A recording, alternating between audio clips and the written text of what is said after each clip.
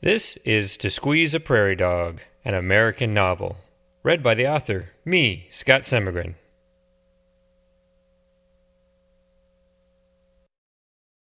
For Margaret Downs Gamble, and, as always, for my wonderful wife, Lori Hoadley.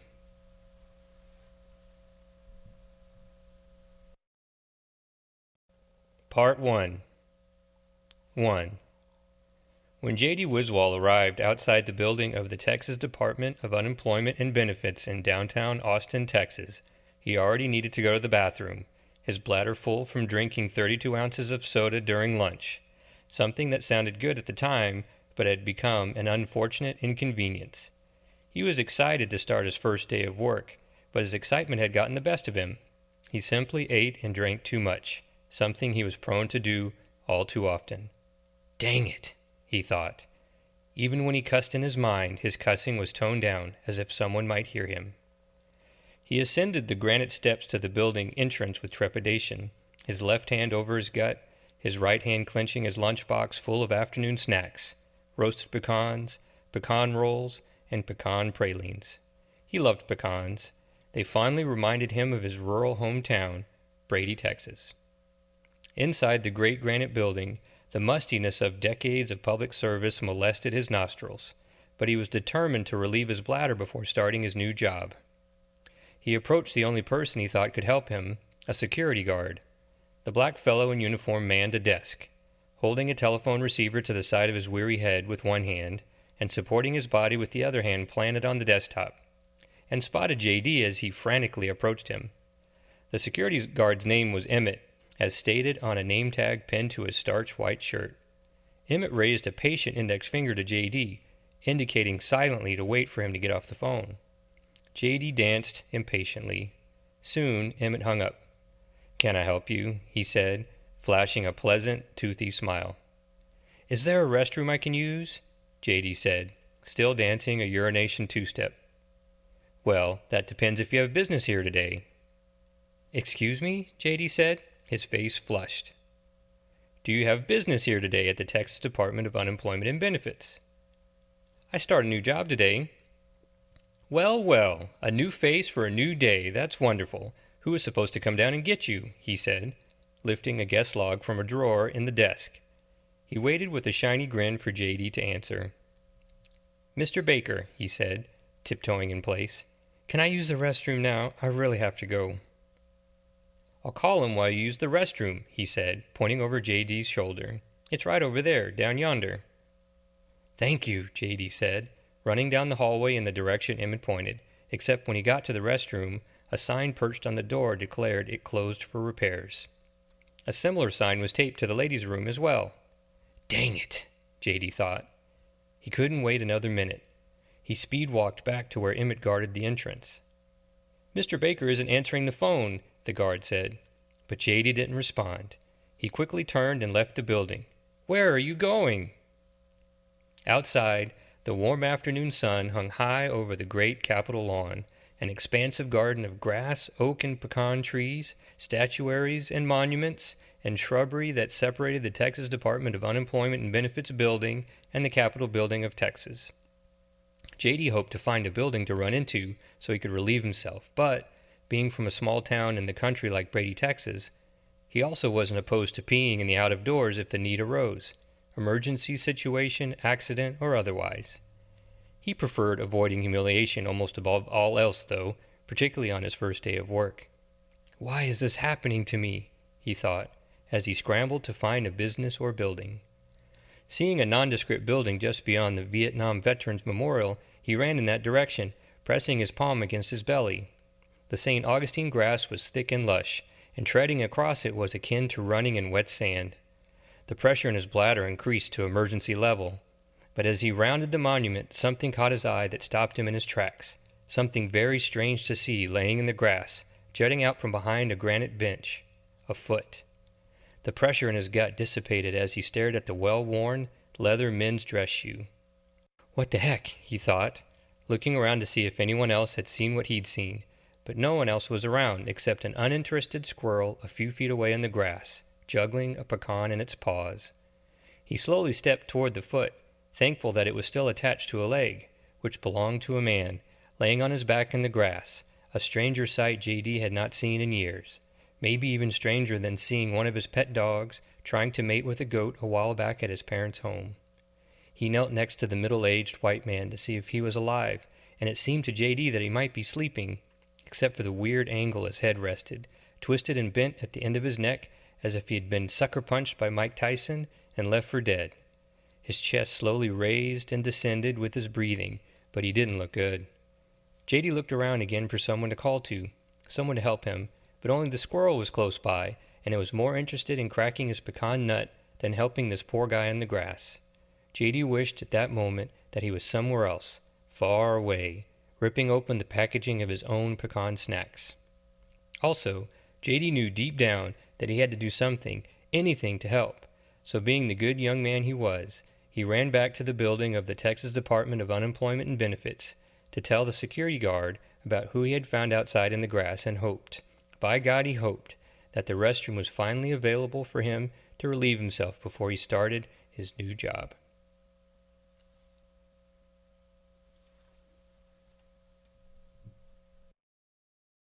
Two.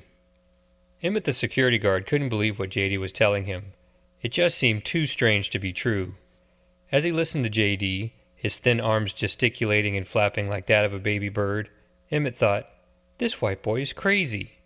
He looked the short, thin young man up and down, examining him from his short sleeve, red and green plaid shirt, down to his pressed khaki pants and worn canvas shoes, then back up to his mane of auburn hair with a cowlick at the back, like a stalk of wheat dancing in the breeze. It certainly seemed what J.D. was saying was too strange to be true, except that he was sincere in his pleading, so sincere that Emmett second-guessed his own judgmental prognostication.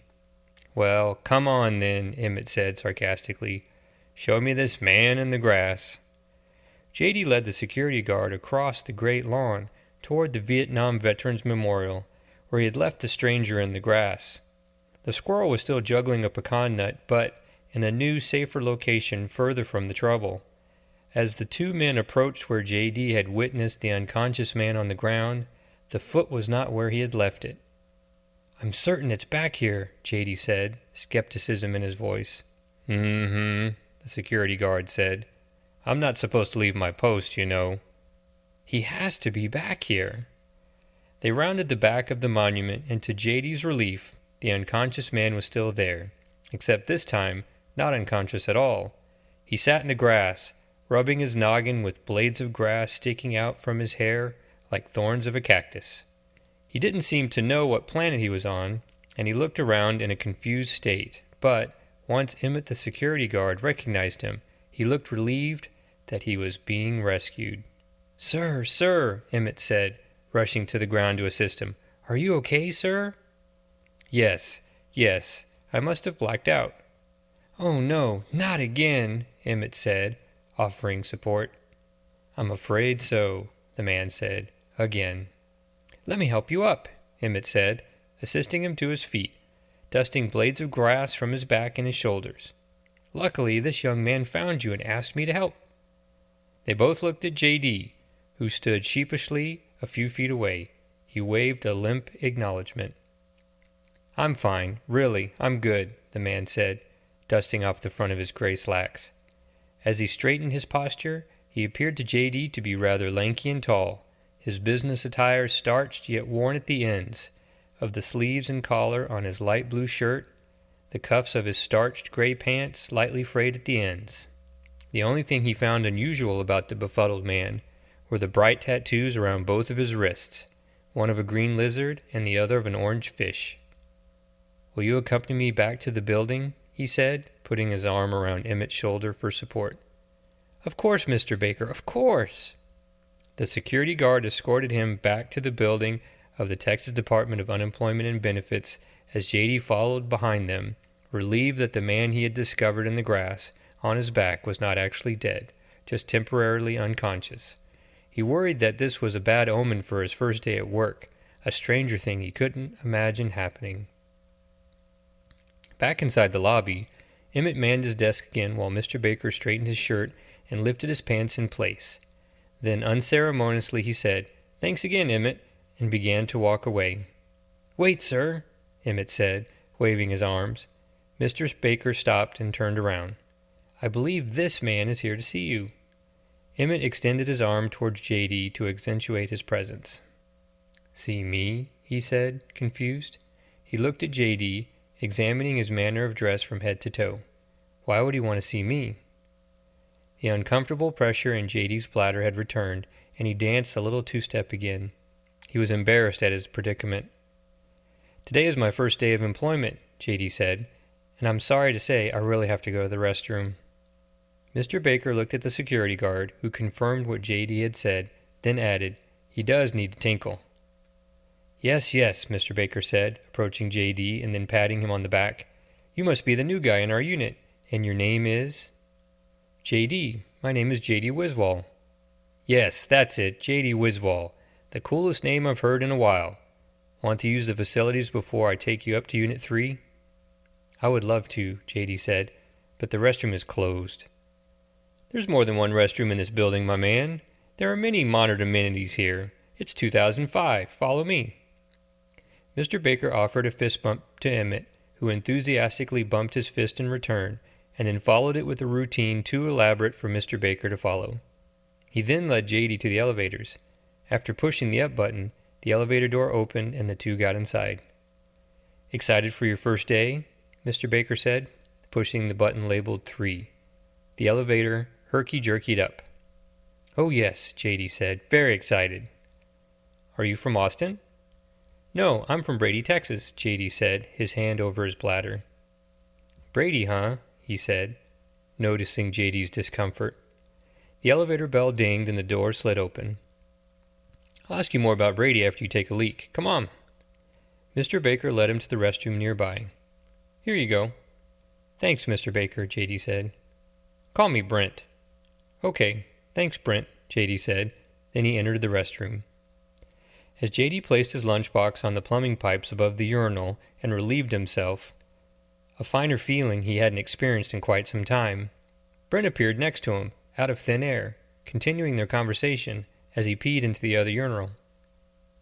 Is Brady near Dallas? Brent said, examining the sheer amount of urine he was releasing. Too much beer, he said, chuckling. No, Brady isn't near Dallas. It's kind of in the middle of nowhere. I guess you could say it is literally in the middle of Texas. I see, Brent said, zipping up his pants, before leaving the restroom without washing his hands. J.D. quickly splashed his hands with cold water and followed him. Sir, he said, catching up to Brent. Why were you laying in the grass? Epilepsy, Brent said. Epilepsy? J.D. said. Yep. And it's happened before? You passing out? Hundreds of times. Hundreds? Yep, hundreds, maybe thousands. It's not a big deal, really. Thousands? Never mind that. This here building is the main building of the Texas Department of Unemployment and Benefits. But this isn't where our unit resides. Unit 3 is in the annex building just across the skywalk, up there. As they walked across the skywalk, J.D. stopped and gandered out the window. Down at the pedestrians below, other government workers hurrying to their jobs, no doubt. Dang, he thought. It's a long way down from here. Pretty cool, huh? Brent said, not stopping to look. Let's go, no time to waste. J.D. followed Brent into the annex building, which he noticed smelled mustier and danker than the main building. The scents of mold, mildew, and dust mingled like an offensive potpourri. The walls and floor tiles were beige, as well as the ceiling tiles, although it was clear they were once white, maybe a long, long time ago. Brent briskly entered the first door to the left, the entrance to J.D.'s new workplace, Unit 3. J.D. followed him inside. The clickety-clack of the computer keyboards of the 3 workers typing in the back of the small office space was like the cacophony of a chorus of cicadas while they performed their data entry duties. J.D. was surprised at just how small the office was, seeming almost too small for 5 people to work in comfortably and humanely. The aisle between the 4 desks of the data entry clerks barely wide enough for someone to walk through sideways. The 3 workers didn't seem to mind the close proximity of their desks, and they happily typed away, their synchronized tapping accompanied by the whirring and buzzing of dot matrix printers lined up on a table against a wall in front of them to the left. Nearest to the doorway was Brent's desk, which stood behind, checking something on his computer. As JD stood there in the doorway, looking around like a child in a strange new world, he noticed the three workers who would inhabit his new work life in the coming months: Rita Jackson, Deborah Martinez, and Conchino Gonzalez. As well as Brent Baker, the manager of Unit 3, all of them occupied this tiny space called an office. JD had seen pig pens in Prairie, Texas, bigger than the office of Unit 3. The three soon stopped typing, and JD cautiously raised his hand to greet them. "Everyone, listen up! This here is JD Wiswall, originally from Prairie, Texas, now your new coworker here in Unit 3. He will be sitting at Melvin's old desk." Melvin Tell retired a few weeks before, after working for the state of Texas for 33 years and developing a horrendous case of carpal tunnel syndrome so severe that it rendered his hands into useless claws. He was glad to retire, although he knew he would miss the camaraderie of his coworkers. "JD is full-time, not a contractor." "Good day," Rita said, waving at JD. She sat at the desk directly behind Melvin's, JD's desk now, nestled in front of windows on the wall facing the outside world.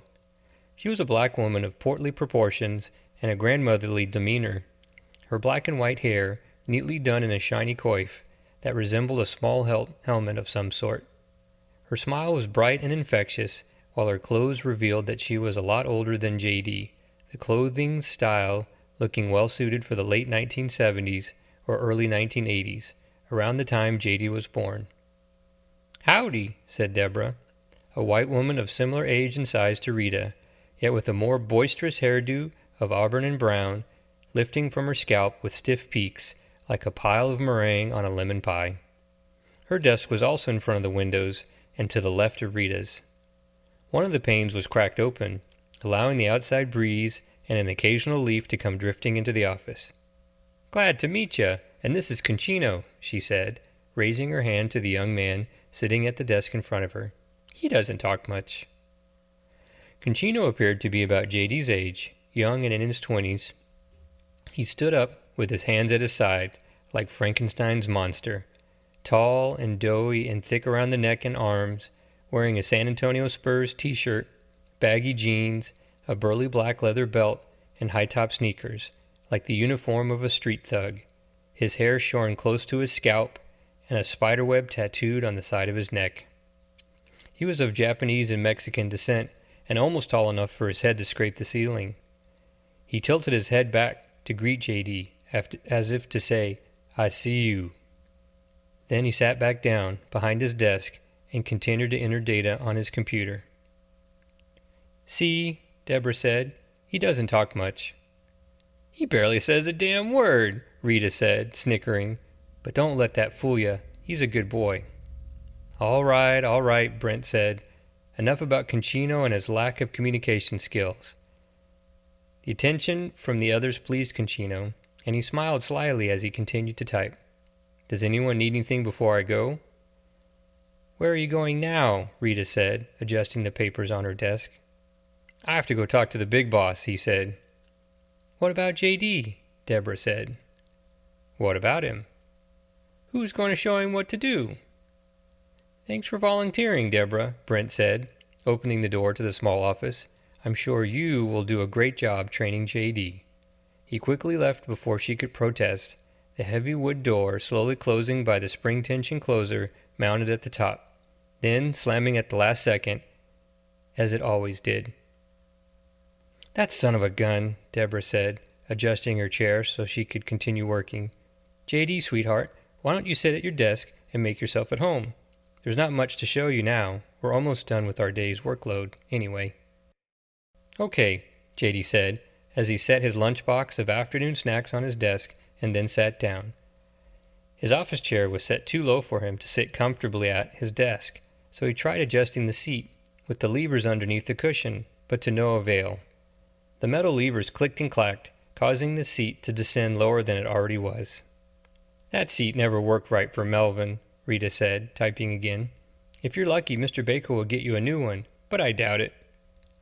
All three were entering data again, like they were when JD had first arrived. The sound of their keyboards clickety-clacketing, the cadence of the keys, made a plastic thwack that was hypnotizing.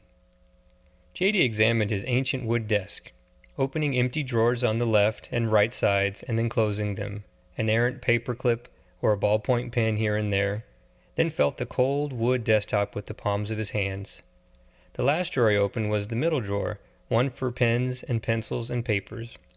Inside, it was empty except for a line of sugar ants marching the width of the drawer, emerging from a tiny hole in the crease at the right of the drawer and then disappearing into thin air on the opposite side.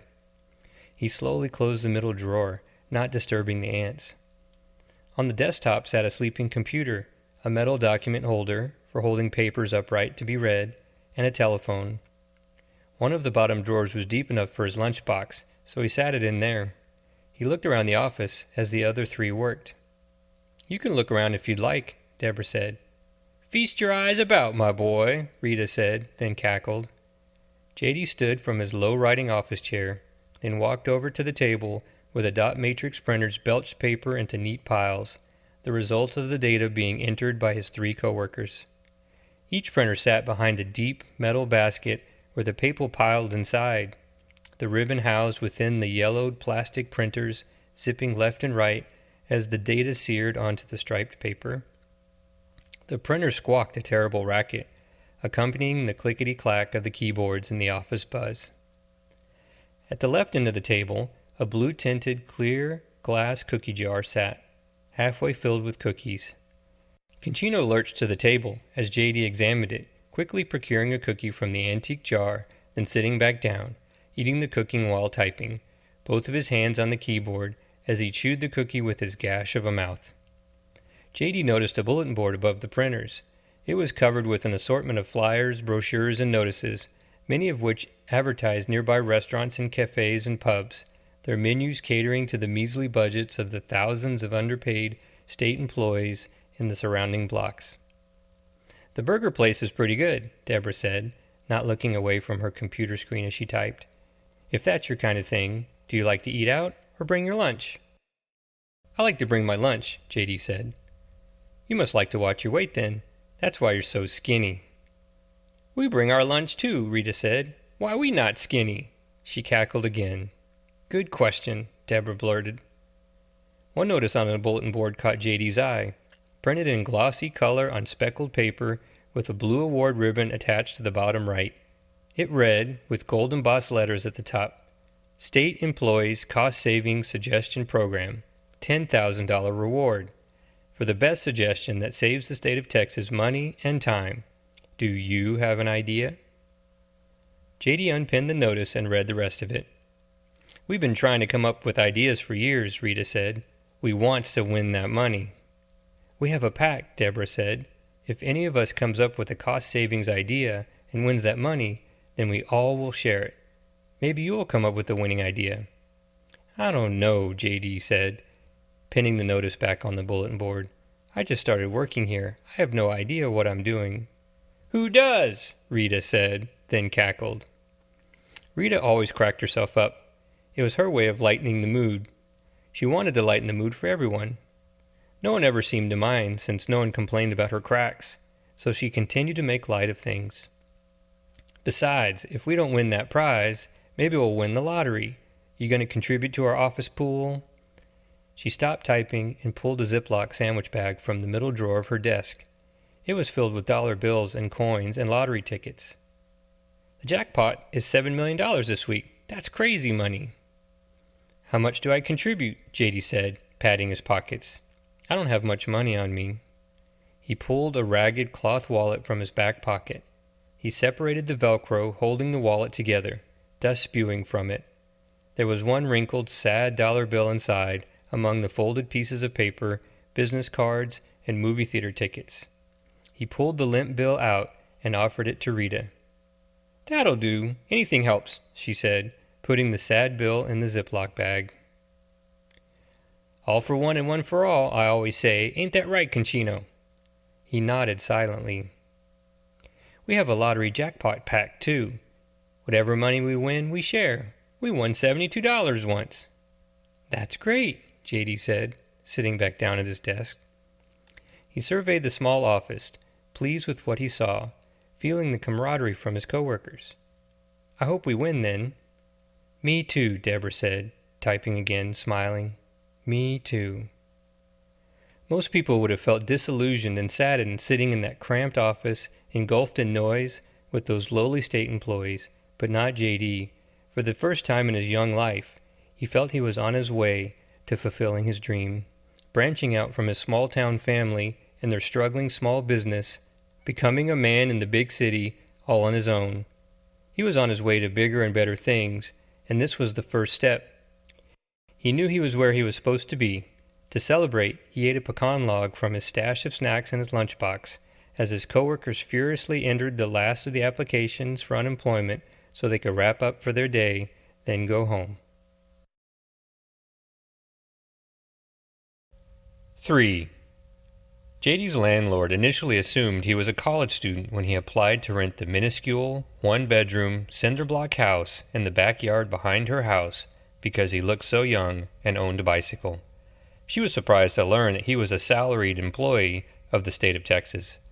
The neighbors in Hyde Park called the tiny backyard shack with gray walls and a metal roof the slave quarters, although in reality it was built in the 1960s for the immigrant housekeeper, a wispy brunette from Spain with dreams of earning a bachelor's degree from the University of Texas, but never did, who died a few months before J.D. leased it. He wanted to live there because of its close proximity to his work, allowing him to ride his bicycle since he didn't own a car. His landlord advised him against riding his bike to work. "You'll get run over," she told him flatly. "I'll make sure to wear my helmet," he said. She shook her head as he signed the lease agreement. She also told him to take care of the place, since it reminded her of her beloved housekeeper. She was still quite sad that her friend was gone. He assured her he would take care of it the best he could. After J.D.'s first day of work at the Texas Department of Unemployment and Benefits, he rode his bike the 20 blocks from downtown to his home in Hyde Park, a neighborhood whose houses were originally built in the 1920s and 30s, mostly of pier and beam construction in an arts and crafts style, and were very desirable to students and employees of the University of Texas, its campus straddling the southern boundary of the neighborhood, with cars and buses and trucks angrily honking their horns at him the entire way. Miraculously, making it home without getting run over, he navigated up the gravel driveway of his landlord's house to the cinder-block shack around back. After locking up his bicycle with a bike chain, using an elaborate braid of twists and loops through both spoked wheels, as well as the body frame and around the handlebars, secured to a large ceramic pot filled with succulent plants that must have weighed 200 pounds, J.D. noticed a package emblazoned with UPS stickers and labels sitting on his front porch. A feeling of joy consumed him. "Yes," he said to himself as he picked up the package, unlocked his door, then went inside. The front door led into the kitchen and dining area, a space barely large enough for two people to stand side by side. J.D. set the package on his dining table, then hung his bike helmet on the hook on the wall. The kitchen was hardly equipped enough to be called such, being that it contained the minimum required appliances: an electric hot plate, a 2-slice toaster, a microwave the size of a shoebox, a sink without a garbage disposal, and a compact refrigerator barely large enough to hold a gallon of milk and a package of bologna. All of these things were lucky to occupy counter space.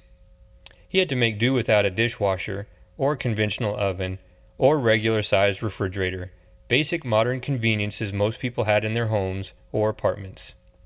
Even so, J.D. was content in his minuscule abode. It was exactly where he wanted to live in the city, and he examined the package as he sat at his tiny dining table.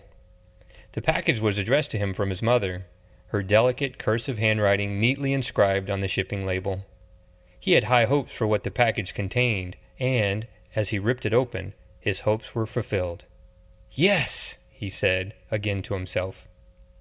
Inside the box was an assortment of pecan snacks and a letter from his loving parents. He set the letter on the table as he inventoried the snacks: pecan logs, his current favorite, pecan pralines, pecan cookies, pouches of roasted pecans, coffee cake with crumbled cinnamon and pecans on top, and more. It was the ultimate care package for him, a thoughtful reminder of what he loved most about his hometown of Brady, Texas. He debated about which snack to eat for dinner, especially since his refrigerator only contained a can of soda, a package of hot dogs, and a jar of mayonnaise, then grabbed the letter from his parents and a pecan log and retired to his bedroom for the night. Half of his house consisted of his bedroom and a bath area, separated by a curtain. The bedroom was large enough for a twin bed, a squat nightstand, and a small dresser. The bath area had a small porcelain sink with a beveled mirror attached to the wall, a round galvanized steel washtub on the floor with a chrome shower head suspended from the ceiling, and a composting toilet. Hot water was supposed to come in the shower from a water tank on the roof of the house, theoretically heated by the afternoon sun, but sprinkled lukewarm water recently because of the unseasonably mild weather. The composting toilet scared off all potential tenants who wanted to rent the tiny house except for J.D., who had spent plenty of time in cow pastures around a variety of manure piles, cow chips, and poop pucks. He wasn't scared of composting his own turds. Neither was the housekeeper, who had lived there before him for over 40 years. That made him the ideal tenant. He laid on his bed, eating his pecan log, and reminisced about his hometown. When he thought of his home, he usually thought of the same good things: tipping cows at night with his high school friends, riding his bike by himself down the gravel roads outside of town, and buying treats at the drugstore on the weekends. His favorite treats were from the pecan farmer, of course, just like the one he was eating in bed. As he devoured it, plucking stray, sugary crumbs off his shirt and licking them from his fingertips, he opened the letter and read it. The sight of his mother's handwriting brought an unexpected feeling of comfort and joy, wringing a small amount of salty water from his tear ducts. This is what the letter said. My dearest J.D., oh, how we miss you, your father and I. We hope your new life in Austin, Texas, is as grand as you'd hoped. Your Aunt Ethel complains that Austin is infested with hippies and fears that you will be corrupted by their marijuana-smoking ways. I keep insisting that you would never befriend hippies or smoke marijuana, but she is inconsolable. She is difficult to reason with when she's crying, but you know that. Your father insisted I tell you that he wishes you well, although I can sense that his feelings are still hurt from the argument you two had before you moved away. Your father wants everyone to think he's tough as nails, but really, he's an old softy. I'm certain he will forgive you one day. He always does, whether you know that or not. He does love you very much. Your father and I are also dealing with the loss of the new girl, Joan, who worked the front desk. Remember her? We hired her just a few months ago to greet customers and answer phones, but she up and vanished yesterday, not coming to work or returning our calls. Hopefully, we will find someone soon to replace her. It is difficult wearing all the hats we business owners have to wear, your father and I. Sometimes it just gets too much to bear. We hope deep down in our hearts that you will one day return to Brady and help us run the family business. That is what we truly feel is your destiny. One day it could be all yours. But until then, please take care and enjoy your favorite snacks we sent you. We bought them just for you, and we hope this letter finds you well. Sincerely, your loving parents, Mom and Dad. P.S. I refuse to send you emails as they are not very personal. More letters to come. J.D. felt pangs of guilt in his heart as he finished reading the letter. He felt so bad he didn't even want to eat another pecan treat. The one he just finished upset his stomach, so he sat up and wiped the tears from his face. He wasn't sure he'd ever return to his hometown of Brady, Texas. It just wasn't in his plans. As he sat in bed, the sound of amplified angelic crooning and guitar strumming could be heard in the distance, so J.D. cracked open his bedroom window and listened. His landlord had warned him about the nearby neighborhood bars and cafes, all of which hosted live music at night on their patios, which he complained about constantly and reported to the police, citing noise ordinance violations at night. It bothered his landlord to no end, but JD actually enjoyed hearing the music. It pleased him to hear the folk music seep into his tiny house, along with the scent of the blooming wisteria flowers that grew on the fence behind his house. It was an intoxicating combination for him, and rather than change into his nightclothes and then brush his teeth, he simply laid down in his bed and allowed the folk singer to serenade him to sleep. 4. When JD entered Unit 3 around 8 a.m., the small office was already abuzz. Deborah and Conchino were busy at their desks, entering data while Rita stood at the printer table, uncovering a clear glass dish filled with homemade brownies. The printers belched paper into their paper baskets. Brent was nowhere to be found, his desk abandoned. "Good morning," Rita said to JD, folding the aluminum foil used to cover the dish of baked goods so she could reuse it later. "I brought some goodies for us to share. I baked brownies for my grandkids, but we need these treats more than they do. We work for a living," she said, then cackled. "They tell me school is hard, but nothing's harder than working every day and supporting your family. Go on and take one. They're good for your soul." JD took a brownie and bit into the delicious treat. She returned to her desk, sat down, placed the aluminum foil in her purse, then began typing. JD set his lunchbox on his desk and then sat down. He opened the right bottom drawer so he could set his lunchbox in there, but he discovered a platoon of sugar ants marching single file across the bottom of the drawer.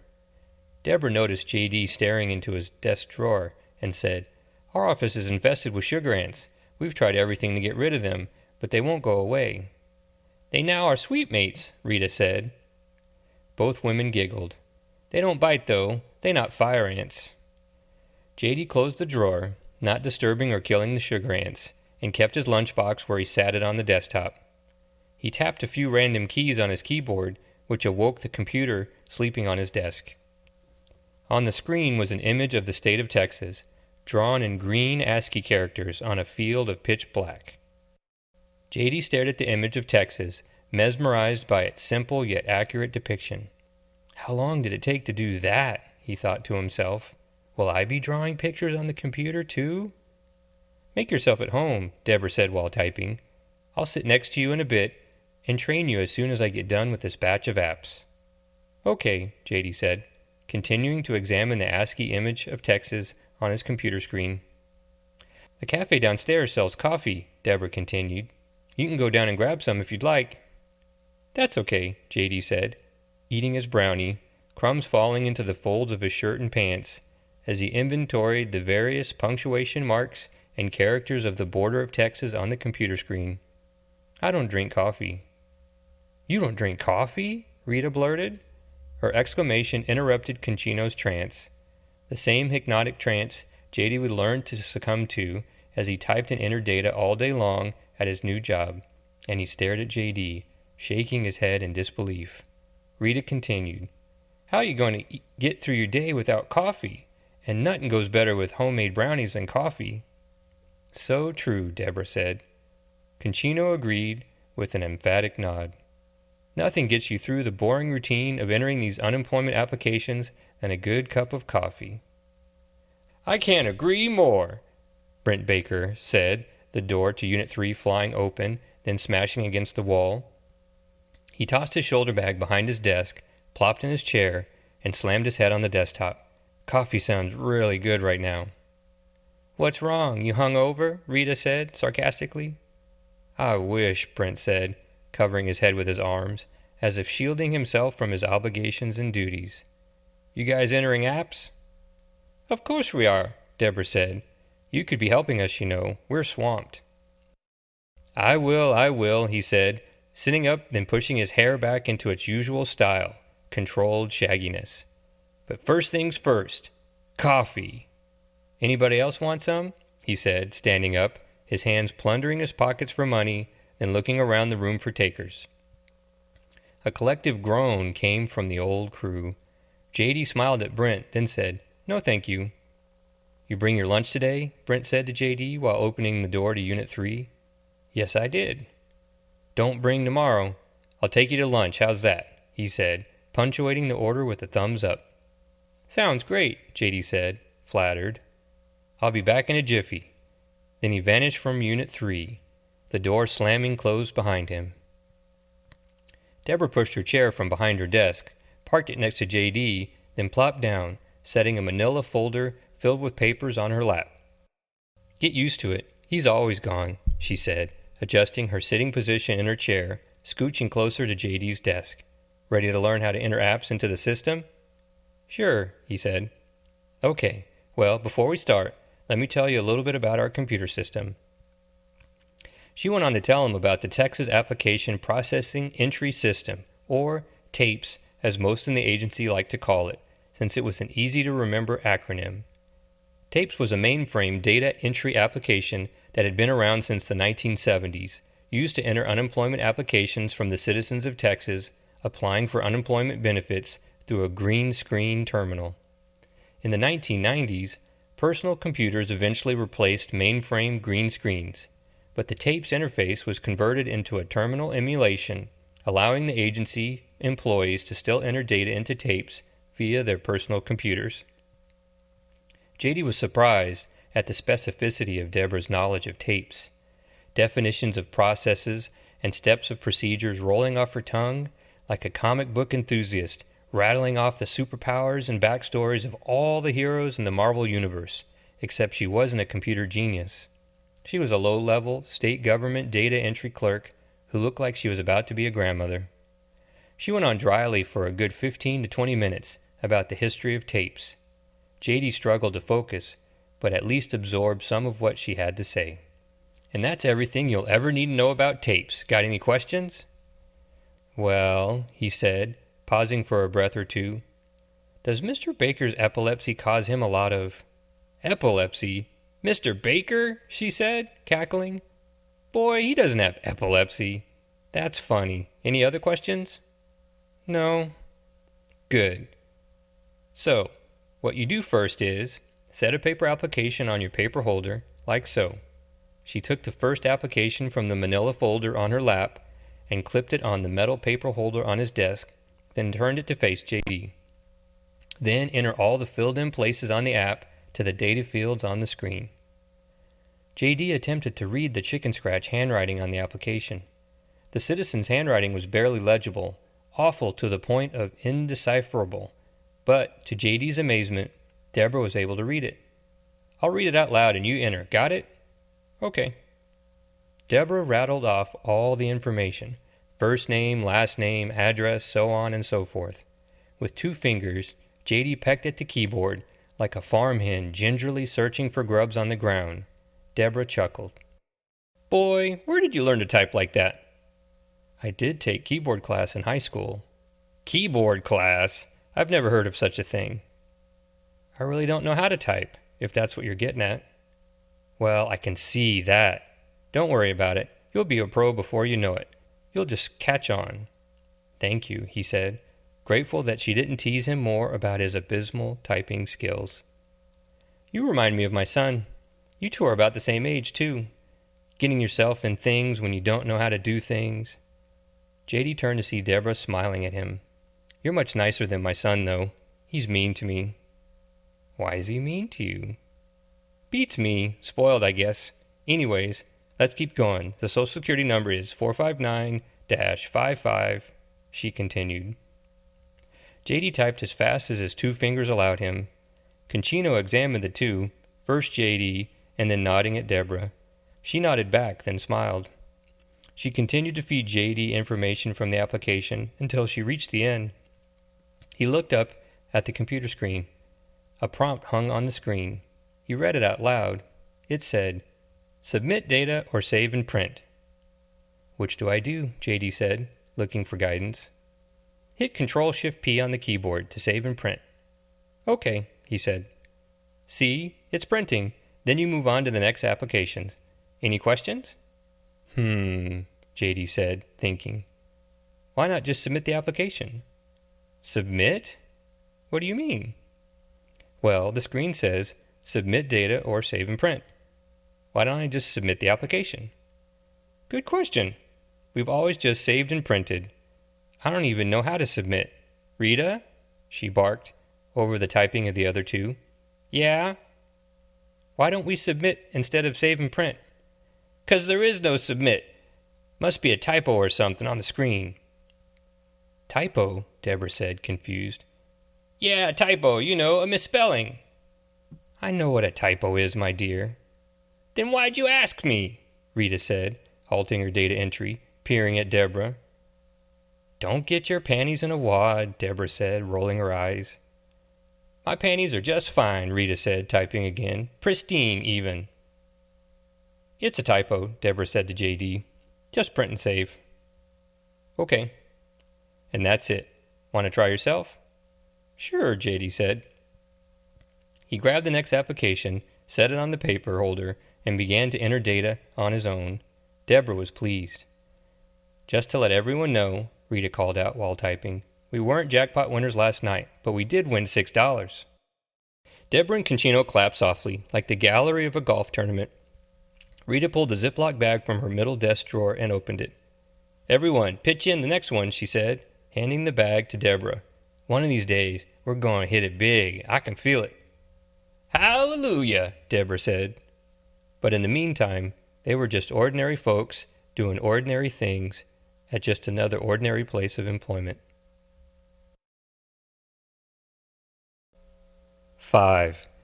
The next day, as soon as he stepped into Unit 3, Brent informed JD that he would be taking him out to lunch, as he promised. Brent tore through the door like a tornado, mowing through the plains of Oklahoma, and accosted JD at his desk. "Remember, we're going out for lunch today, right?" Dang it, JD thought. The sleepy country boy was what many like to call a creature of habit, being that he made his lunch every work morning like clockwork: peanut butter and jelly sandwich on white bread, plain potato chips, a soda, some variety of pecan snack from Brady, Texas, and so forth. JD was a little embarrassed that his efficient morning routine might have just ruined the first week on the job. "Sorry, Mr. Baker. I forgot about our lunch plans. I brought my lunch today as usual." "That's okay. Save it for tomorrow, and call me Brent. Mr. Baker is how people used to address my father. I'm just good old Brent." "All right," JD said meekly. "But before we leave for lunch, I'll give you a little tour of the building. Show you around. You down?" "How can I say no?" "Great," Brent said, careening around his desk, then plopping in his office chair, tossing a messenger bag from around his neck to the floor.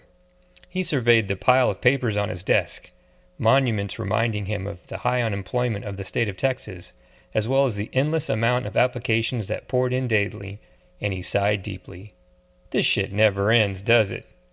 "Never does," Rita squawked while she typed. JD turned to look at Rita and marveled that the two of his new co-workers, Rita and Deborah, not Concino, because he hadn't spoken a single word to anyone since JD started work, not only could talk but seemed to be able to have full conversations while entering data. In a way, their ability to do two things skillfully at once reminded him of the acrobats and clowns from the circus who visited Brady, Texas last summer, the way they could ride unicycles and juggle tennis balls at the same time, or traipse across high wires in ballet shoes while spinning colorful hula hoops on their hips. It was miraculous to watch, the circus. JD wondered if he would graduate from two-fingered pecking with deep concentration to 10-fingered typing while idly chatting. It seemed like a pipe dream, too good to be true. He also wondered if Concino might actually be mute, since he hadn't spoken a word. Dang, he thought, he's quieter than a horny toad running for cover. "Well, get it on then. No time to waste," Brent said. Then he laid his head on his desk as if ready to take a nap. "What time do you want to leave for lunch?" JD said to him. 11:30 sharp, Brent said, his head on his desk, hidden behind stacks of papers. "Okay." JD placed an application on the paper holder, then began to peck slowly at his keyboard, entering the information on the app into tapes, as Deborah trained him to do the day before. As he worked, Deborah and Rita struck up a breezy conversation, one where they compared the good and bad about their children and, in Rita's case, her grandchildren as well.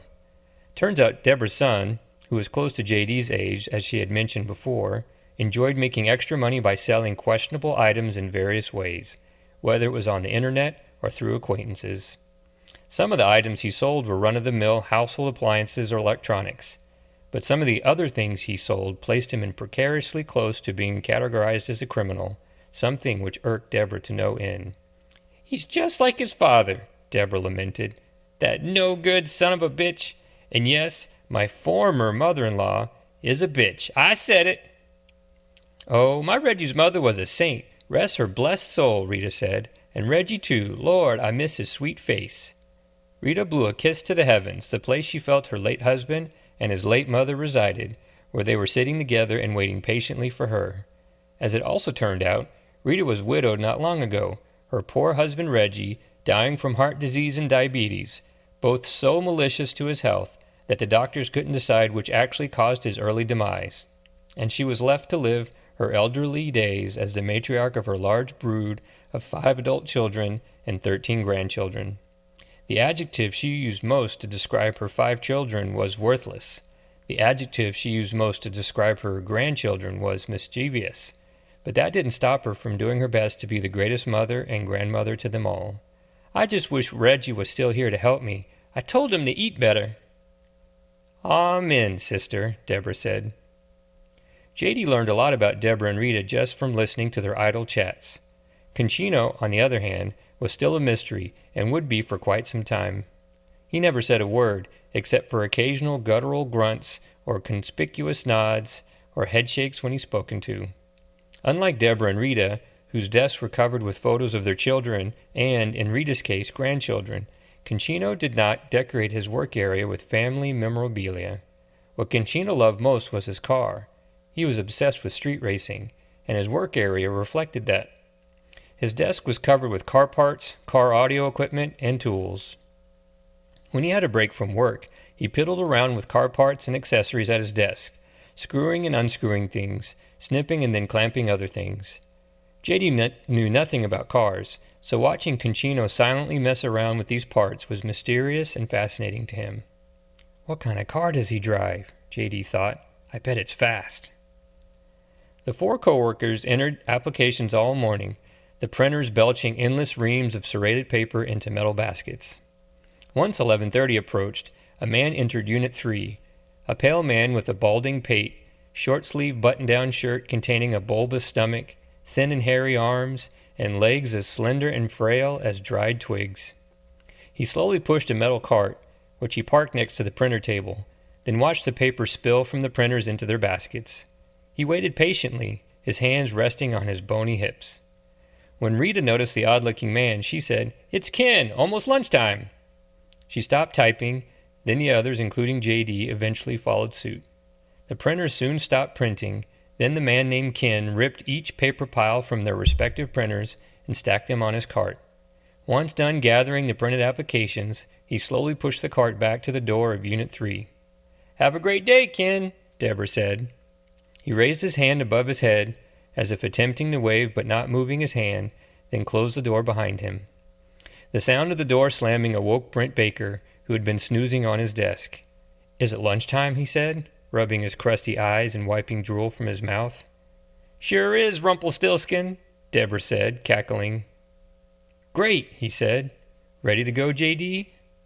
J.D. looked around at the other 3, all pulling their homemade lunches from their drawers of their desks. For a moment, J.D. regretted agreeing to go to lunch with his new boss, not because he didn't want to eat lunch with him, but because he had been looking forward to the lunch he had lovingly made for himself. But he also knew he could just eat his lunch for dinner, which eased his regret. "Yes," he said to his boss, standing up. "Then let's go." J.D. followed Brent out of the office and down the hall towards the skywalk.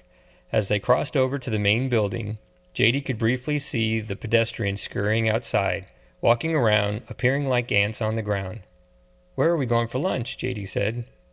"There's a pub I like to go to," Brent said, walking briskly. "Want to see what the other data entry units look like?" "Sure, I guess," J.D. said, struggling to keep up. "Up here." Brent reached for the doorknob of the first door in the main building. He opened the door for J.D. to look in, the inside of the small office like an alternative universe of Unit 3. There was a similar configuration of desks for 4 employees and 1 supervisor, just like Unit 3, except with different office furniture and different faces manning their desks, of course. They were still entering data with a similar clickety-clackety buzz to Unit 3, their printers spitting out reams of paper too. They must not have known it was lunchtime. Ken, who had just been in Unit 3 collecting printed paper, pushed his cart out of the small office. Brent acknowledged Ken with a nod. "This is Unit 9. They enter unemployment apps just like we do," Brent said, then pointed at the supervisor at the front of the office. "And that's Mr. Beard, their supervisor." Mr. Beard saluted J.D., who meekly waved in return. "Beard and I are in Fantasy Football League. You should join," he said, abruptly walking away. J.D. glanced into the busy space of Unit 9 as much as he could before the door shut, then chased after Brent, who was following Ken the paper collector. Ken slowly pushed his squeaky cart down the hall, then stopped at the next door so he could open it. When J.D. caught up to Brent, he told him, "Now I'll show you where all the unemployment apps go. Follow me." Brent helped Ken open the door, then held it open so Ken could push his cart inside. Once J.D. was inside the door, he discovered a vast sea of cubicles, dozens upon dozens, manned by employees shuffling papers. Brent smiled as J.D. gawked at the immense office space. "This is validations. They check all the printed applications for accuracy." "For accuracy?" J.D. said, confused. "Yep. Make sure we dotted the I's and crossed all the T's when we entered the data. You know, for typos." "Typos?" "Yeah, typing mistakes." "Oh," J.D. said. He marveled at the sheer number of validators in an office larger than a basketball court, which seemed to go on forever, then around a corner in the distance. How many people work in validations? How many? Shit, hundreds, maybe 1,000. 1,000 people? At least. You hungry? J.D. looked at Brent and then nodded. "Let's go eat." Outside they walked a few blocks to a pub called O'Sullivan's, a shabby hole in the wall nestled in between a liquor store and a boot repair shop. Brent flung the door to the pub open wide and entered the black hole. J.D. reluctantly followed. It took a moment for his eyes to adjust to the dark, cavernous pub from the bright outdoors. But once his eyes adjusted, he saw his boss sitting on a stool at the bar. J.D. then sat next to him. He noticed that they were the only patrons inside. "I got your lunch," Brent said, raising his hand to the bartender, who briskly approached them. Punk rock played from a jukebox in the distance. "My man," the bartender said, initiating a handshake ritual with Brent too complex for J.D. to follow. "Glad to see you make lunch after such a crazy night last night, right?" "Yeah, it was pretty crazy," Brent said. He tilted his head to J.D. "This is my new employee. I got his lunch." The bartender extended his hand, leathery and massive like an old, weathered baseball glove, to J.D. "Call me P. Nice to meet you." "P?" J.D. said, confused, thinking of himself urinating in a toilet, a thought that made him shudder. "P, like the letter in the alphabet. People are always mispronouncing my name, so I just go by P." J.D. extended his little hand for a shake. P's large hand enveloped his, crushing it. "Can you bring us 2 club sandwiches and 2 drafts?" Brent said. "You got it." "You playing next week?" P said, entering their order into a computer. "What night?" Brent said. "Thursday." "You got it." P poured the 2 draft beers, then set them on the bar for Brent and J.D. "Your boss is a rock star. You know that?" J.D. shook his head while P washed dirty pint glasses, left out from the night before, in a sink filled with gray, soapy water underneath the bar. J.D. stared in disbelief at the beers on the bar. He really couldn't believe that his boss ordered beer during lunch, and wondered how much trouble they would be in if someone from the Texas Department of Unemployment and Benefits spotted them. Brent noticed his apprehension and chuckled. "It's not against the rules to drink alcohol during lunch. It's cool." J.D. still didn't believe him. It seemed too good to be true. He wasn't much of a beer drinker anyway. In almost every instance, J.D. preferred soda to beer. Even with his boss's approval, he was reluctant to drink the draft beer. He would have preferred a root beer if Brent had just asked him. "You're in a rock band?" J.D. said. This question was always music to Brent's ears. He loved to hear people ask him that. The attention stroked his ego in a way that nothing else did. "Yeah, living the dream," he cooed. "That's cool. I started the band to meet chicks, but now it's so much more than that. It's rock and roll, man. It's a way of life." P dried his hands with a towel, then said, "I'll go check on those sandwiches. Be back." He tossed the towel on the bar, then disappeared into the kitchen. "Working in Austin's my dream," J.D. told him. Brent patted him on the back. "That's cool, too," he said, then lifted the pint of beer and drained it in 4 gulps. He slammed the empty glass on the bar, wiping the beer foam from his lips with his forearm. Being a state employee is a good gig. Good hours, good retirement. What more could you want? Exactly. P returned with 2 plates of club sandwiches and french fries, setting them on the bar in front of Brent and J.D. P continued to wash pint glasses in the sink. "You gonna pay your tab from last night?" he said to Brent. "What tab? And can I have another beer?" P reluctantly shook his wet hands and then poured Brent another beer, placing it in front of him on the bar. Brent chugged the second beer. "The tab from last night." "How much?" Brent said, wiping more foam from his mouth, then biting his club sandwich. $113 plus tip, P said, putting his hands back in the dirty dishwater. J.D. nibbled his sandwich as the two bickered. He hadn't witnessed such excitement since he moved to Austin. $113? What the hell? I thought the band got free beer. The band got drink tickets for free beer, but your lady friend ordered drinks on your tab. She said, put them on Brent's tab, so I did. She did? Brent said, exasperated. P nodded. That skeezer. P laughed a deep guttural laugh, placing his sudsy wet hands on his stomach, like it was the funniest thing in the world. He took a deep breath when he was done laughing, and then continued washing glasses. Brent chewed his sandwich, annoyed. Did you at least get some after the show? P said. No. P laughed some more. J.D. giggled as well, annoying Brent, who then smiled. He liked seeing J.D. enjoy himself, even if it was at his expense. Whatever, Brent said, devouring his sandwich. He looked at J.D.'s full beer glass sweating on the bar. Are you going to drink that? J.D. examined the beer, then picked it up with his two hands, the sweaty glass suspended by the tips of his fingers, like a child lifting a sippy cup. He daintily slurped the beer foam. I'll have another beer, P, and I'll pay my tab next week. Cool? It's cool. I was just giving you shit, my man. I know. Always giving me shit.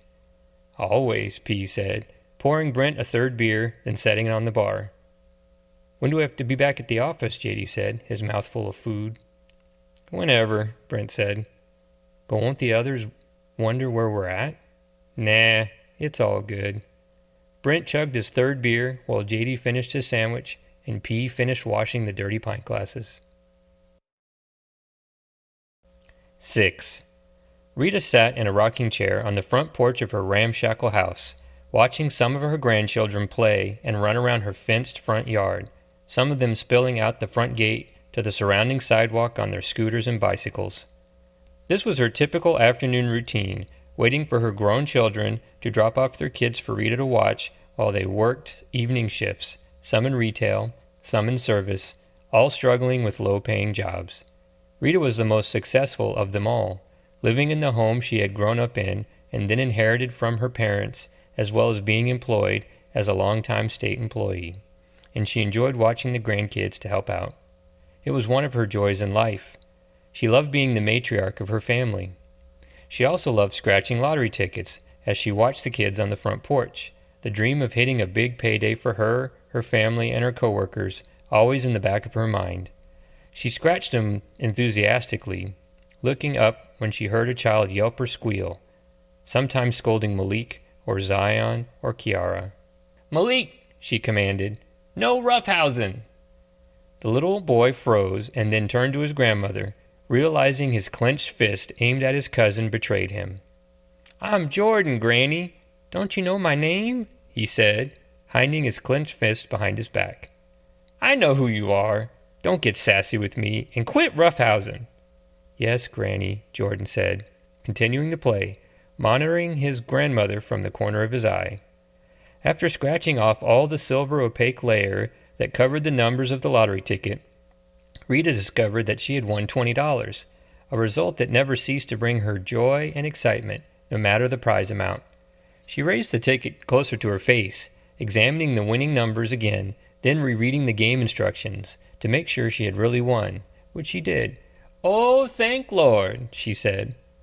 She kissed the ticket and then raised it above her head, as if offering it to her Savior as evidence of his love for her.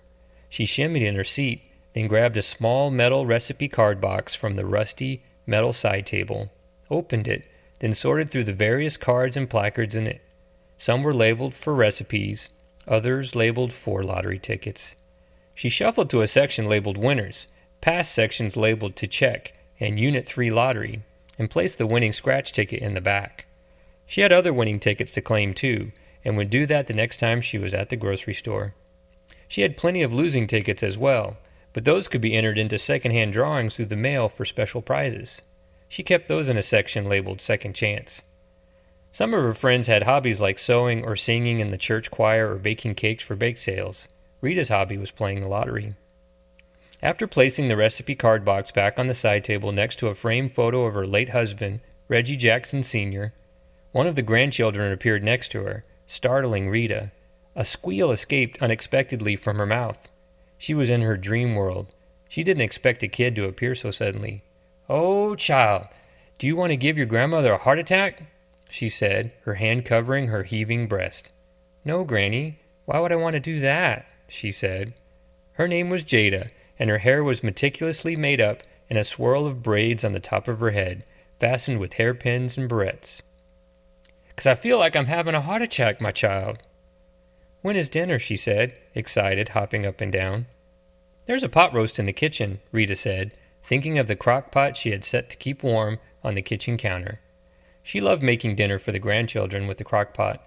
It was easy to use, convenient, and usually made a great dinner for a lot of people with very little effort on her part.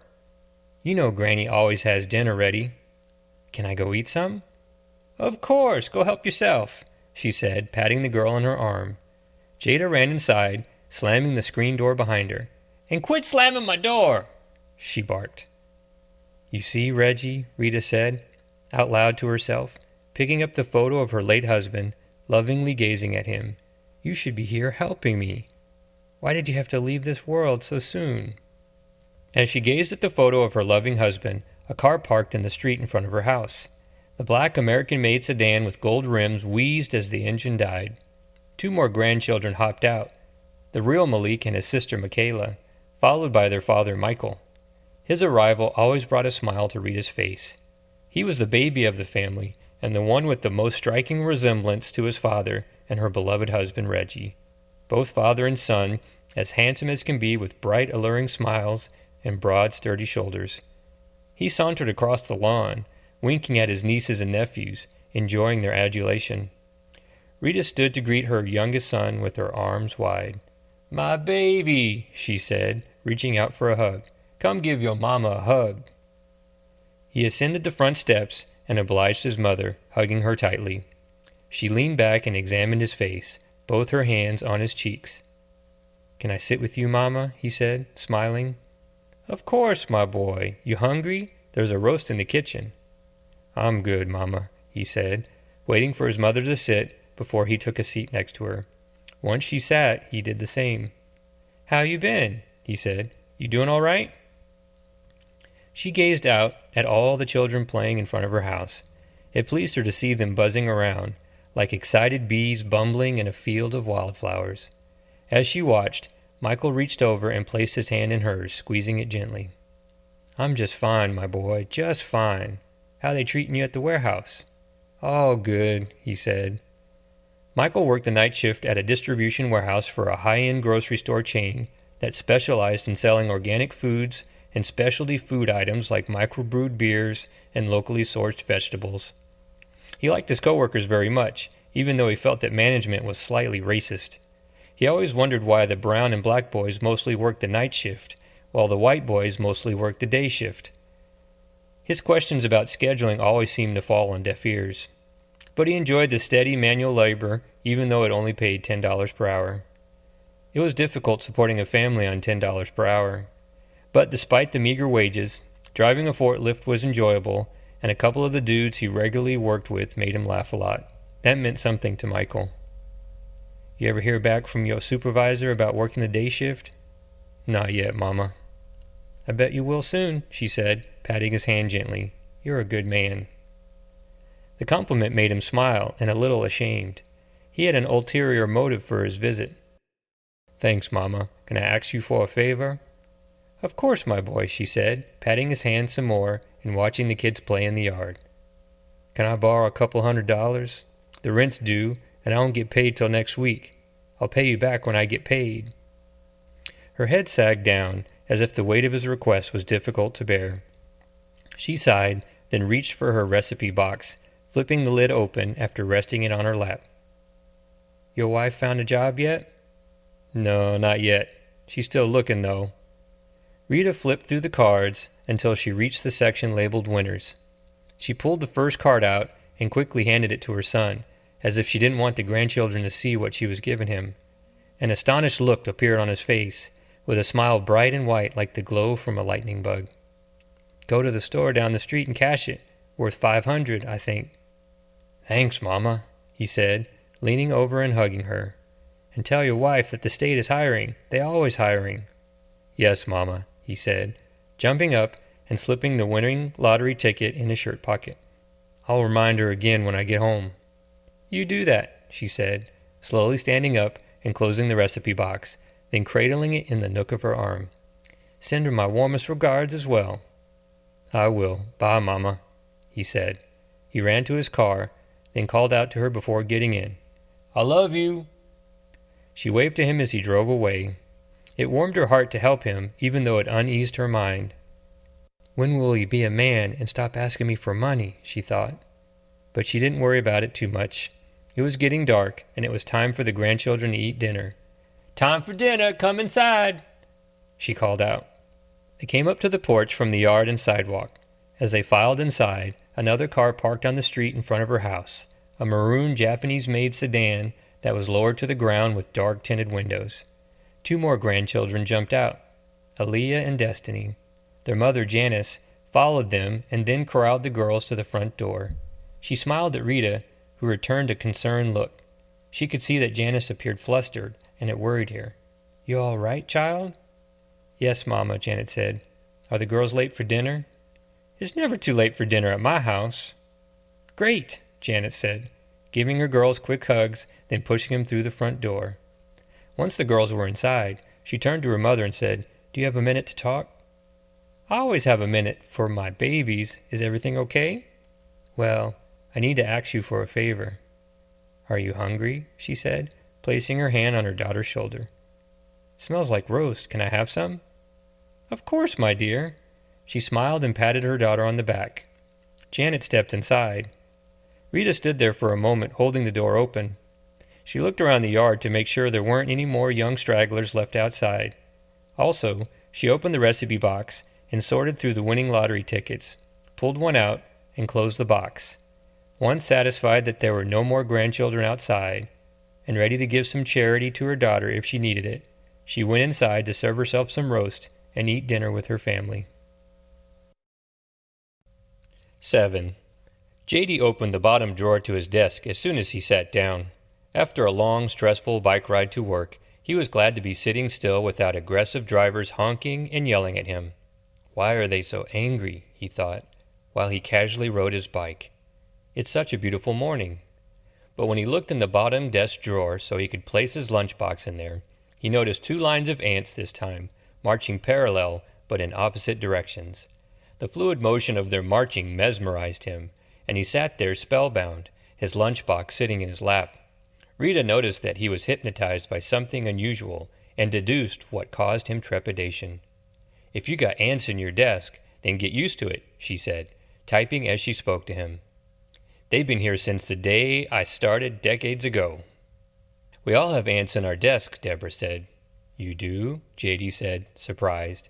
He looked over to Conchino, who nodded as he typed on his computer while eating a piece of coffee cake. "We just put an offering in our desk, something for the ants to have as their own, like a crumb of bread or a sugar cube. Don't worry, they'll leave you alone if you give them something.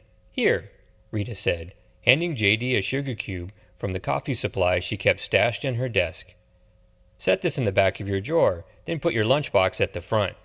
They won't bother your lunch." J.D. did as Rita instructed and was shocked to see the ants immediately make a beeline to the sugar cube at the back of the drawer. With a little faith now, he slowly closed the drawer, hoping deep down that what Rita told him to do would keep his precious lunch safe from the pesky ants. "Thanks, Miss Rita," he said, adjusting his seat to begin work. "Of course, child. I'm here to help. And if you're hungry, I brought homemade coffee cake. It's over there on the printer table." JD couldn't imagine starting work without partaking in a bit of homemade coffee cake, something that Concino seemed to be enjoying immensely already. He devoured his piece of cake baked by Miss Rita with one hand while entering unemployment applications with his other hand, two tasks that didn't seem possible to do together efficiently. But there was Concino, wailing away at his keyboard with one hand with the same speed and dexterity as an expert typist who used both of their hands. Dang, how does he do that? JD thought, as he made his way to the printer table, cutting himself a large piece of coffee cake, noticing large pieces of toasted pecans baked into the cake. It pleased him to see his favorite snack nut baked into Rita's coffee cake. And just as Rita had suggested, a small hunk of cake sat at the back of the printer table, adjacent to one of the printers and near the edge of the table, with a platoon of ants mounting it. He fought his urge to smush the ants, and then went back to his desk, placing the piece of cake on the desktop next to the pile of unemployment applications that would take up the next couple of hours of his morning. As he began his work, taking bites of coffee cake as often as he could, Deborah watched him as he entered data, giving helpful suggestions when she noticed his typing slow down or stop completely, the green cursor insistently flashing on the screen. She knew every data entry field and all the keystrokes to the point that she rarely even had to look at her screen while she worked. This made it easy for her to watch over JD's shoulder and offer assistance when he needed it, which was often. When she stopped hearing the clickety-clack of his keyboard, she would often peer over and chime in something like, "Hit tab, then enter," or "Tab twice, then F3. JD found her advice or direction was always correct, in which case he soon regarded her as the oracle of Unit 3, something that the others would agree with whenever JD broached the subject. One time, he asked Concino if he thought Deborah knew what she was talking about when it came to tapes, in hopes of confirming his suspicion that she was an actual oracle, but also to see if he could get Concino to utter the confirmation, since he hadn't spoke a word at all. Of course, Chino simply nodded without saying a word. On another occasion, he found himself walking down the hall with Rita toward the restroom and, out of extreme curiosity, asked her if Deborah knew everything there was to know about tapes. "Oh, my dear Lord, yes," she said, looking to the ceiling as if witnessing greatness. "Deborah knows tapes like she knows her own child, maybe even better than her own child. Her son is a selfish bastard, you know." "She said he wasn't nice to her," JD said. "Not nice is putting it gently. He ruthless," she said, shaking her head. "But if you have a question about tapes, then Deborah is the one to ask. She know it all." "Okay," JD said, then sprinted to the restroom. He was always sprinting to the restroom to pee, the unfortunate result from drinking too much soda. JD was then curious about Brent's knowledge of Deborah's expertise, so the next time Brent asked him to lunch, which became somewhat routine, JD asked in return, "Is Deborah the tapes expert of Unit 3? "Oh, yes, very much so. She trained us all how to use tapes. She's been here longer than all of us in Unit 3. She's the veteran by a mile. How about pizza and beer for lunch?" "Pizza and beer?" "Did I stutter?" Brent said, cackling. JD didn't find this to be as amusing as Brent did. Brent mostly just confused JD. In fact, if JD found Deborah to be the oracle of Unit 3, then Rita certainly was the den mother, always bringing snacks and baked goods and coffee and leftovers from the meals she had made for her children and grandchildren to share with her coworkers. And if Rita was the den mother, then Concino was without a doubt the silent yet dependable one. He always seemed to be working silently, keystrokes smashing endlessly like waves in the background. This left Brent, who, for all intents and purposes, was just a mystery to JD. It seemed to JD that the only thing he was really enthusiastic about was making lunch plans or regaling his band shenanigans after a gig the night before. The last thing he seemed smitten with were his duties pertaining to Unit 3. To JD, he rarely seemed to work at all, except to give minor direction here and there, and even then, his directions were shoddy at best. One morning, after a few mornings of peaceful routine and camaraderie between JD, Rita, Deborah, and Concino, Brent barnstormed the office space of Unit 3 and declared that he would be observing JD's progress to see if he was up to speed on the ins and outs of entering data into tapes. Deborah was quite offended about his misgivings. "What do you mean, up to speed?" she said, annoyed. "Well, maybe up to speed was a poor choice of words. Everyone knows you're the tapes expert," Brent said sarcastically, parking his desk chair next to JD's desk, then plopping in it. JD became insistently flustered, looking to Deborah for reassurance. She simply rolled her eyes at Brent's irascible skepticism. She flashed JD a confident thumbs up, easing his anxiety, and encouraged him to continue. He placed an unemployment application on his paper holder and began entering data into his computer. But before he could get too far, Brent halted his progress. "You should Shift-Tab-R there," he commanded JD, pointing at the green screen.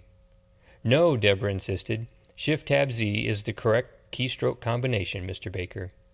Rita agreed. JD wasn't sure he wanted to get in between his supervisor and coworkers' dispute, but more than anything, he had grown to trust Deborah's knowledge. He patiently pecked the keyboard combination that Deborah called out, despite his supervisor's insistence, and it worked. Brent demurred. "Well, you can enter that combination as well. Whatever works," Brent said, folding his arms across his chest. "You should listen to Deborah. She knows what she's talking about." "I will, Mr. Baker," JD said. "And please call me Brent. Please." "Okay." JD continued to enter the applications into tapes, and Brent didn't say a word, except for an occasional or "that's correct." When JD was done entering all the data, a prompt came on the screen. He read it out loud. It said, "Submit data," or "Save and print." "Save and print at this point," Brent said. "I know," JD said. The printer across the room belched out the printed application into its basket. Brent was pleased. "Did you know we receive over 30,000 applications a month for unemployment benefits here at the Texas Department of Unemployment and Benefits? Or T-Dub, as I like to call it." "T-Dub," JD said. "That's right. Our agency is so large, we have our own zip code. Can you believe it?"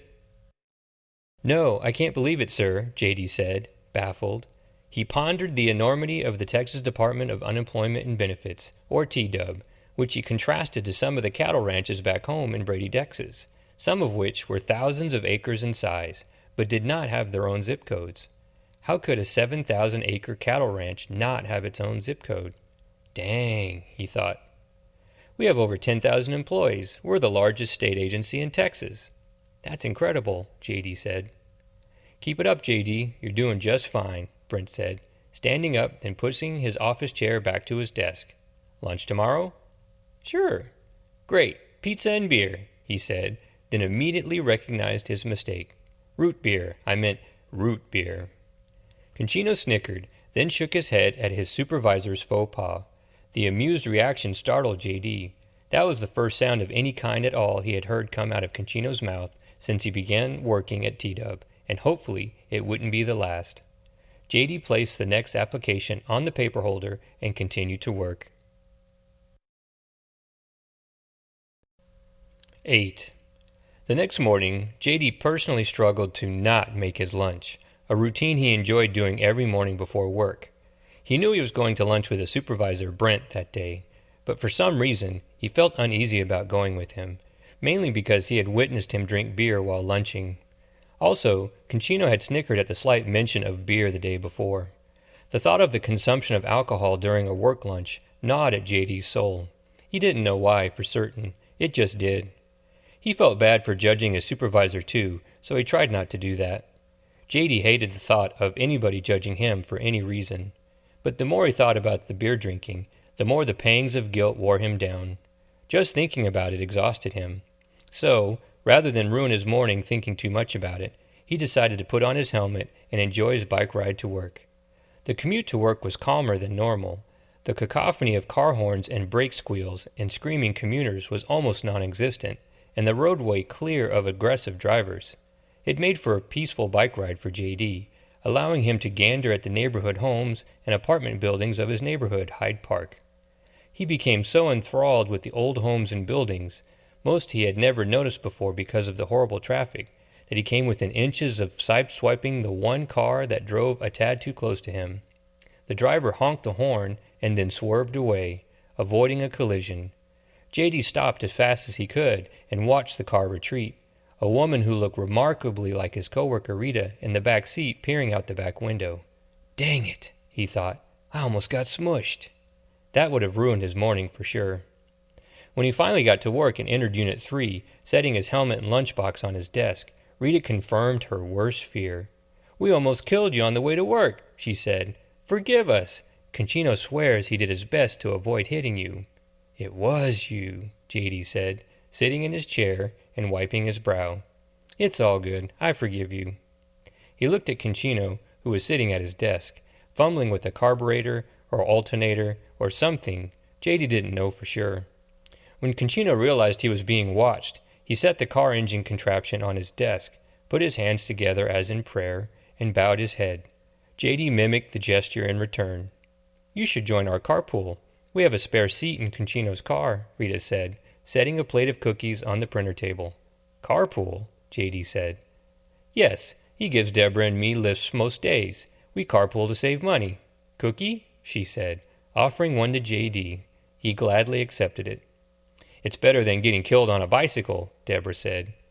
"Maybe," J.D. said, placing his helmet and lunchbox in his desk, careful not to crush the ants in the drawer. "I really like riding my bike." Soon after, he began working, as did all the others. Their choir of keyboards clicked and sang.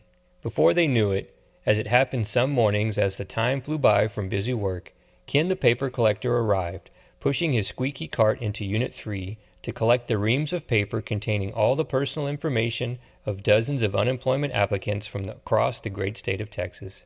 As Ken tore the serrated edges of the reams of paper from their printers, the Unit 3 team ceased typing and prepared for lunch. Brent noticed their preparations, having sat in the hypnotized state, and then remarked to J.D., "Ready to go to lunch?" "Yes, I think so." "Meet me outside. I have something to do real quick." "Okay."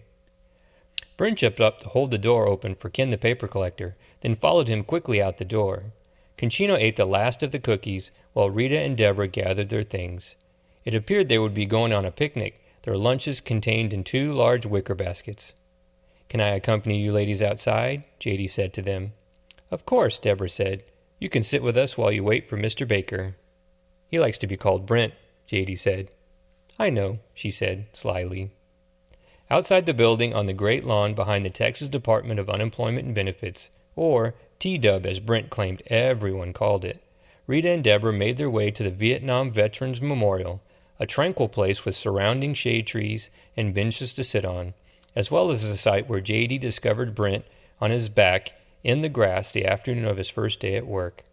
As time went on, J.D. believed less that epilepsy was the cause of Brent's supine state, and pondered if beer was the culprit, although he didn't know for sure, and didn't know Brent well enough to doubt him for certain. Rita and Deborah settled on a shaded bench and sat down. J.D. stood next to them, admiring their great picnic lunch. They opened their baskets to reveal plenty of food. "Those are nice lunches," he said. "I love bringing my lunch to work, too." "Then why are you going to lunch with Mr. Baker?" Rita said, unwrapping foil from a smoked turkey leg. "I guess 'cause he asked me." "You can say no, you know," Deborah said, uncovering a tub of potato salad. "No one is forcing you to eat with the boss." "I know. I don't mind sometimes," he said, licking his lips. Their lunch looked appetizing. "Do you ever eat lunch with Brent?" "Lord, no," Rita said, biting the turkey leg and then continuing with food in her mouth. "We like peaceful lunches. That's why we bring our own lunch and sit outside, here in the shade. Isn't it wonderful?"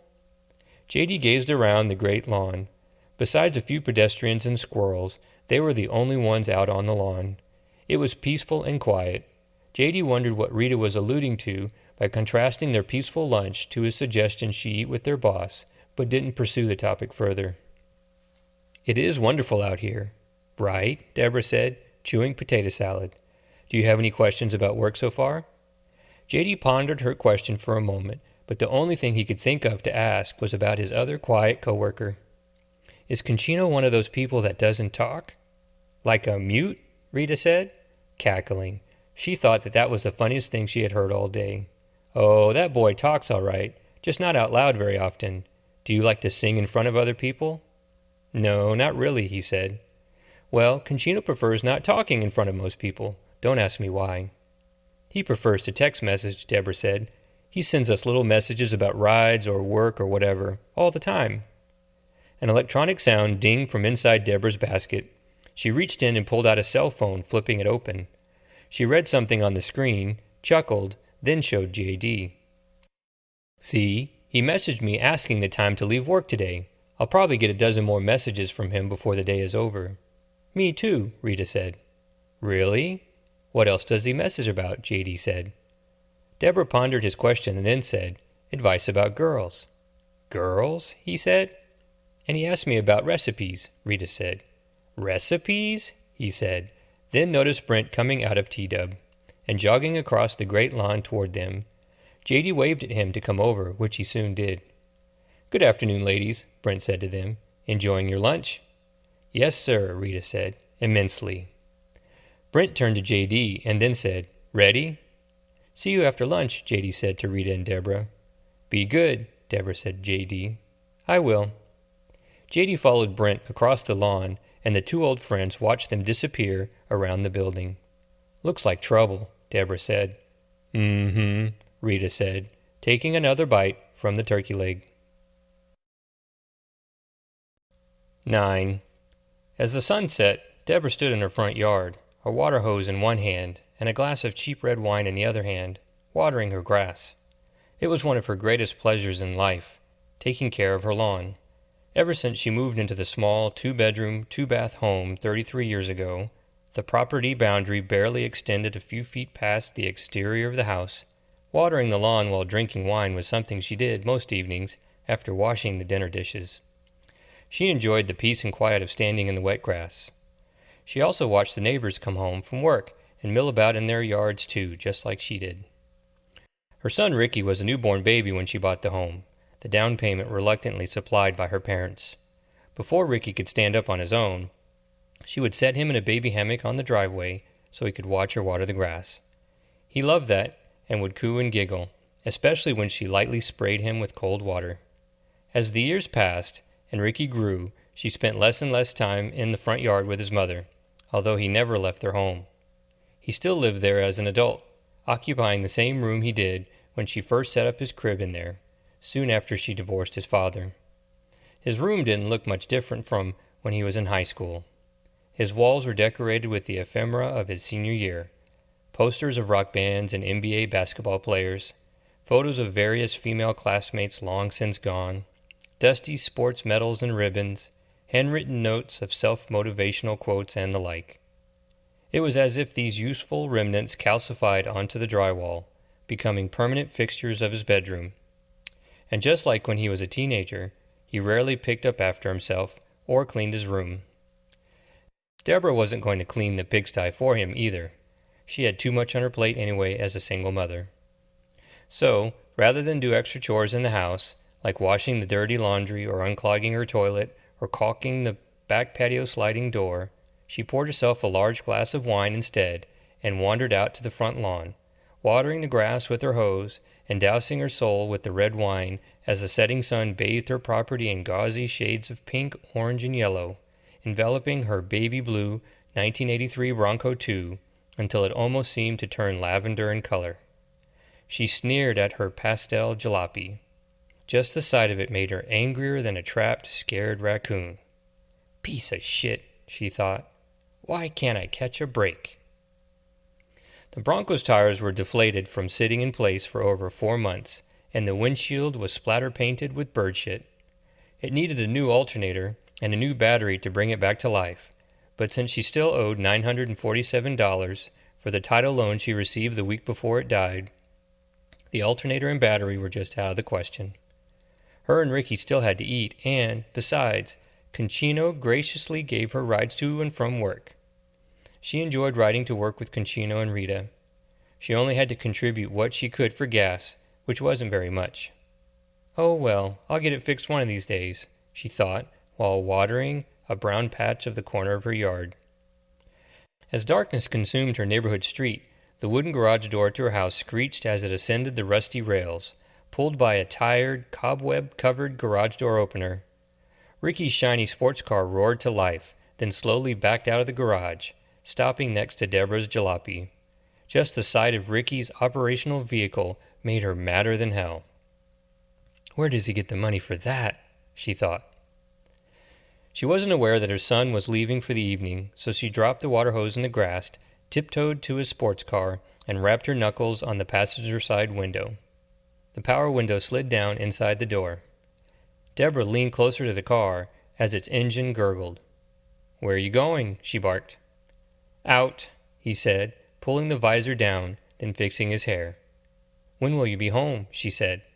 "I don't know," he said, putting the car in reverse and backing out of the driveway. Deborah stepped back into the grass, picked up her hose, and watched Ricky drive away, leaving a skid mark as he floored the gas pedal. "That son of a," she thought, stopping short of saying it because it hurt too much to curse her son like that. She loved him dearly even though he caused her so much pain and stress. Without cursing, she continued to chide him. "He's just like his father, that no good." Once the roar of Ricky's sports car engine dissipated into the night air, Deborah heard footsteps behind her. She turned to see one of her neighbors standing on the sidewalk. His name was Steve, and he was a man close to Ricky's age, mid-30s. Steve, his wife, and 2 children lived a couple of houses down from Deborah and Ricky. Steve was somewhat successful with a full-time job doing something Deborah didn't understand, something with computer programming, C# or C++ flat or something. Steve's wife, Melissa, was a real estate agent. Their children were as cute as buttons. Steve stood on the sidewalk with his hands on his side, his frame slender and fit as a responsible husband should be, his pitch-black hair still sculpted as it was when he first left for work that morning. "You all right, Deborah?" he said. He sounded concerned, and that pleased her. "Yeah, doing great. How about you?" "Oh, fine, just fine. The kids are fine. The wife's fine. We're all good." "Good, good," she said, sprinkling the grass some more, sipping her wine. She was used to its vinegary aftertaste, which she believed gave the wine character. "Your kids are getting so big." Yes, they are getting big. Time flies, right?" "Yes, it does," she said, chuckling, images from over the past 30 years flipping through her mind. Her son growing from a cute toddler to an even cuter teenager. She turned to face him, watering the grass at her feet. "Well, I just wanted to check on you," he said. She knew what Steve was insinuating, even though he didn't actually say it. About that time a few nights before, when she and Ricky had a shouting match in the front yard. Ricky cursed her, and she cursed him. It even appeared to Steve, from the vantage point of his driveway, that Ricky might slug her, although in reality Deborah knew that Ricky would never do that. It was an ugly scene, and Deborah was mortified. But what could she do? She knew Ricky was rebelling like a teenager, even though he was technically an adult, at least in age, but not mentality. The thought that Ricky didn't need her anymore tore a fissure through her heart, almost too wide to mend. "Thanks, Steve, you're a good neighbor," she said. "If you ever need anything, don't be afraid to ask. See you later," he said, then walked back to his house. Deborah sighed and then turned off the water, wrapped the hose into a tight coil, hung it on the side of the house, and went inside to drink more wine by herself, closing the garage door behind her. Why can't Ricky be more like Steve? She thought. On the couch, she sprawled out with the bottle of red wine in one hand and her wine glass in the other. She was too tired to turn on the TV, so she just laid there on her back, staring at the ceiling. Her troubles consumed her, and as she debated about which piece of lawn equipment to pawn to cover the car title loan payment due in a few days, she soon fell asleep. The bottle of red wine fell on the carpet and stained it. The wine glass rested in her lap. After a few hours of very deep, inebriated sleep, the phone rang, scaring her. She quickly picked up the receiver to answer the call. "Hello," she said. The line crackled for a few seconds. Then her son answered. "Ma, it's Rick." "Ricky, are you all right, dear? It's late." "Ma, I only got one phone call, so can you come bail me out of jail?" "What?" she said, resting her face in her free hand. "I don't have time to explain. Just can you come get me out?" "Sure, dear," she said.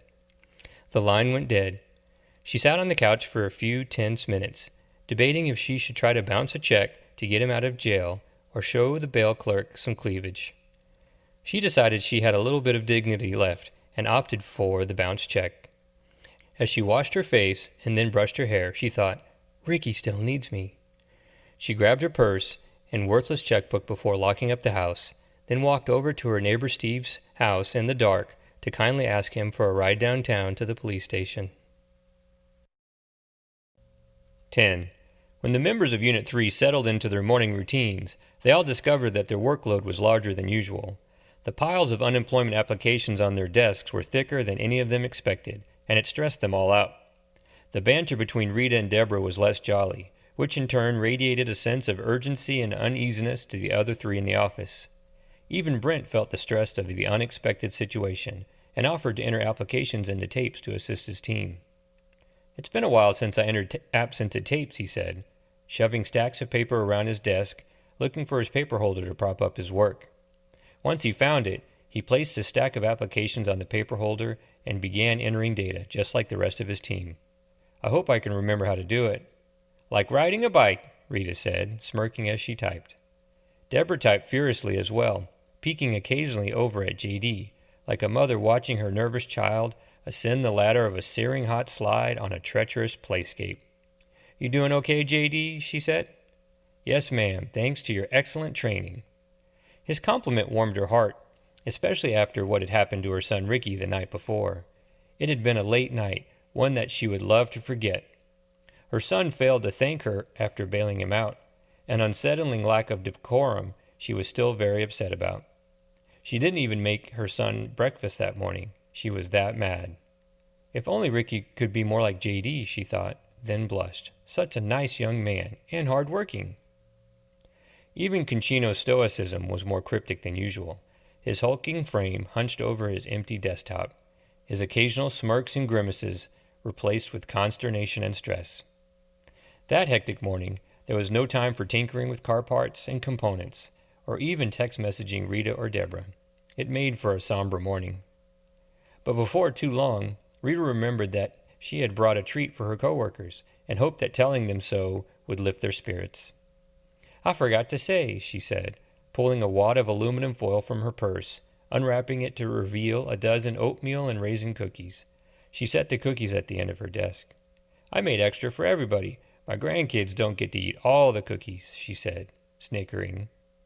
"Yes," Brent said, the first to her desk for a cookie. His presence was an invitation to the rest to pause their heavy workload and appreciate Rita's kind gesture. Before long, the entirety of Unit 3 was standing around Rita's desk, enjoying her homemade cookies. "I wish there was something more I could do to bring joy to all of us besides cooking," she said. Seeing smiles on her coworkers' faces did bring her immense joy. "Cookies are all I need," Brent said, devouring his snack. "Me too," J.D. said. "What more would you like to do?" Deborah said, curious. Immediately, Rita pointed to the other side of the office and said, "I want us to win that $10,000. All we got to do is come up with the winning suggestion." She grabbed a cookie from the foil and chewed on it. "If cookies could win, then I'd already be a winner."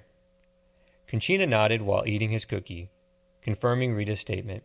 He loved her cooking and didn't miss an opportunity to partake in the treats she brought to the office. "Good luck coming up with a winner," Brent said, conspicuously reaching in the foil for another cookie. "I've never heard of anybody winning that prize." "Well, I have," Rita said, and just the mention of knowing about a winner pricked the ears of all her coworkers. "I knew someone at the Department of Mental Health who had a coworker that submitted a winning suggestion. She won the $10,000. And you know what she did? She bought herself a Cadillac. Can you believe it?" The idea of buying a car sounded pretty nice to Deborah, who just earlier that morning was glaring at the useless jalopy in her driveway while waiting for Concino to give her a ride to work. She knew that the $2,000 she'd receive, if one of her coworkers won the prize, could help her pay off her title loan.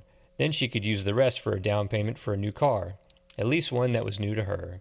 She could even come out ahead in the deal if she could sell the clunker to someone else, maybe someone who liked to work on beat-up cars.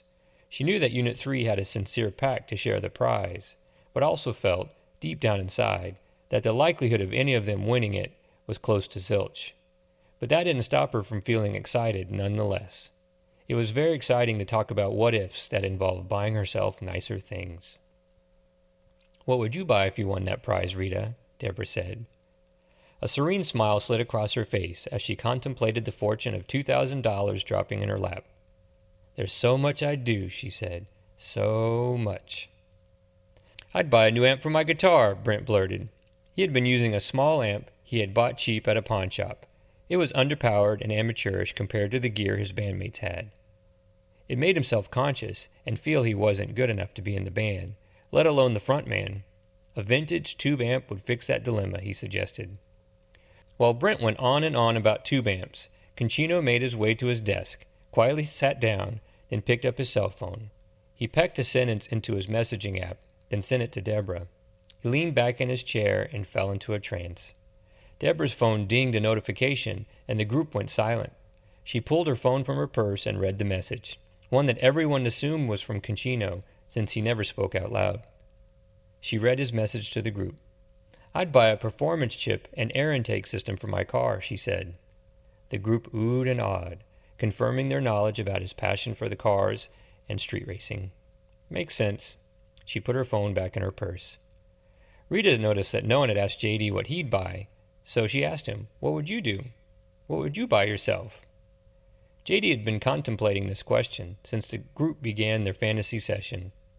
The idea of $2,000 dropping his lap seemed unfathomable, which made it even harder to daydream about what he would do with that amount of money. He stammered.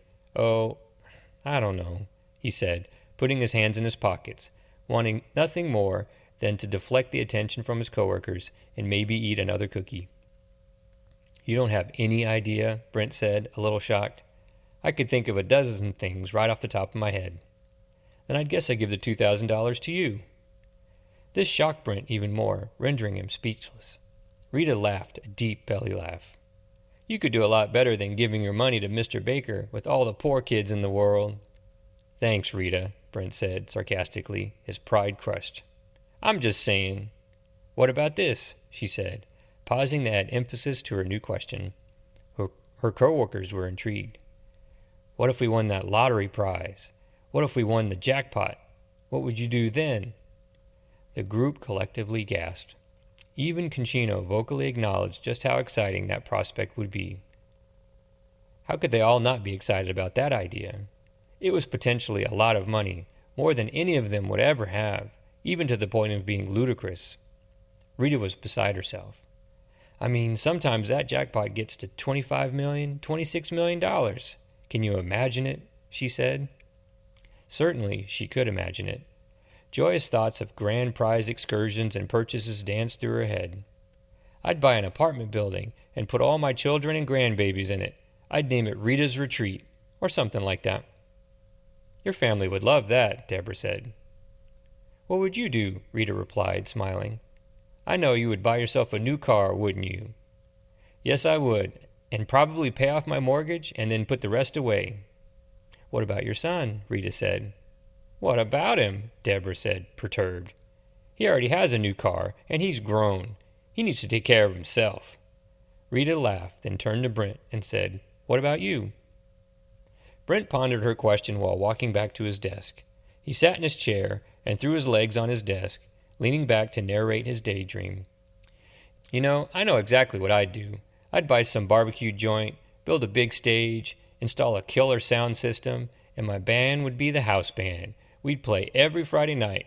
I can just see it now," he said, his face all aglow. It was clear to the others that he had thought about this before. He was awestruck within his daydream. "Sounds good," Rita said, then turned to Concino. "What about you?" Concino picked up his phone and pecked a reply for Rita. Once she was notified, she picked up her phone and read it to the group. "He says, I would pay for my grandfather to come to the U.S. from Japan so he could live with my parents. He's old and is having a hard time taking care of himself." "Aw, geez," Deborah gushed. "I wish you were my son." Everyone in Unit 3 laughed at Deborah's comment and misfortune of having an insensitive son. Concino blushed. The only one left not to tell their lottery jackpot fantasy was JD. He quietly sat at his desk, listening to the others while eating another cookie. Rita noticed his coy reticence and wasn't going to let him off the hook from their game. "What about you, JD? What will you do if we win the jackpot?" JD sat silently for a minute, the others watching him. It seemed he was in a trance, thinking about what he'd do. Pulling his cookie apart, looking at the crumbs like a fortune teller examines tea leaves. Then he knew what to say. "My parents have a family business in Prairie. I guess I would help them. They've been struggling and want me to go home. But I like it here in Austin. I like living here and working here with all of you. But I know money would help them out, so I guess that's what I'd do, help my parents." The group acknowledged his wish, and he felt good getting that off his chest, except he had one more thing to share. "And I'd buy all the pecan snacks in Brady. In the world, even. Pecan rolls for all." Everyone laughed. It was a funny comment, but one that was also rang true to J.D. and who he was as a person. Everyone in Unit 3 wanted to help their families or friends, and it warmed J.D.'s heart knowing that he worked with such kind and thoughtful people, even though he knew that they weren't going to win the lottery. "No one wins the lottery," he thought, "especially not me. I'm the unluckiest person I know." After the laughing stopped and the cookies were all gone, Brent sat up and declared, "All right, break time is over. Back to work. We have a lot of apps to get into tapes." A collective groan bellowed from the group, but they complied. Soon the orchestra of keyboards were clickety-clacking their song, serenading the dejected in the great state of Texas with hopes and dreams of a better future. 11. As the workdays went on, Brent decided that he really liked J.D., but not for the same reasons the others in Unit 3 liked him. Deborah and Rita discovered J.D. to be a hard worker and appreciated that he deferred to them for their knowledge and experience with tapes, as well as departmental procedures. He was also very generous, not only with his time, but with the pecan snacks his family from Brady, Texas frequently shipped to him, often placing them on the printing table alongside the homemade treats Rita brought from home. Everyone in Unit 3 soon developed cravings for the sumptuous pecan rolls, just like J.D. had since he was a little boy. Deborah and Rita assumed Conchino liked J.D. as well, since he ceased driving too close to him on his bicycle as they passed him in Conchino's car on the way to work every morning, a level of kindness he didn't extend to other commuting bicycle riders that clogged the city streets. As for Brent, he discovered he liked J.D. not for his generosity or his kindness or his assiduousness. None of these traits appealed to him that much. What appealed to him about J.D. was his unerring willingness to go along with whatever whim Brent desired, particularly if it meant avoiding work. In J.D., Brent found a willing accomplice to a secret agenda, having fun. At every opportunity, Brent avoided work and sought amusing diversions like roaming the halls of T-Dub, enjoying long lunches that included drinking beer or whiskey, or smoking cigarettes whenever he could find a hiding place in or around the building. Of course, he told the others in Unit 3 that he had important matters to attend to. As their supervisor, they had no reason to doubt him. Whenever he asked J.D. to accompany him, J.D. never declined. And whenever J.D. witnessed Brent's willingness to pursue diversion, he never complained. Brent couldn't tell if J.D. really enjoyed tagging along with him or not, but, without fail, whenever he asked J.D. to accompany him, there he was, along for the ride. So when Brent decided out of the blue one morning that he wanted a wingman to tag along while he ducked out of Unit 3 and ditched work, he knew J.D. wouldn't refuse. He would have bet money on it if he was a betting man, which he was. "J.D.," he said while pretending to fill out paperwork. He was diligently writing on the sheets of paper, but what the others couldn't see was that he was drawing doodles of cartoon ducks, not writing anything of importance. "Yes," J.D. said. He was busy entering a pile of unemployment applications, as he was supposed to do. "Want a tour of validations? I need to talk to one of the managers. I can show you around." J.D. was puzzled. He had already seen validations and didn't want to trouble his boss with a second unnecessary visit. He preferred completing his work over a tour of another department, although he would go if Brent insisted. "Well, we already went to validations a while back. Are you sure you want me to go with you again?" "I'm sure," Brent said. "I can show you the mailroom, too." "Well, okay." J.D. wrapped up entering the applications he was working on and then saved and printed it. Deborah noticed it was an hour before lunch and protested. "Mr. Baker, we are all behind and the apps are piling up. Maybe J.D. should stay and help us get through them." "No worries, Deborah. I'll help enter apps when we get back," Brent said. "Okay?" This annoyed Deborah because she was skeptical of his offer to help them. Brent could see her face scrunch with displeasure, but he commanded J.D. to follow him anyway.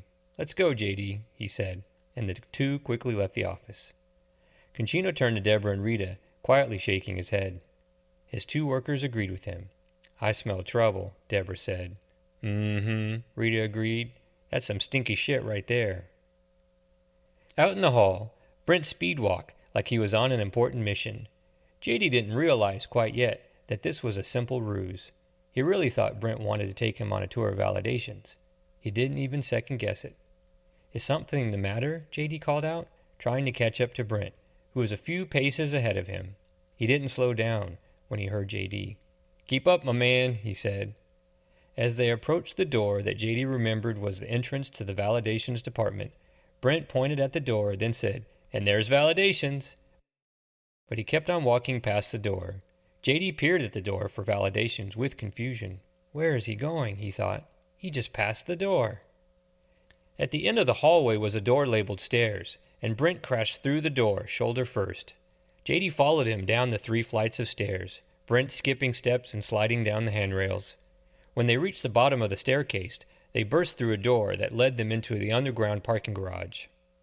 Brent didn't relent his pace, pulling a pack of cigarettes from one of his pants pockets. With a Zippo lighter from the other pocket, he lit his smoke as they careened through the garage. "Where are we going?" JD said. "Somewhere to take a break," Brent said, hurtling to a picnic table with an ashtray next to it in a corner of the underground garage. Next to the table was a metal bicycle rack, the very one where JD parked and locked his bicycle every morning. It pleased to see him see it at this time of day. "That's my bike," JD said, pointing to it. "That's nice, kid," Brent said, sitting on the tabletop with his feet on one of the table benches. "I don't know how you ride your bike to work without getting killed."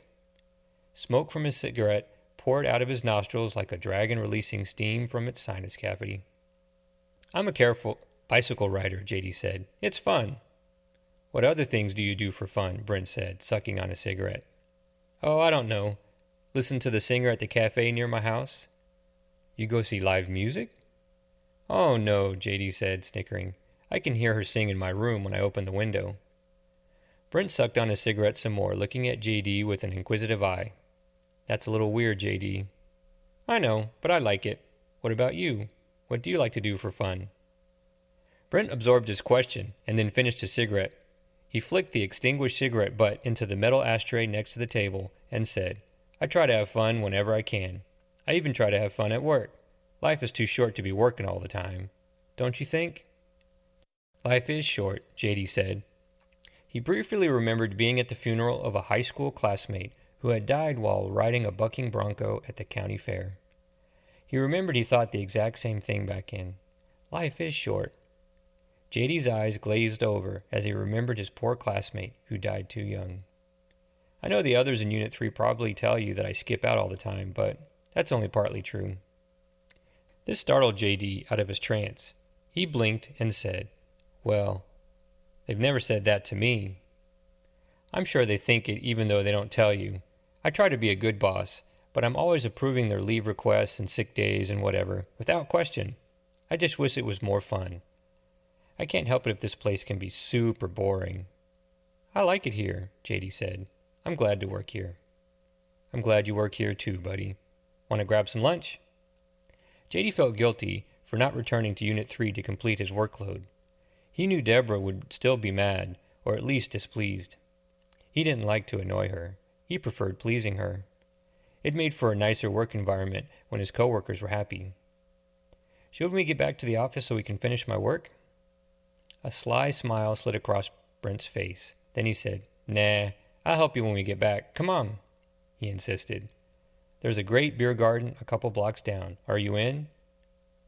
Since his boss insisted, JD just simply couldn't refuse. "Okay," he said. "Great, come on."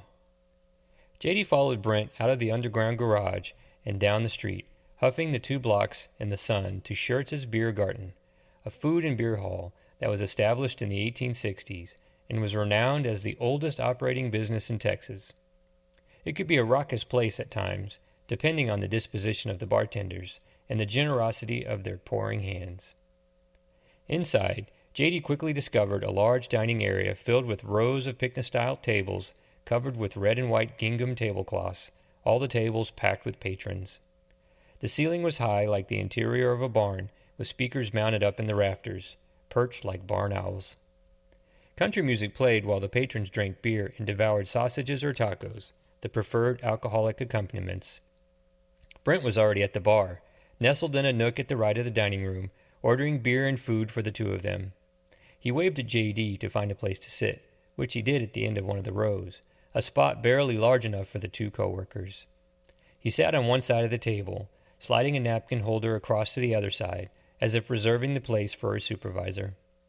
Next to J.D. on the bench sat a burly man, dense and round like a granite boulder, and almost as old, who was enjoying his lunch with a massive stein of beer while joking with his equally large friend sitting across from him. His sharp elbow jabbed J.D. a couple of times, although not maliciously. He apologized as soon as he realized J.D. was there. "My apologies," the burly man said, his fermented breath hot and rancid. "Didn't see ya." "No worries," J.D. said, rubbing his assaulted bicep. "Sorry to bother you."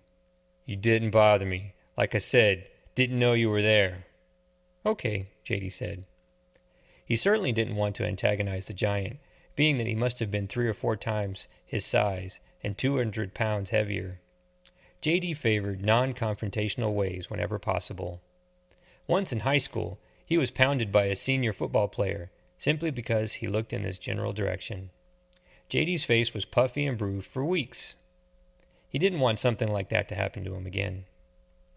Unbeknownst to J.D., Brent observed the minor confrontation from the bar while chugging a beer and waiting for the bartender to ring up the rest of his lunch order. From that distance, 50 or 60 feet away, their conversation seemed much more tense and confrontational than it actually was, the curdled face of the burly man tweaking Brent's disposition. He worried that the giant was causing trouble, as some of the patrons were known to do if drunk, and he made his way to the table as soon as he could, with 2 mugs of beer and a small sign with their order number for tacos on it. "You doing okay?" Brent said, sliding a beer to J.D., then sitting down. Brent slurped the foam like a child enjoying a frothy ice cream float. Brent gave the burly man the stink eye, which didn't help matters. "Yeah, I'm okay," J.D. chirped. "No problems." This tweet caught the ear of the burly man, who turned to look at J.D. and then at Brent, who seemed to appear out of thin air. Brent's stinky stare irritated the burly man, who was simply trying to enjoy the company of his friend. "He said he was okay, you turkey," the burly man barked. "Listen to your friend or else." This irked Brent. He wasn't quite sure why this giant was causing problems, but the 22 ounces of beer he chugged a couple of minutes before gave him the confidence and gumption to find out. "Or else what?" Brent said, peering at the burly man. Irritated to the point of no return, like a lion pestered relentlessly by a cub, he decided a display of dominance was best. The burly man stood up, towering over Brent and J.D. at almost 7 feet in height, and clenched his fists. It was a sign to J.D. that lunch was most likely ruined. "Why don't you come closer and I'll show you," the giant proclaimed. And that was the last coherent sentence J.D. remembered anyone saying. The rest of his memory of that lunch was a vision of blurred fists and angry faces and bodies dropping on the ground. His memory had a distinct smell of stale beer and body odor and fried foods. Yelling and the sounds of broken glass and moving furniture were the soundtrack. He somehow ended up on the ground under the table, watching a frenzy of legs dance a bizarre jitterbug behind a curtain of red and white gingham. He certainly hadn't foreseen his day turning out like that. In fact, that morning he felt his day would go smoothly and without distraction.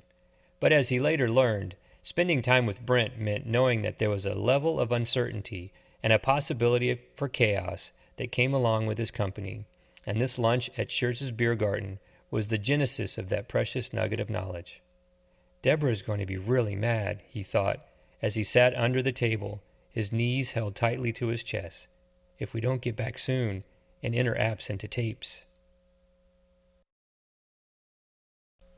12. Concino parked in front of Rita's house, hopped out of his car, and ran around to open the door for her. As he extended his hand to help her, she placed a few dollars in his hand. "For gas," she said, smiling. Concino shook his head and refused her money. As she stood on the sidewalk, clenching the bills in her hand and looking around to see if any of her grandkids were home yet, he leaned into the car to retrieve her lunch bag, which she left on the back seat. She reached up and patted his shoulder when he gave it to her, his tall frame hulking over her.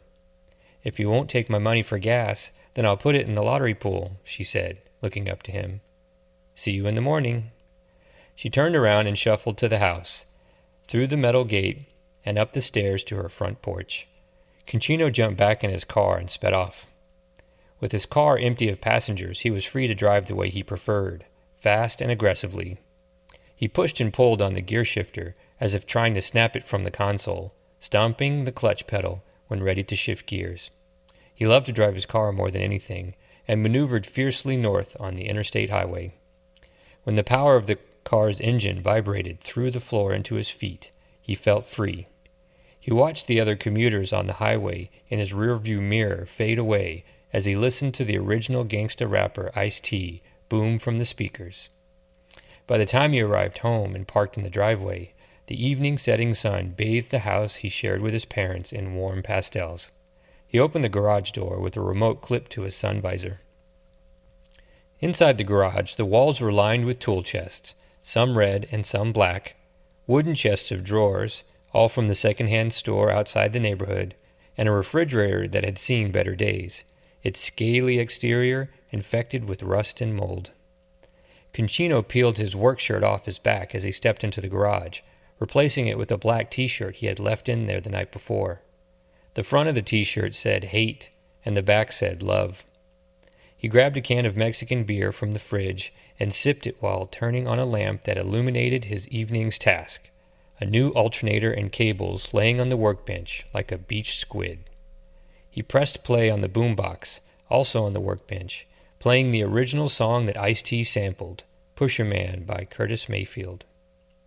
Soon his tiny Japanese mother entered the garage just as he had expected, with a small bowl in one hand and a small box wrapped in brown shipping paper in the other hand.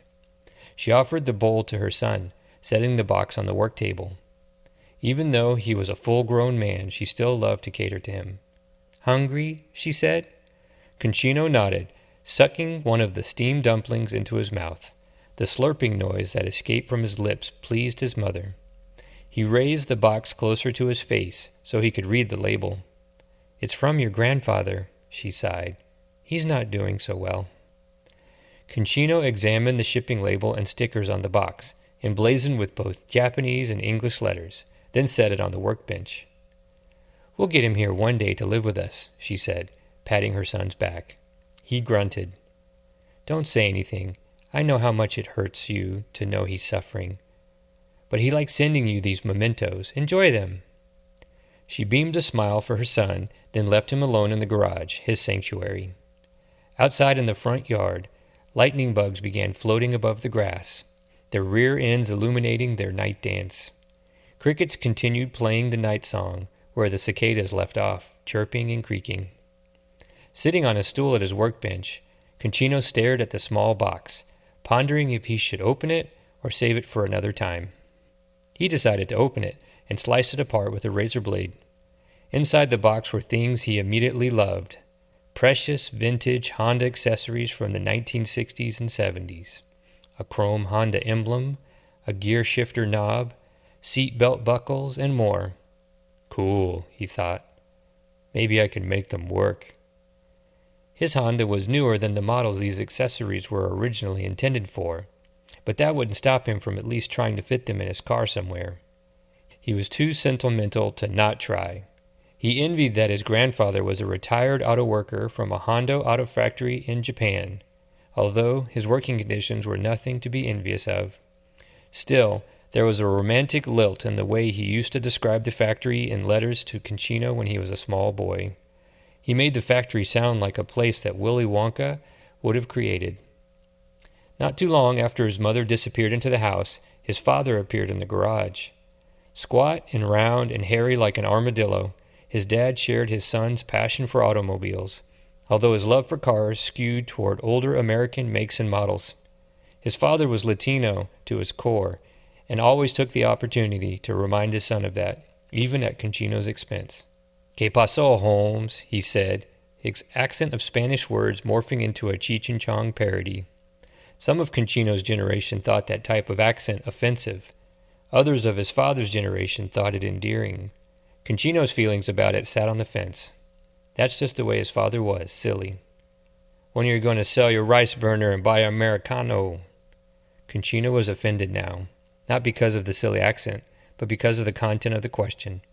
He preferred Japanese cars and knew his father was aware of this fact. He glared at his father. Don't get your calzones in a wad, homie, his father said, slapping him on the back. I'm only kidding. His dad opened the fridge and grabbed a cerveza. He ripped open the beer and took a swig, then said, Your mother is worried about your grandfather. If we move him to the States, you know we'll have to put him up in here. He belched a hearty laugh. He loved to prod his son with outlandish provocations, particularly when it came to cars or the garage, his favorite place. Conchino peered at his dad, daggers shooting from his eyes. His father laughed some more, then chugged his beer. I'm only kidding, Conchino. Just jokes, mito. Sheesh. Although his father was not the creator of the nickname Conchino, he was the approver of the moniker. Conchino's elementary school classmates were the originators of the ugly nickname once they found out his mother was Japanese. Though it was intended as a malicious double entendre, his father laughed when he heard the other kids call him that on the playground. Never one to shy away from humor, well-intended or not, his father endorsed the childish name by repeating it on the way home ad nauseum. America's Funniest Home Videos is about to start. Gonna come inside and watch with us? His father said. Conchino nodded. Great, starts in 5. His dad disappeared into the house, leaving Conchino to himself. He picked up the chrome Honda emblem from the box and examined it. His thoughts morphed to a vision of his grandfather as a young man working in the Honda factory, welding sheets of metal together or operating power tools of various kinds. But then his grandfather's stature withered into an old man, and he sat in a dilapidated wheelchair, wearing a brown robe and slippers, his back arched and bony, his hair white and thin. Conchino often wondered if his grandfather thought of him as much as he thought of his grandfather. It worried him so that his grandfather was widowed, alone, old and frail.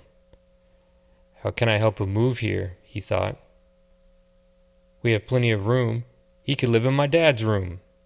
He snickered at this idea, disappointed he didn't think of it earlier while his dad was in the garage.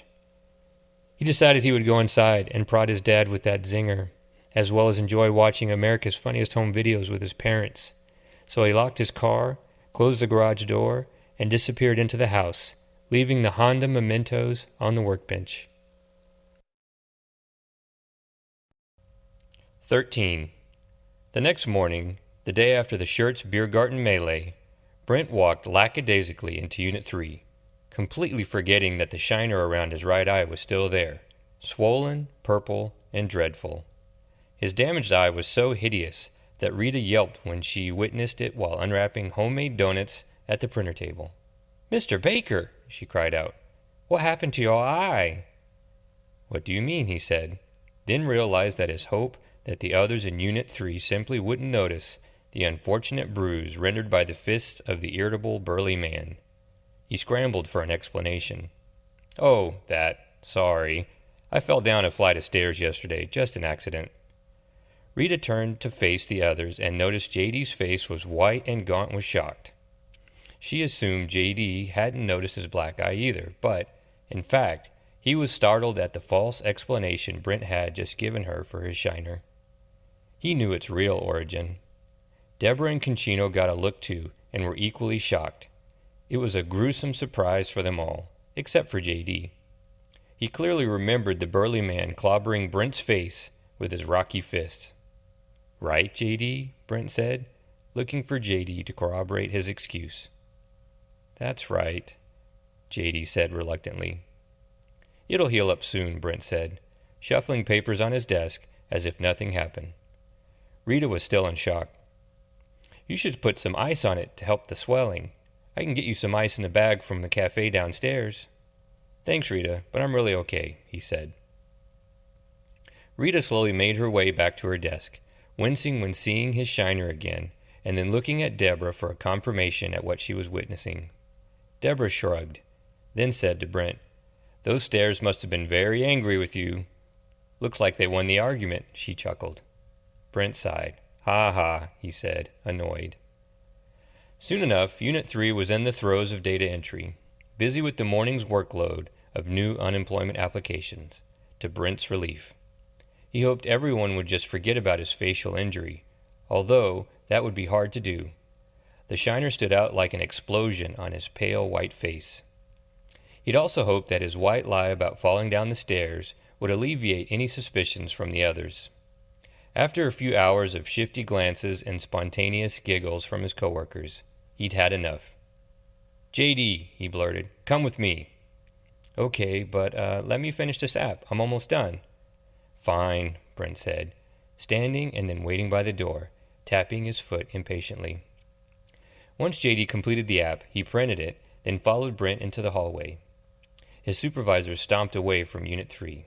He seemed rather upset, and JD jogged to catch up. "Can you believe Deborah?" Brent said, irritated. "She was giggling and gossiping all morning." JD was caught off guard. He hadn't noticed anything unusual about the way Deborah acted all morning. To him, Deborah and Rita were happily working like they always did most mornings. "Sorry, I didn't notice." "How could you not notice? She was snickering all morning." "Where are we going?" JD said, a little worried.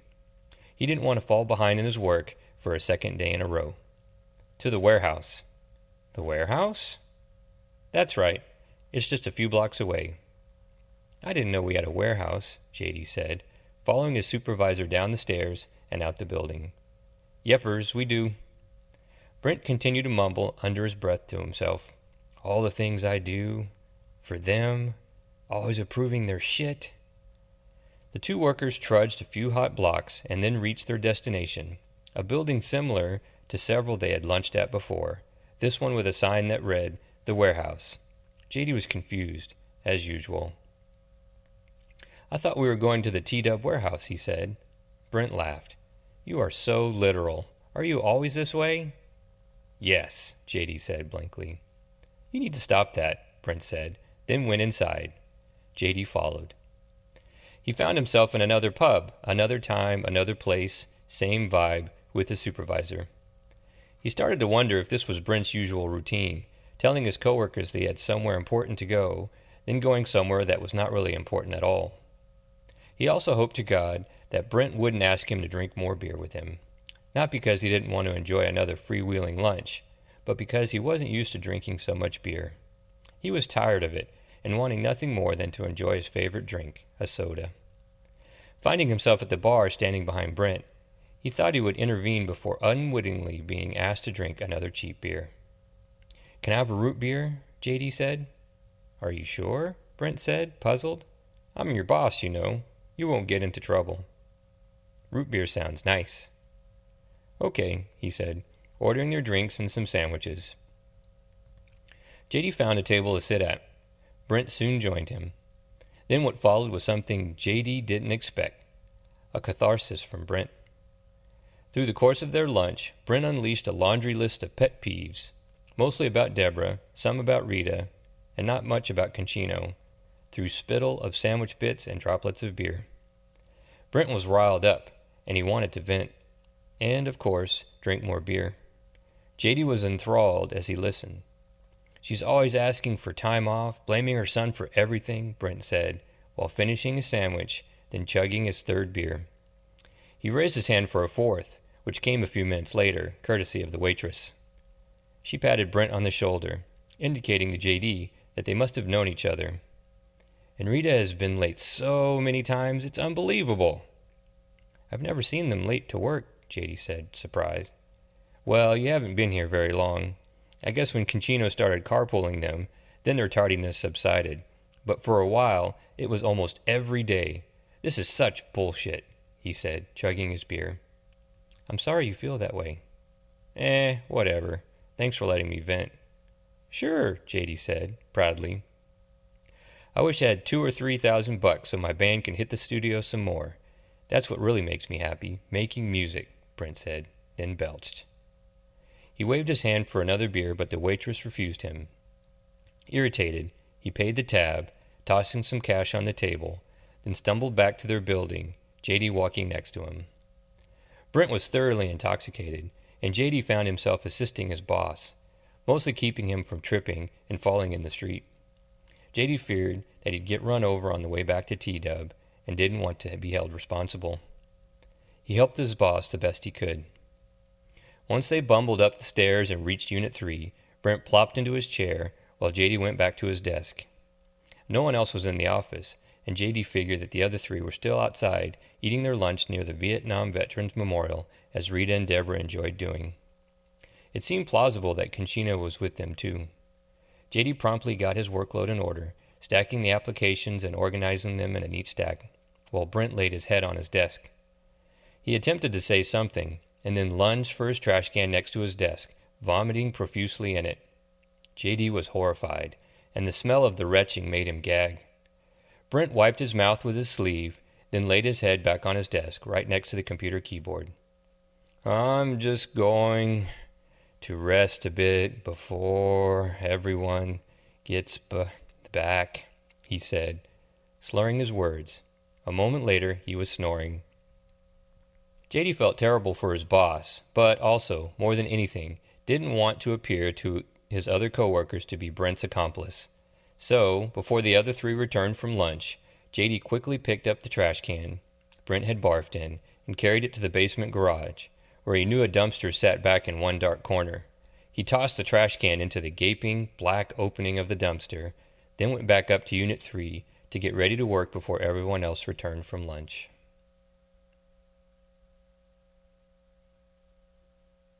Brent was awakened by a sharp jab to his shoulder. As he opened his eyes, he felt the pool of drool, cold, sticky, and putrid, on the desktop that his cheeks swam in, as well as the keys of his keyboard jabbing his face around his eye socket and forehead. The first thing he saw was Deborah's face, too close for comfort and at an unusual angle. The next thing he saw, as he propped up his heavy head, were unfamiliar message boxes on his computer green screen. The messages popped up in fast succession, like gambling cards, riffling across the screen one over the other.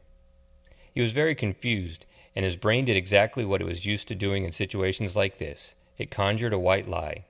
"Someone must have spiked my drink," he thought, then discarded that white lie as preposterous. "Epilepsy, that's it." Deborah spoke before he provided his excuse for sleeping on his desktop. "Mr. Baker, are you okay?" "I think so," he said, wiping drool from his lips with his sleeve. "Something unusual is happening," she said frantically. "What's happening?" "While you were asleep, all of a sudden our computers went crazy. Strange messages started popping up." "Messages we've never seen before," Rita blurted from her desk, "and we can't stop them. The apps from this morning aren't printing either." She moved her mouse as if attempting to do something helpful, then tossed the useless mouse to the side. As the nerves in Brent's face came back to life after he had snoozed on his keyboard, an unusual sensation resonated from his brow and his forehead. He rubbed his face with his hand, his fingers probing the indentations in his skin from the computer keys, like braille letters etched on his face. He was out of sorts, and it worried Deborah. "He's wasted," she thought. "That son of a..." To alleviate the situation, he pressed the key combinations he knew to use to escape from troubled situations, which only frustrated Deborah more. "I already tried that," she barked. "How about Control Escape?" he said, pressing those keys. "Doesn't do anything," she said. "Why don't you try the keys that left that impression on your face?" "What impression?" he said, lifting his fingers to his forehead and feeling the edges of the indentations. "Looks like Control-Shift-Tab," she said, chuckling. Brent rolled his eyes and leaned back in his chair, sighing and running his fingers through his hair, clueless about what to do to fix this dilemma. He looked over at JD and Conchino. Both shrugged. Everyone in Unit 3 was at a loss for words, as if witnessing an apocalyptic moment that some worried would come true one day, and that had actually come to fruition. "What the f..." Brent thought. Deborah returned to her desk, plopping in her chair and then rolling her eyes at Rita, who was snickering. JD was worried, sensing that something seriously wrong was happening. He'd never seen Deborah perplexed like this, although he had witnessed Brent hungover from drinking too much beer before. Conchino didn't appear worried at all. During this episode, he turned off his computer and was tinkering with a locking mechanism from the trunk of his car. He smiled while he tooled with it, blissfully detached. JD wanted to know more about the emergency. "What do these messages mean?" he said to Brent, who was shaking his head. "You got me," he said, then raised his voice so the women in the back of the room could hear him. "Deborah, what's the manual say about this pop-up?" She held up her hands in frustration and said, "I can't find my manual." "Great," Brent whispered. He leaned forward and read the messages as they popped up on the screen. Through the blurry, riffling boxes, he could see the same message over and over again in every box. It said, "Validating the application for transfer to the comptroller." He then read the message out loud, slow and deliberate, as if he'd never read out loud before, to the rest in Unit 3. "What does that mean?" he said. "You got me. In all the years I've been here at the Texas Department of Unemployment and Benefits, I've never seen that message in tapes before," Deborah said. She looked at Rita, who was shaking her head. "It's the weirdest thing." "Well," Brent said, "I guess we'll just have to wait for it to finish whatever it's doing." He leaned back in his seat, interlocking his fingers and setting his hands in his lap. The others heeded Conchino's direction, doing what they would do if it really was break time. Deborah pulled a fashion magazine from her desk and flipped through it, occasionally glancing at her computer screen to see if the messages had stopped popping up. J.D. rifled through his cache of pecan snacks in his desk drawer, selecting his favorite to eat, a pecan praline. Rita opened her window and looked outside, wishing she was back out there like she was during lunch, sitting in the grass, enjoying the breeze and sunshine. As an hour went by, there were no signs of the messages on their computer screen stopping before Ken the paper collector burst through the door of Unit 3, panting and gasping for air. His hair stood on end, and his face was bright red. It was as if he'd seen a gigantic monster stomping through the great lawn of the Capitol, ready to crush all the buildings and the monuments, and came to warn everybody. "Validations is in chaos," he said, exasperated. "They don't know what to do." He was breathing like he had just finished a marathon. "What do you mean?" Brent said, sitting up. "Have you seen the messages? They have these strange messages popping up on their—" "You mean these messages?" Brent said, turning his screen to Ken. The paper collector slapped his forehead. "Well, I'll be damned. You have them too. And we don't know what to do. We've tried everything. You've got to come with me to Validations. It's unbelievable." Brent did what Ken asked and followed him down the hall to Validations. J.D. was not far behind the two, tagging along out of curiosity. When Ken opened the door to the Validation suite, Brent was shocked. The usual clickety-clack orchestra of keyboards had been replaced with whispering and sighing, hands appearing occasionally above the cubicles, releasing papers in the air as an act of frustration and surrender. Brent had never seen Validations in this state before. "It's the damnedest thing I've ever seen," Ken said, shaking his head in disbelief. "And none of the other data entry units are printing. All of their screens say the same thing, validating the application for transfer to the comptroller." Ken turned to Brent, surprised. "That's right. That's what the message say, all of them."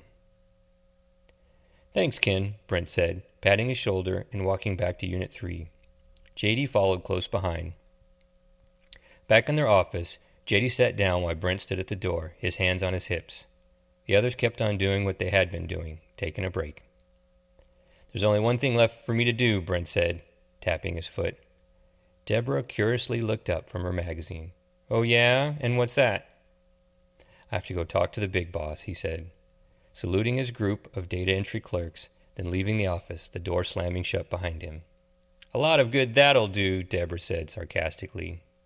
Rita snickered too, as she sorted through the various sections of her recipe card box, placing the money from their lottery pool in the back, then looked for her banana bread recipe in the quick breads section, so she could make it for her grandchildren and coworkers that night when she got home.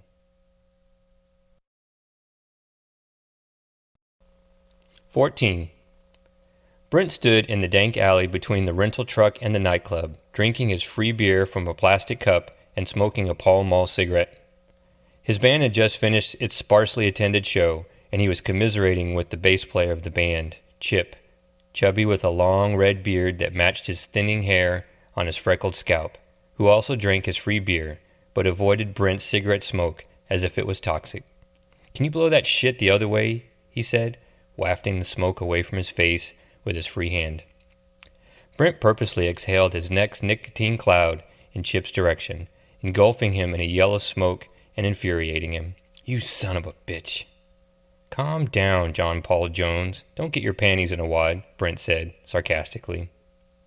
One of Brent's favorite things to do was call his band members by the names of famous musicians who played their same instruments. It pleased him to tweak his bass player by calling him the name of Led Zeppelin's bass player. What? Did you quit smoking again? Yes, I did, actually, so I would appreciate it if you'd blow your smoke away from me, he said, sipping his beer. The pale yellow liquid was called beer, but it tasted more like urine once its temperature was warmed up. Man, this shit's disgusting, even for free. Pretty good turnout tonight, huh? Brent said, chugging the rest of his beer. If 3 people, including the bartender, is a good turnout, then we did great. They both laughed, although Chip's uneasiness at the poor turnout was obvious in the tenor of his laugh. Brent finished his smoke and then flicked the lit cigarette butt, its hot cherry exploding when it hit the asphalt ground. He picked up his guitar case and slid it into the back of the rental truck next to Chip's gear, leaving room for the rest of the band's equipment. How's work? Brent said. You get that promotion you were waiting for? Got laid off. I'm looking for another job. Shit, man.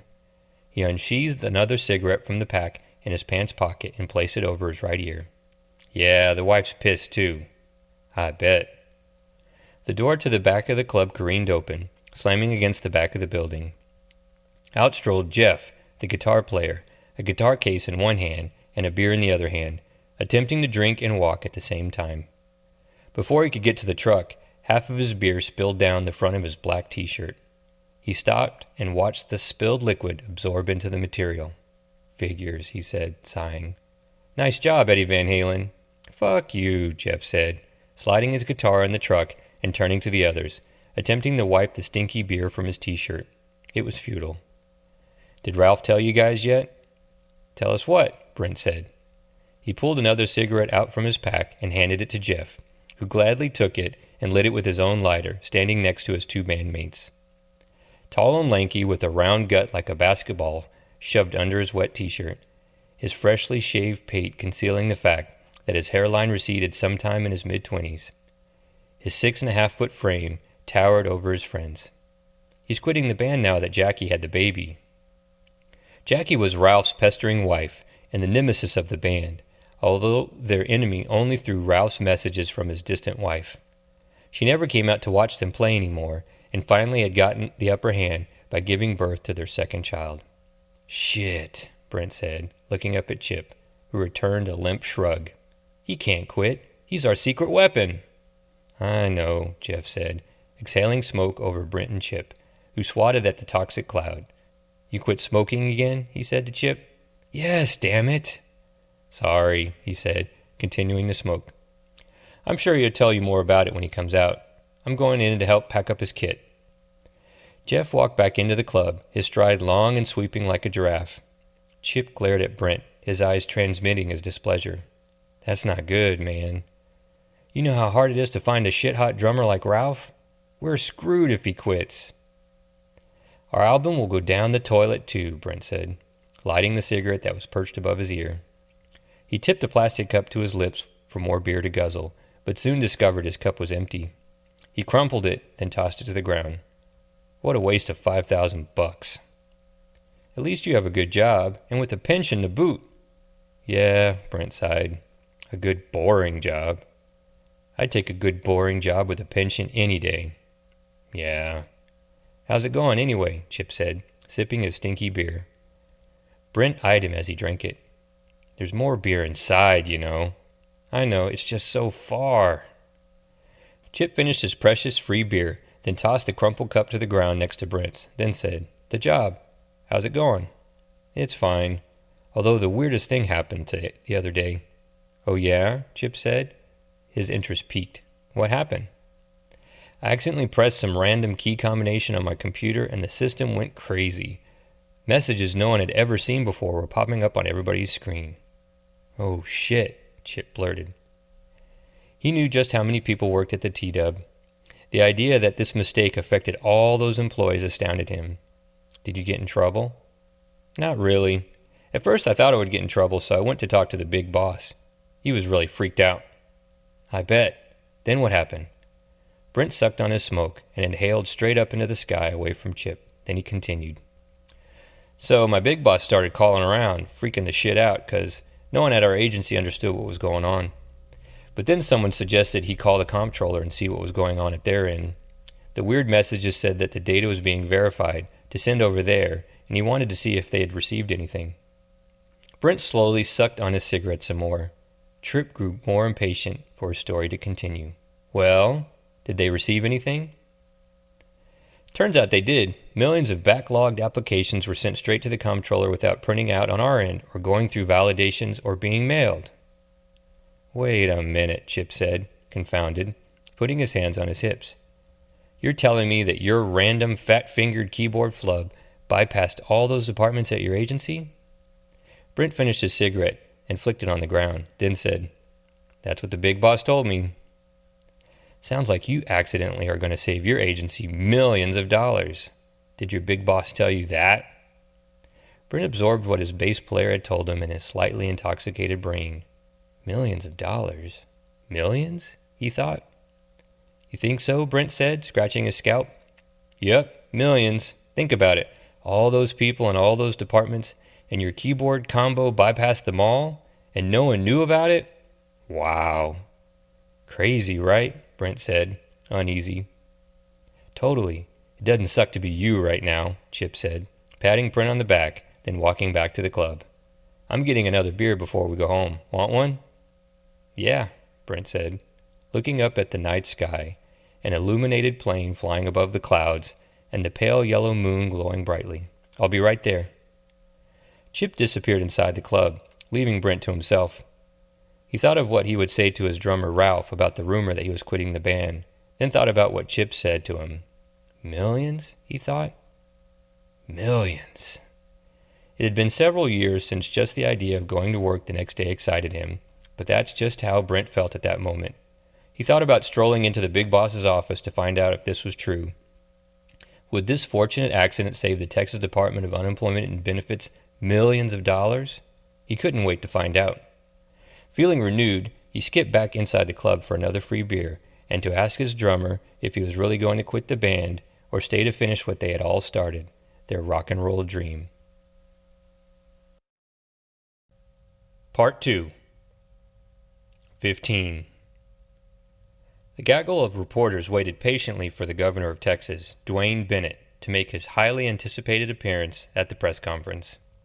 It had been a few months since the governor had spoken to the press, and the anticipation of what he might say was palpable.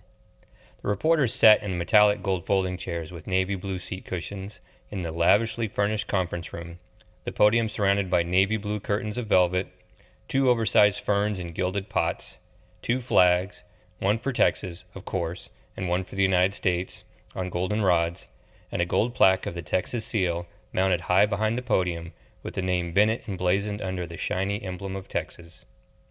The gaudiness of the faux gold accompaniments still made the reporters laugh, even a year after Governor Bennett miraculously won the hotly contested election by a slim margin. He had aggressively campaigned that he would do things differently if he was elected governor, and he kept that promise, throwing out long-standing institutional rituals and decorum and replacing them with the ways and means of how he ran his family business.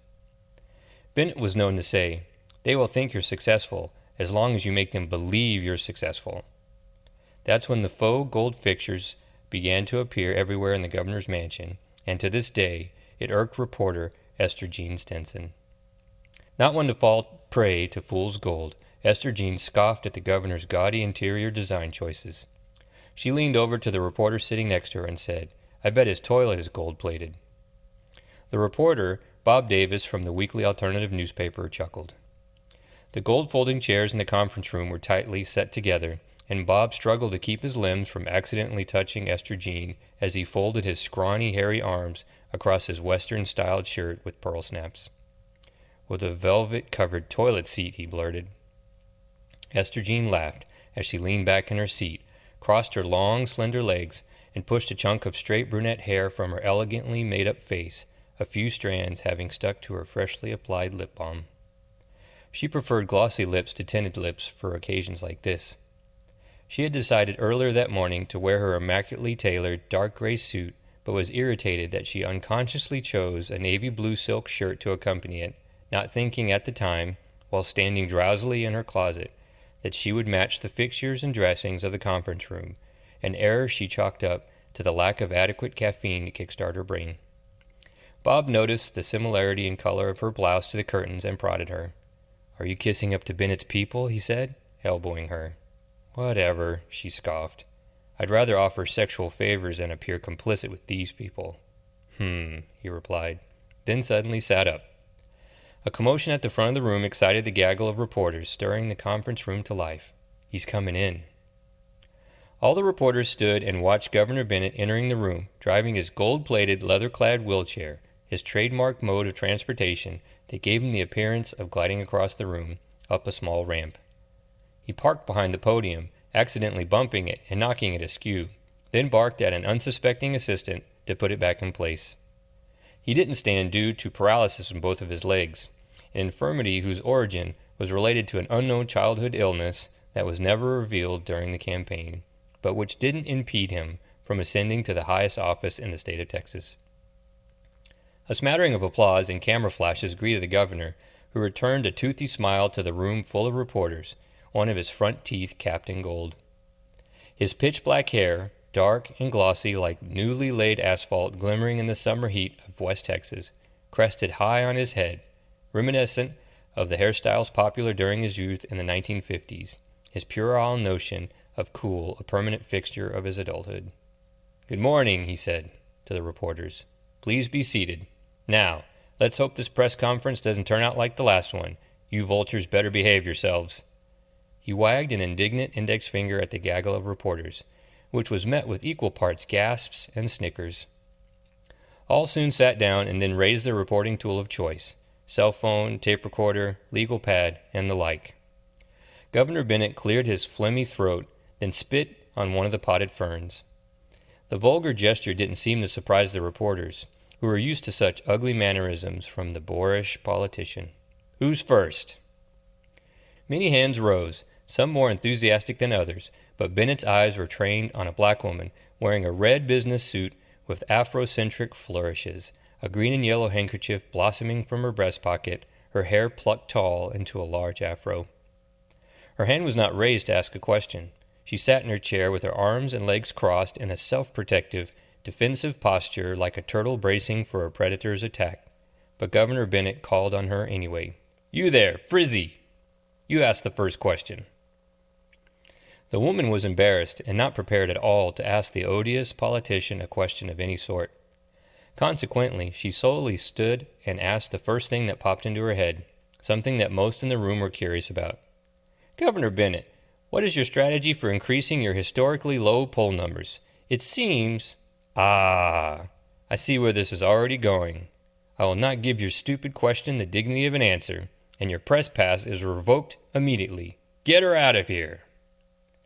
Before the woman could take a seat, she was accosted by a security guard, who tore the lanyard containing the press pass from her neck and unceremoniously escorted her from the conference room, leaving her folding chair empty with the red and yellow handkerchief stranded on the seat cushion. Esther Jean and her cohort Bob looked at each other, both their eyebrows raised in astonishment. "He's like a mob boss," Bob said to Esther Jean. She nodded. "Are you going to ask a question?" she whispered to him. He returned a disgusted look and shook his head, as if she had requested he taste something he already knew to be foul to his palate. Unfortunately for Bob, Governor Bennett called on him, pointing his chubby finger at the unprepared reporter. "You there, pencil neck, you! Got a question? Remember, Frizzy swung for the fence and struck out. 3 strikes for the group and you're all out." Nervous, Bob didn't have a prepared question to ask. Not wanting to be called on in the first place, his presence at the press conference was more an obligation to his employer than an opportunity for notoriety. He stammered as he stood there, causing Governor Bennett's eyes to wander to his compadre, Esther Jean. Pleased with her attractive appearance, then smiling as if recognizing her, he decided to prod her for a question instead. "You there, hotcakes! Do you have a question for me?" Esther Jean was used to the name-calling and was not surprised one bit at the callous manner in which he spoke to her, having covered the governor extensively over the past year, for the prominent city newspaper she worked for.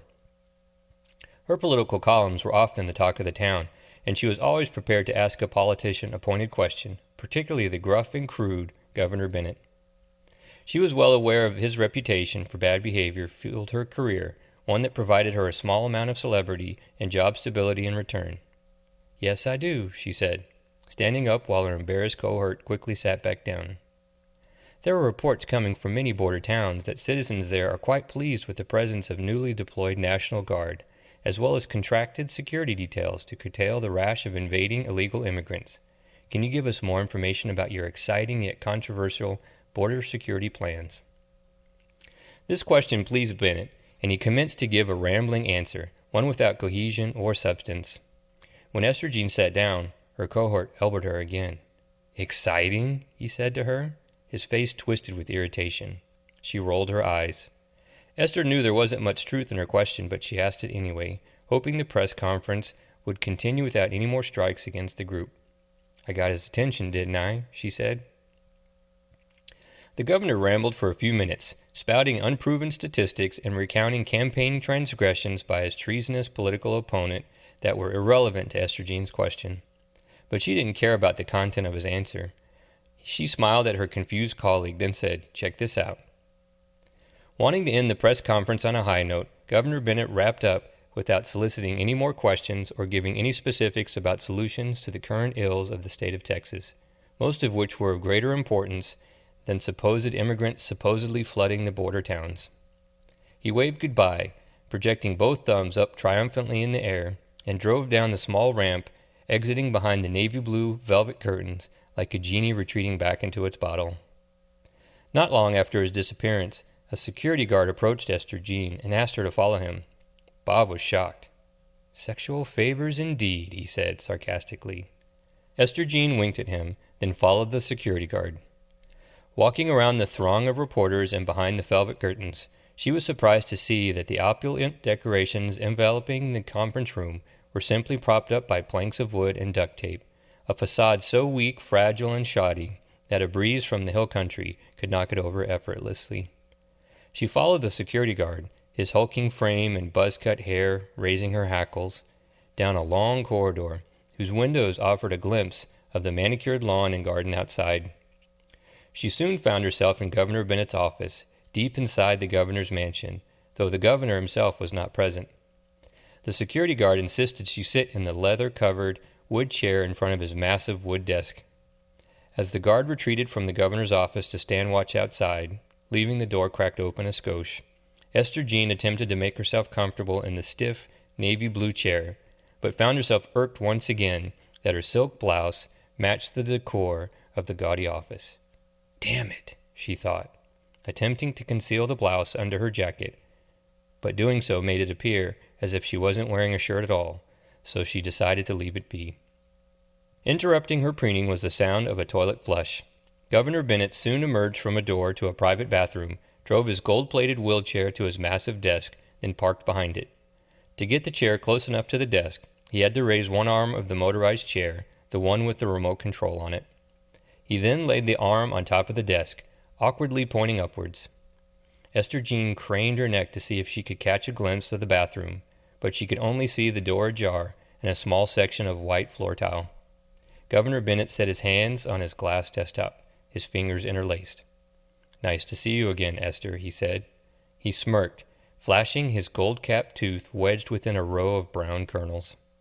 "Likewise, and you can call me Miss Stinson," she said, crossing her legs and setting a notepad on them, ready to jot notes. "Why the formalities? We're friends here, am I right?" he said, leaning back in his wheelchair. "You didn't have to throw Patty out of the news conference," she said, referring to the reporter whom Bennett had called Frizzy, offering him a glimpse of the camaraderie she shared with the other reporters. "What she asked wasn't false. Your poll numbers are low, in the basement, in fact." "Semantics, isn't that what they say?" he said, maneuvering his wheelchair backwards, the jutting arm falling back in place. He then turned it to go around the desk. "My office is doing great things, you know." He drove his wheelchair slowly in circles around Esther Jean and his desk, as if corralling her and the furniture for an attack. "I don't believe your constituents think you're doing great things.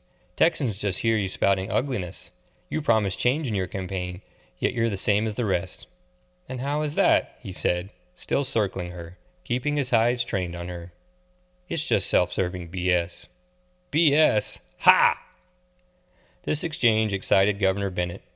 He raced his wheelchair back behind the desk and parked it, lifting the control arm again to get close. He leaned forward, his arms propped on his desktop. "Don't fool yourself, Esther. We are all self-serving. Everyone projects what they want the people around them to believe. Even you, I'm sure." Esther Jean wriggled uncomfortably in her chair, an air of truth in his declaration. She then sat up, jotting notes on her notepad. "What great things are you referring to, then?" she quipped. "You'll see in due time." "What can I do to get you on my side? What can I do to get you on my team?" "What do you mean?" she said, curiously looking up from her notepad. "You know, my father used to say, 'Make your friends a cocktail, but make your enemies 3 cocktails.'" "Excuse me?"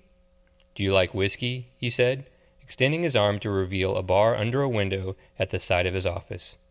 "You know, Austin is a cesspool of progressives and liberals, but where you find liberals, you will also find craft products, and liberals distill a fine whiskey. Would you like to try some?" Esther Jean hesitated. On the one hand, a glass of whiskey sounded very appealing, a nice way to ease the tension. On the other hand, it seemed duplicitous and cloaked in sleaziness. She demurred, to Governor Bennett's displeasure.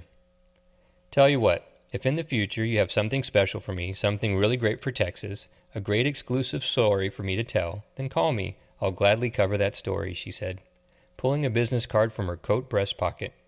She placed the card on the desktop just out of reach of the governor. "All righty then," he said, smirking. "Then I guess we're done here. Anything else I can do for you?" "Can I use the restroom before I go?" she said, standing up and extending her hand for a shake. The skeptical governor did not shake her hand, but did offer her his restroom. She quickly used the palatial facilities, then left his office. The hulking security guard escorted her out of the governor's mansion through the back entrance, then immediately returned to his post inside the office.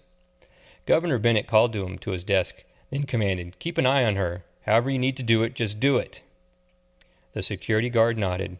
His name was Frank, as it said on a gold name tag pinned to the lapel of his navy blue blazer, and he dutifully did whatever Governor Bennett asked of him.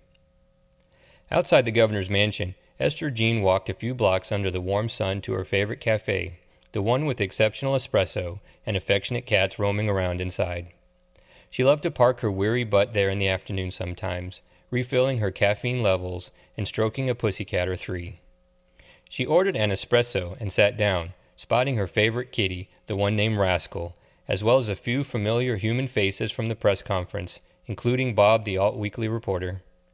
When he saw her, he raced over to her table and took a seat. "Well," he said, excited, "did you get an exclusive?" "No, not yet. Just the usual BS." "Ah," he said, sitting back and sipping his latte. Rascal the kitty hopped on their table and sniffed his latte, then plopped in Esther Jean's lap, making herself a nest to snooze in. "But," she started, then sipped her espresso, "I did go in his royal bathroom." "And," he said, excited again. Her pronouncement had promise. "Gold-plated crapper?" Esther Jean laughed, then said, "No, just a regular crapper, and an unremarkable regular one at that." "Figures, pfft," he scoffed, disappointed. "Are you going back any time soon?"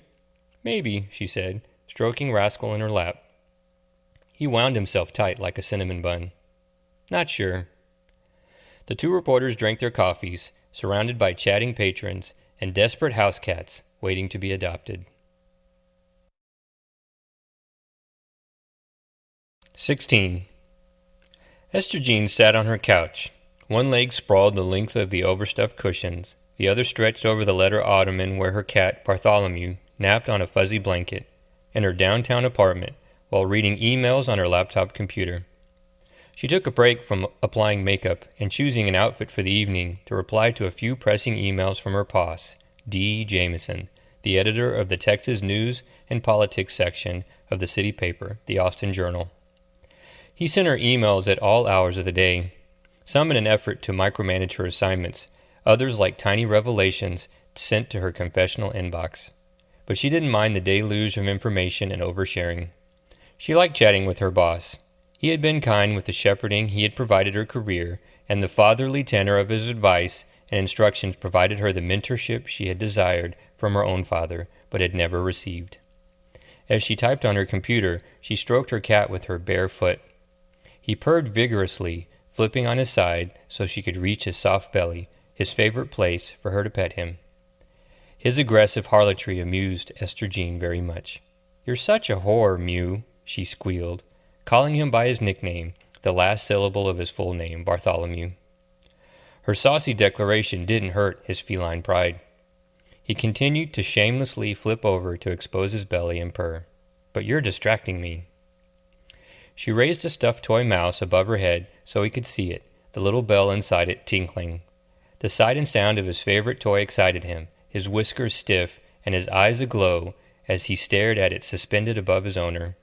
She quickly tossed it across the living room, and he bolted after it, ferociously attacking it, then thrashing it with his hind paws. Esther Jean continued typing her reply to an email from Dee, the editor, the one where he impetuously confessed the financial woes of the city paper and worried for his job, as well as Esther Jean's employment as one of his top reporters. She didn't worry about the city paper's financial future as much as her boss did, mainly because her generation didn't see the impromptu mobility between jobs as a negative thing like his generation did. But she did feel bad that he worried so much about it and offered to help in any way she could. When he pleaded for her to find a juicy story, one whose high profile could help the newspaper's goal to bring in more website clicks and in turn more advertising dollars, she obliged to do her best. Deep down, she really wanted to please her boss because it pleased her that he seemed to care so much about her in the newspaper. He really is a good man, she thought, as she wrapped up her reply, even if he does overdo the micromanaging a bit. She reread her email, clicked the send button, and shut down her computer, setting it on the ottoman. Mew had returned from the assault of his toy and was now on his fuzzy blanket, bathing his nether parts with his tongue. He then glared at the computer. His unabashed contempt for it made Esther Jean laugh. "I live here too, you know," she said to Mew, then headed for the bar surrounding her kitchen, where she had her makeup spread across the counter. She sat on a bar stool, one of the ones she had bought at an upscale boutique that refurbished old furniture into fashionable like-new pieces, and examined her face in the reflection of a round tabletop vanity mirror. She was pleased with her makeup application, particularly around her angular cheekbones, and only touched up her eyeliner, which was a bit sparse. She encircled her eyes with bold black line, then tossed her makeup into a canvas bag. Next to a grouping of framed photographs sat a bottle of Cabernet Sauvignon and her empty wine glass, which she filled halfway with more wine. As she drank the wine, she gazed at the photographs of her parents and sisters, all of whom she hadn't spoken to in person for many years, although she occasionally messaged them on her cell phone or through social media websites. Their smiles in the photos filled Esther Jean with misgivings, for she knew full well that they masked their true feelings about her, which weren't so cheery, particularly the enduring malcontent of her father. When she was a senior in high school, which seemed like a century ago to her, her father had discovered that Esther Jean was not only in a serious relationship with a mischievous boy with a lack of moral standing, but that it was a sexually deviant relationship as well. The sordid discovery decimated the deeply devout Baptist man, and he quickly spurned her, refusing to listen to or rationalize with her. His heart was broken, and their relationship was never the same, eventually turning toxic. She missed her father's presence, the kind way he treated her before he discovered her relationship with her high school lover, and it seemed irreparably damaged. "I know you were disappointed, Daddy," she thought, gazing at the photo of her parents as they were back in the day when Esther Jean was a teenager. "I just wish you would forgive me. I didn't mean to hurt you." She guzzled the rest of her wine, grabbed a small purse, put her cell phone and a lipstick in it, then left her apartment and her cat Mew for a night on the town. One of the things she loved most about her apartment was its close proximity to two things in downtown Austin: the Capitol building complex, which was surrounded by the governor's mansion, as well as dozens upon dozens of government agency buildings, and the entertainment districts, which included the rowdy bars of 6th Street, the gay warehouse district of 4th Street, and the upscale, gentrified Rainey Street. Being so close to work and leisure made signing the lease for the Fifth Street apartment seem like a no-brainer. She could practically walk anywhere she needed to go, both day or night. Why would I not live here? It's perfect, she thought, touring the apartment building at the time with the landlord, a Lebanese man named Ahmad with a sketchy demeanor. And it certainly seemed perfect to her, with just a few tiny imperfections, which she corrected with a smattering of chic furnishings and vibrant wall paint. As she walked down the stairs to leave her building, one of those burdens of living downtown made itself known, the homeless population. At first, the presence around her apartment building was unfortunate but inconsequential. The homeless people rarely bugged her. But as the months of her lease went by, the hostility of the homeless expressed to Esther Jean and the other tenants became more aggressive, and she dreaded walking past one of them in fear that they would accost her. One filthy man, his persistent begging spurned by Esther Jean, yelled and spat on her when she refused to give him $1. From that point forward, seeing him or the other vagrants again made her anxious. She knew that he was probably mentally ill and was on the street most likely because his family couldn't take care of him properly, and there was nowhere else for him to go. The state of Texas had cut back on all mental health services over the last decade in an effort to save money, and there weren't many mental health facilities anymore. Just jails would take them in or set them adrift into vagrancy. Maybe a story about the neglect of the mentally ill by the current administration would make a splash, she thought. Would that bring more website traffic? I'll have to propose it to Dee. So, as she gently stepped down the stairs, the sight of a homeless person crumpled at the bottom of the stairwell, completely covered with a dirty bed comforter and sitting among an array of homeless necessities like a tattered suitcase on wheels, a dingy jug of water, a tall boy of beer, and a trash bag filled with aluminum cans, gave her pause. Would he confront her for money? Worse, would he scream at her? She wasn't sure, but didn't want to find out. She convinced herself to tiptoe quietly. She examined the vagrant and his belongings as she gently glided past him, and was struck by the good condition of the man's athletic shoes. Those sneakers look brand new, she thought, as she raced down the sidewalk toward the bars and nightclubs of 6th Street.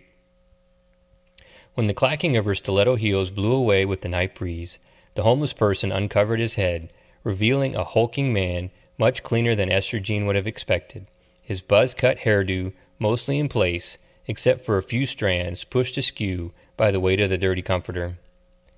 She most certainly would have recognized him, being that he had escorted her to and from the governor's office after the press conference earlier that day. Shit, I better catch up to her, he thought, pulling the comforter around his neck like a cape, leaving his collections of props behind. She runs like a man. The governor's security guard, Frank, disguised as a homeless person, trotted after Esther Jean and followed her from nightclub to nightclub for the rest of the night, gathering surveillance for his boss, Governor Bennett. 17. Concino surprised Rita and Deborah by adding an additional stop on their morning commute to work. When he picked them up at their homes, they both seemed down, a weight on their shoulders that he had never noticed before. Deborah wasn't her normal, cheery self, and Rita, usually gleeful and effusive, with a baked treat for her coworkers in tow, was empty-handed and dour. So rather than pry into their business, he stopped at a donut shop on the way to work and bought all his coworkers a dozen donuts and a dozen kolaches, a sweet surprise that pleased Rita and Deborah when he handed them the boxes in the car. "You just made our morning," Deborah said, patting his shoulder from the back seat. He could see the grin on her face in the rearview mirror. "I meant to bake a pineapple upside-down cake last night, but that boy Malik kept me up late. He was sick as a dog," Rita said, then took a whiff of the freshly baked goods. "Thanks for thinking of us, Concino."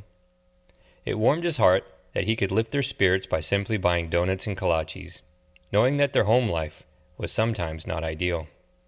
And things at work had not been the same since Brent was caught sleeping on his keyboard, an unfortunate event that caused so many problems, not just for their unit, but for the entire agency. An agency-wide audit began the day after the incident, and their usual daily routine was disrupted. Deborah angrily cursed Brent to his face, which was an additional kerfuffle that added to the uneasiness they all felt at work. The transmission of data to the comptroller, initiated by Brent's drunken nap, was still in progress, rendering the printers in Unit 3 useless for the time being, at least until the agency-wide audit was complete and a remedy was put in place. So, when the carpool group arrived at work, Rita happily placed the donuts and kolaches on the printer table with the sleeping computer peripherals, as if she had baked them herself and brought them to work. As usual, J.D. was already in the office and met Rita at the printer table, ready to pluck a treat from one of the boxes. He danced around her, excited and hungry, just like her grandchildren did in her kitchen when she baked a cake or a pie or muffins. She playfully swatted at her pesky coworker. "Give me room to breathe," she said, chuckling. "Step off." "I just want a donut," J.D. said. "You got any maple ones?" "I don't know. You'll have to look for yourself. I didn't pick 'em. Concino bought 'em." He peered around at Concino, only to discover his quiescent coworker already munching on a glazed donut while sitting at his desk. He wasn't entering data into his computer. No one could perform their work. It afforded him the opportunity to eat his breakfast at his desk without having to type with his other hand.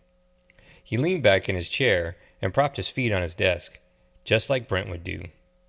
"Who do you think you are, the boss?" J.D. said, sarcastically.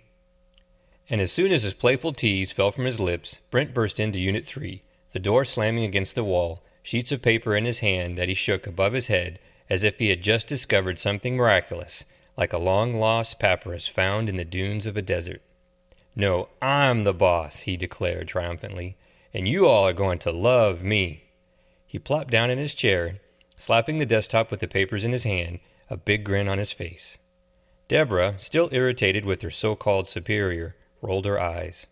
"Doubt it," she scoffed, setting her purse on her desk, then partaking from the treats on the printer table. "What do you have, a treasure map?" "Even better," he said, leaning back in his squeaky office chair, placing his hands behind his head as if lounging in a hammock. "Are those donuts?" "Yes," Rita replied. "Concino bought them for us." Brent quickly scavenged for a donut of his preference, but decided on a kolache instead, the kind stuffed with processed cheese and jalapenos, and were guaranteed to give their consumer vicious flatulence. After returning to his desk and scarfing down his kolache, he wiped his mouth with his sleeve, then said, "This here, on my desk, in the presence of all of you, my employees, my coworkers, mis compadres, is the application for—" He hesitated for dramatic effect, which, of course, irritated Deborah to no end. "Get on with it, man," she barked. "The State Employees Cost Savings Suggestion Program," he said, grinning at his coworkers. They were shocked, to say the least, not knowing if he was joking or insane, either of which was plausible to them. "With a reward of $10,000. Ha!" Rita was skeptical. She sat behind her desk eating a chocolate eclair, some of the creamy filling oozing out the crack in the side of it, making a mess in her lap. Her curious skepticism distracted her from the dripping disaster. "What you talking about, Mr. Baker? You have an idea good enough to win the prize?" "Yup," he said, scribbling on the paper application. As he wrote, he said, "Deborah, do you remember that key combination from the other day?" "What key combination?" she said, finishing her donut, contemplating selecting another like the one Rita was enjoying. "The combination that caused this mess." "What mess?" she said, baffled. Brent stopped scribbling, realizing that he wasn't communicating effectively with his employees.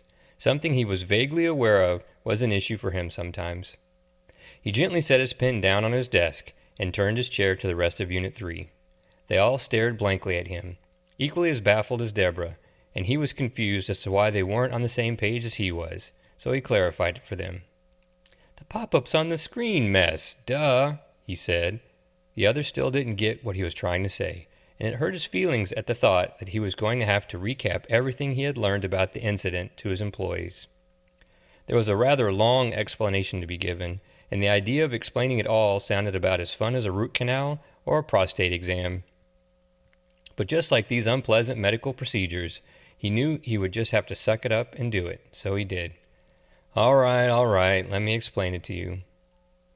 The others gathered around the supervisor, huddled with the donuts and kolaches in their hands, listening to Brent retell the night he hung out with his bandmates and how his bass player, Chip, planted the seed of excitement in his mind about how the simple mistake of sleeping on his computer keyboard could possibly save the state of Texas millions of dollars. So he went to the big boss as soon as he could to see if what Jip said possibly could be true. At first, the big boss was skeptical, only seeing the problems right in front of him that were challenging the agency. Applications not printing, printed applications not being verified, verified applications not being mailed, received applications at the comptroller not being re-entered, and unemployment benefit checks for suffering Texans not being mailed.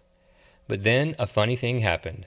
A colleague at the comptroller informed the big boss that the transmission of data from the Texas Department of Unemployment and Benefits initiated a process on their end that triggered the printing of checks, completely bypassing all their manual procedures. It seemed too good to be true that this unexpected catastrophe had a silver lining, a gold lining even. And what could that be? Deborah said. Yes, what is it? Rita chimed in. Brent continued. Subsequent calls from the big boss to his colleagues unearthed the problem. Would bypassing all these manual processes put hundreds, maybe thousands of employees out of work? It seemed that might be the case, but further analysis proved that many of these employees, the full-timers, could be retrained to input more applications at TDUB, increasing efficiency and speed on the data entry side, and that many of the validation and mailroom employees were unnecessary contractors that the agency could release, saving TDUB millions of dollars in labor expenses, hence a gold lining. As you can now see, we got ourselves a cost-savings winner, Brent said, clapping self-congratulatorily. The others were stunned. It just didn't seem possible that something amazing and potentially award-winning like that would come out of their humble data entry unit. Holy shit, Deborah said, confounded. My Lord, sweet Jesus, Rita said, clasping her hands together and gazing above her at the dingy white tiles in the ceiling. Do you see this, Reggie? It's a miracle! Tell your sweet mama that we struck gold today. Not able to contain his excitement, J.D. slapped Conchino on the back, which caught his humongous coworker off guard. He immediately glared at J.D. before realizing that the slap was congratulatory, not hostile in any way.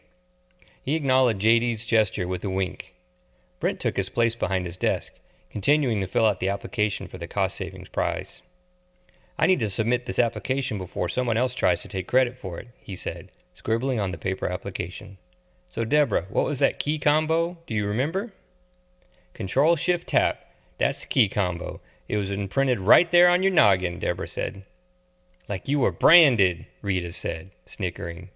You got that, Deborah squawked. The dark cloud over Unit 3 lifted, and it pleased Conchino to see his motherly coworkers, who were so down in the dumps earlier that morning, back to their normal, jovial selves. With the prospect of a nice payout in the foreseeable future to be shared by the group, the spirits of Unit 3 were noticeably higher than earlier in the day. Funny how things happened, Conchino thought, but he didn't share his thought with the others. He preferred to let his actions speak for him, so he slapped J.D. on the back and gave him a fist bump, then hugged Deborah and Rita by wrapping his long arms around both of them. They enjoyed the rare display of emotion from stoic Conchino. But Deborah then unexpectedly realized something, and she just had to speak her mind. So she walked over to Brent's desk, her fists firmly planted in her hips, then said, That was the key combination, but you don't know why it did what it did. Brent looked up at her, perplexed. So, he said, then returned to filling out the application. I'm certain they'll want more details than just press Control-Shift-Tab in tapes, don't you think? I guess, he said, unfazed by her inquisition. You and I can figure that out later. It doesn't ask for step-by-step directions here in the application for the prize. It just asks for a brief summary of the cost-saving suggestion. This explanation seemed plausible to her, since Brent was well versed in the intricate bureaucratic procedures of state government, so she decided not to worry about it any further. Great, she said, going back to her desk. Let me know when you want to figure it out. I will, he said, finishing the application. So, what do we do while all these message boxes keep popping up on the screens? Rita said, opening a window to the outside world and letting the warm morning breeze slither into the office space. We can't do our work still. Just keep your butts in your seats and man those desks. I'm going to run this up to the big boss so he can sign it. And with that, Brent was out the door and on his way upstairs to see the big boss. He had already confirmed to Brent that he would sign the application for the state employees' cost-saving suggestion program. Brent just needed to fill it out and bring it to him, so that's what he did. The others in Unit 3 stayed behind, sitting in their seats and enjoying their peaceful morning without much work to do. After eating all the donuts and kolaches, their bodies were experiencing a widespread sugar crash. Conchino laid his head on his desk. J.D. contemplated writing his parents a letter on agency stationery, explaining the fortunate turn of events that had come to pass for Unit 3. But the thought of handwriting a letter wore him out. Plus, the lethargic effects of the sugar crash made doing anything seem downright criminal. So he, too, laid his head on his desk. Deborah and Rita continued to chat. "You going to pay off that title loan with your portion?" Rita said to her friend. "You know it, sister," Deborah replied. "Quicker than a jackrabbit in heat." "Amen." "What about you?" Deborah said, smoothing her nails with a nail file she had stowed in a desk drawer. "You never did say what you would buy if we won that $10,000 prize." Rita thought about this for a moment and realized that, although she had high hopes for winning that prize, the idea of actually winning it never seemed possible. But now that it did seem in the realm of possibility, she didn't know what to make of it. "What would I buy myself?" she thought. "There's so much I want to do." "Tell you what," Rita said, leaning back in her seat, gazing out the window at the baby blue, cloudless sky. "If we do win that prize, then I'll let you know. I don't want to jinx it." Deborah laughed and continued to file her fingernails. She debated about filing her toenails as well, before concluding that that would be a little too much for the office. She didn't want to gross out her coworkers with her yellow toenails. "I can't wait for you to tell me," she said, then traded her nail file for a fashion magazine that she had been saving for a peaceful morning, just like that one. 18. Rita sat at her kitchen table with an assortment of scratch-off and lottery tickets spread out across the patchwork tablecloth, one her mother had sewn decades ago for a family reunion, stains from many dinners over the years connecting the patches. She ate dinner with 11 of her 13 grandchildren until they were all full. The two missing, Aaliyah and Destiny, would be over later with their mother, Janice, who was enjoying a rare night off from work. Janice took her children to Walmart for new shoes that they desperately needed, and said she'd drop by after they were done shopping to eat dinner. Rita wasn't worried, though. She baked a whole chicken, mashed a whole bag of potatoes, and steamed a pound of green beans, so there was plenty to eat. She also wanted to bake a pineapple upside-down cake for her coworkers, like she had promised. After the grandkids were done eating and helped clean up the table and kitchen, Rita insisted they help her clean up, even though they complained incessantly, since they didn't do that at their own homes. Rita enjoyed organizing her lottery tickets at the table by herself, although her house was not a peaceful place, since her grandkids rampaged through the hallways and various rooms, enjoying free reign of the entire house. She grouped the lottery tickets into distinct groups, some newly purchased, some small-time winners yet to be claimed, some to submit to second-chance drawings, and some that appeared to be losers, but she wanted to check a second time, just in case. And like a Vegas card dealer, she fanned them out across the table with aplomb and skill. It was an impressive array of time and investment, and their bright, playful graphics and logos instilled an exciting hopefulness inside her that was inexplicable yet powerful. The prospect of Brent's keyboard blunder winning the coworkers of Unit 3 the $10,000 prize was nice, very nice in fact, but the thought of her actually winning a larger prize for Unit 3 was even nicer. She hoped to win a large jackpot someday and daydreamed about helping her coworkers as well as her children, even though she wished that her kids could eventually be self-sufficient. She witnessed their struggle firsthand and knew full well that it was hard to pull yourself up by your bootstraps when you couldn't afford the boots to wear in the first place. She didn't dwell on the fate of her grown children for too long. She had work to do, sorting her lottery tickets and being available for her grandkids if needed. Mostly they played amongst themselves, affording Rita the time to sit at her kitchen table alone. She could hear them in her house as they played their games. Some played tag, others teased each other, and a few even read books out loud. This pleased her the most, the ones who read books.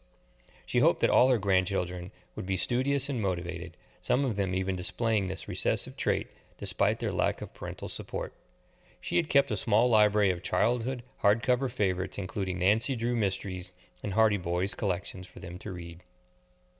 But one of her grandchildren was quite irascible and mischievous, causing her much trouble and consternation, that boy Malik. He had developed a taste for rebelliousness and enjoyed the attention he received from acting out. Rita knew it must have been frustrating for the grandchildren to compete for her affection, being that there were just so many of them, but causing her unnecessary trouble was just not the best way to garner her favor. Even so, Malik persisted.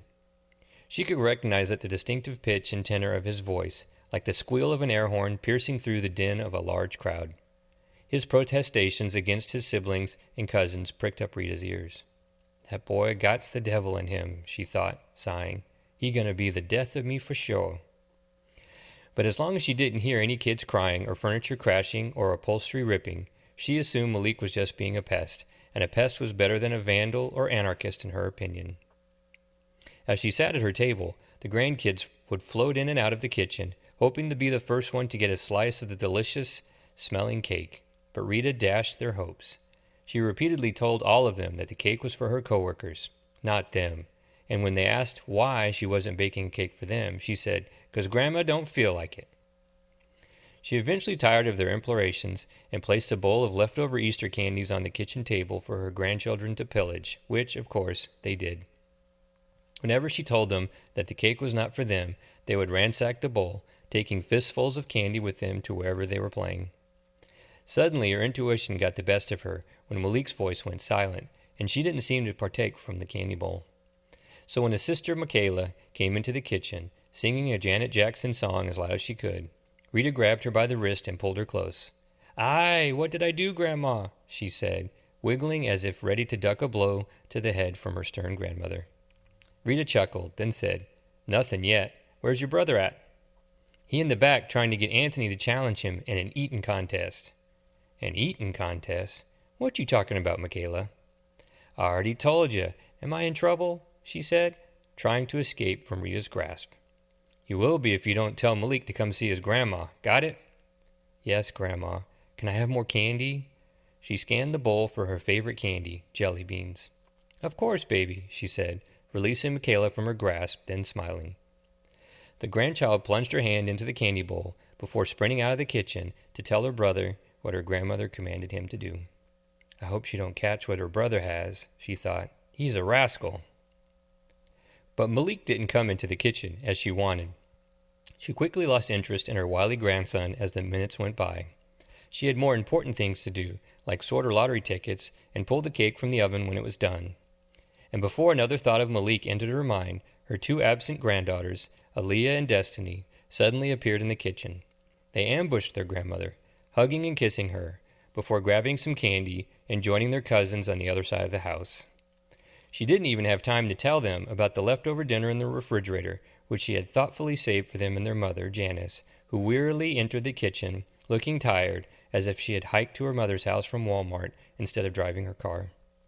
She plopped in a chair at the kitchen table, exasperated and panting. Rita was surprised at her daughter's distress.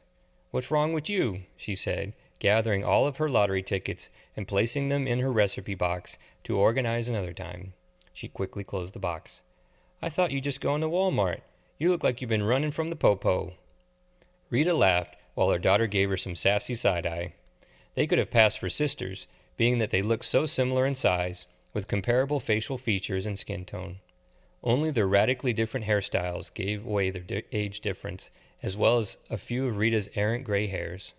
"Real funny, Mama," she said, rolling her eyes. "Any dinner left over?" "Of course, my dear, in the fridge."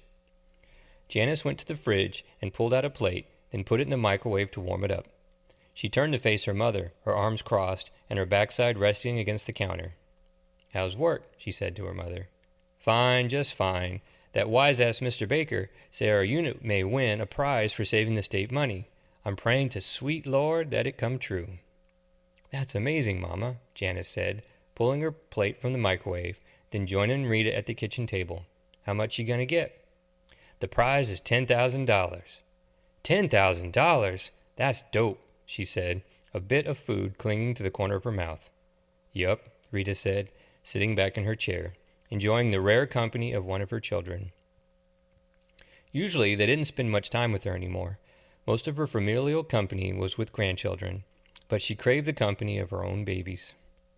"I'm glad you're here tonight."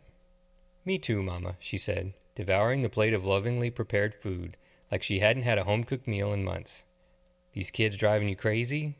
Nah, she said, then paused, rubbing her chin with her hand, contemplating a delicate method to inform Janice of an indiscretion, since she knew her children regularly spoke to each other through social media.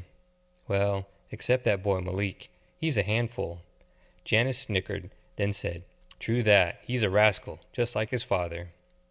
They both laughed, enjoying a moment of solidarity. Speaking of Malik, can you go check on him? I haven't heard him for a bit. Can you do that for your mama? Sure, Mama, she said, shoveling the last bit of dinner into her mouth, then setting her plate in the sink before heading to the other side of the house, looking for Malik. When the other children discovered the presence of their aunt, they cheered and called her name, hoping to get a small amount of attention from an elder relative. This pleased Rita, but she didn't get to enjoy it for long, as the children's cheers quickly turned shrill as Janice called out her nephew's name. Malik! She screamed, then stomped back into the kitchen, her nephew's limp body in her arms. Something's wrong, Mama! Rita didn't know what to make of the unfortunate turn of events, but, having been through many misfortunes before with her children and other grandchildren, she instinctively ordered Janice to take the boy out to her car. Let me find my purse and I'll be right there, she commanded. Janice complied and carried her nephew outside. Rita frantically went to the living room to find her purse. All of her grandchildren swarmed her, teary and desperate, pulling on her skirt and asking for consolation. She was both flustered and concerned, but the sensory overload from 12 worried children didn't help matters. She consoled them, telling them their cousin was going to be all right, then pulled the one she thought was the oldest, Kiara, close to her and said, Girl, make sure your cousins be good, and tell them to act right, or they going to get when I get back. You hear me? Yes, Grandma, she said, filled with pride that her grandmother trusted her to be the responsible one from the ornery group of kids. We have to take Malik to the emergency room. Is he going to be all right, Grandma? I don't know, child. I gots to go. Rita waddled out of the house, locked the front door behind her, then careened through the front yard to Janice's car, which sat idling at the curb. She crawled into the back seat, where her grandson laid, pink vomit stained around his mouth and nostrils. She nuzzled next to him, then commanded Janice to drive to the emergency room, the one around the corner that was open 24 hours. Janice floored the accelerator, driving erratically through the dark streets of the sleepy urban neighborhood. She tried to look at her mother in the rearview mirror while she drove, but she couldn't see much. It was just too dark back there, and the street lights were bright and distracting, shining through the tinted windows of her car. Is he all right? She said, worried. I don't know. He breathing, though. Keep driving. Rita lifted Malik's head and examined his face, wiping his mouth clean. He sniveled. One of the other kids say he ate something, like soap or something. Soap? Why would he eat soap? That makes no sense. That's what they say. While Rita looked at her grandson, memories of many calamities long since forgotten flooded her mind. There was the time her son, Reggie Jr., at 9 years of age, stole a six-pack of his father's beer and drank it all as quickly as he could in the treehouse, then commenced to vomit for an hour in the bathtub. Or the time her daughter, Patty, at 15 years of age, contracted a pubic lice from the quarterback of the high school football team and cried for a week from humiliation of having to shave off all her pubic hair in the presence of her mother. Or the time this daughter, Janice, at 10 years of age, snuck out of the house late at night to commit an act of vandalism with her friends, only to get caught by the police soon after throwing eggs at a neighbor's house. Malika Jackson for sure, she thought, as she held him. Oh, Lord, please see him through. Janice parked in the front of the emergency room and ran around the car to help her mother carry Malik. Inside, the waiting room was empty, the large room serenaded by a flat-screen TV turned to a Telemundo telenova, suspended from the ceiling in the far corner. A nurse peacefully sitting behind a reception desk quickly jumped up from her seat and met them in the front of the desk with a wheelchair, helping them sit Malik down. What happened? She said, skipping all formalities. We think he ate soap or something, Janice said. Follow me back, the nurse said, but one of you stay here to fill out paperwork. Rita offered to stay up front while Janice followed the nurse through the secured door, pushing Malik back to where he could receive medical care. Rita found herself alone in the waiting room, looking over at the TV, Spanish-speaking actors embracing each other to kiss on the screen. She lifted her purse and rifled through it for her wallet, knowing she was going to need her identification card and medical insurance cards. She was soon greeted by a different nurse, a young Latina with hair cut in a bob of jet black and a name tag on a floral pattern medical shirt that said Lorena. She clicked a remote to mute the TV. The show she had peacefully been watching was too boisterous for dealing with clients and patients. She set a clipboard on the counter, a stack of papers and a ballpoint pen under the clip, and pushed it to poor Rita. "Please fill these out, then bring it back to me." "Coffee?" she said. Matter-of-factly. "That would be nice, black coffee," Rita said, then found a vinyl chair to sit in. She flipped through the ream of paper. A heavy sigh escaped from her lips. "This is going to take an hour," she thought. "Damn." She began filling out the forms when Lorena returned with a hot cup of coffee. She smiled as she held it out to Rita. "Is that your son in there?" Lorena said. Rita took the cup of coffee, chuckling. "Oh, sweet Lord, no. That one of my grandchildren. His name is Malik. He's on my naughty list." "I'm sorry to hear that," Lorena said, standing up. Rita grabbed her arm to keep her from walking away. "Do you take my insurance? I'm a state employee," she said, handing Lorena her medical insurance cards. "Is your grandson on your policy? Because grandchildren usually are not covered, unless you are the ward of the child. Are you the ward?" Rita paused, knowing Malik wasn't on her policy, and also knowing that she wasn't the legal guardian of any of her grandchildren. "No, I'm just a grandmother." "I see," Lorena said, placing her hand on Rita's hand. "Then you'll have to pay cash or pay with a credit card." "Pay?" Rita blurted.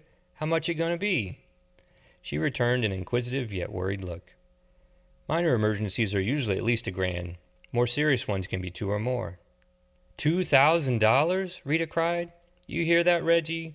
She looked up at the ceiling, hoping to see her kind husband's face gazing back at her. All she saw was a white ceiling with one of the ceiling tiles stained brown from a leak in the roof. She was inconsolable. "No worries. Our finance department can work with you. We'll make it right," she said, patting Rita on the shoulder, then returning to the reception desk. She lifted the remote, clicking the TV's volume to its previous level. Rita began filling out the paperwork, not knowing how she was going to pay for Malik's care, or what she was going to say to Malik's father, Michael, about what had transpired under her watch. She still didn't know for sure what had happened to her grandson, and was too consumed with knowing that she would receive a bill in the mail from the emergency room for what could be $1,000 or more, a very unfortunate turn of events for her. As she filled out the paperwork, Lorena sat behind her desk, filing her nails and watching her telenovela. "If you need more coffee, let me know. I'll be glad to get you some." "Thank you," Rita said. Then she began to cry.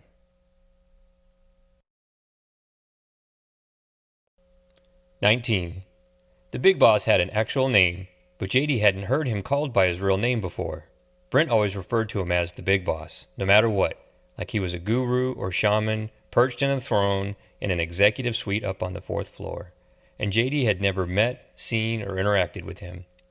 So, when the 4 data entry clerks in Unit 3 received an important email from Ted Schneiderman, JD didn't know who he was. "Who is Ted Schneiderman?" JD said, turning around to Rita and Deborah. "And why does he want to talk to us?" "What you talking about?" Rita said. "Mr. Schneiderman don't want to talk to us. He never come down here." "Read the email. You were CC'd." Rita opened her dormant email program, read the email, then said, "Well, I'll be." "Maybe we're all getting fired," Deborah squawked. "Finally," Rita said, snickering. "I'm getting tired of coming downtown every day. I need to retire and drink some lemonade on my front porch, kicking my feet up." "Amen, sister," Deborah sang. JD wasn't satisfied with their silly exchange, mainly because he wasn't ready to retire from work. He was just too young. He looked over at Concino, hoping to get some kind of explanation about why Mr. Schneiderman wanted to come down and speak with him, but Concino wouldn't give him one, which frustrated JD. He knew Concino could talk. Deborah and Rita had confirmed as much to him, and it hurt his feelings that his giant coworker chose not to communicate in a meaningful way with him, not even through text messaging. All he ever did in JD's presence was shrug his shoulders or chuckle to himself, or any number of a variety of nonverbal tics and mannerisms. It was maddening to poor JD. "I'll get him to talk to me one day," he thought. "Someday." So, when Brent finally came down into Unit 3, JD immediately accosted him for an explanation concerning the email from Mr. Schneiderman. "The big boss is coming down here?" he said, pleased. "He must want to make an announcement in person." "What announcement?"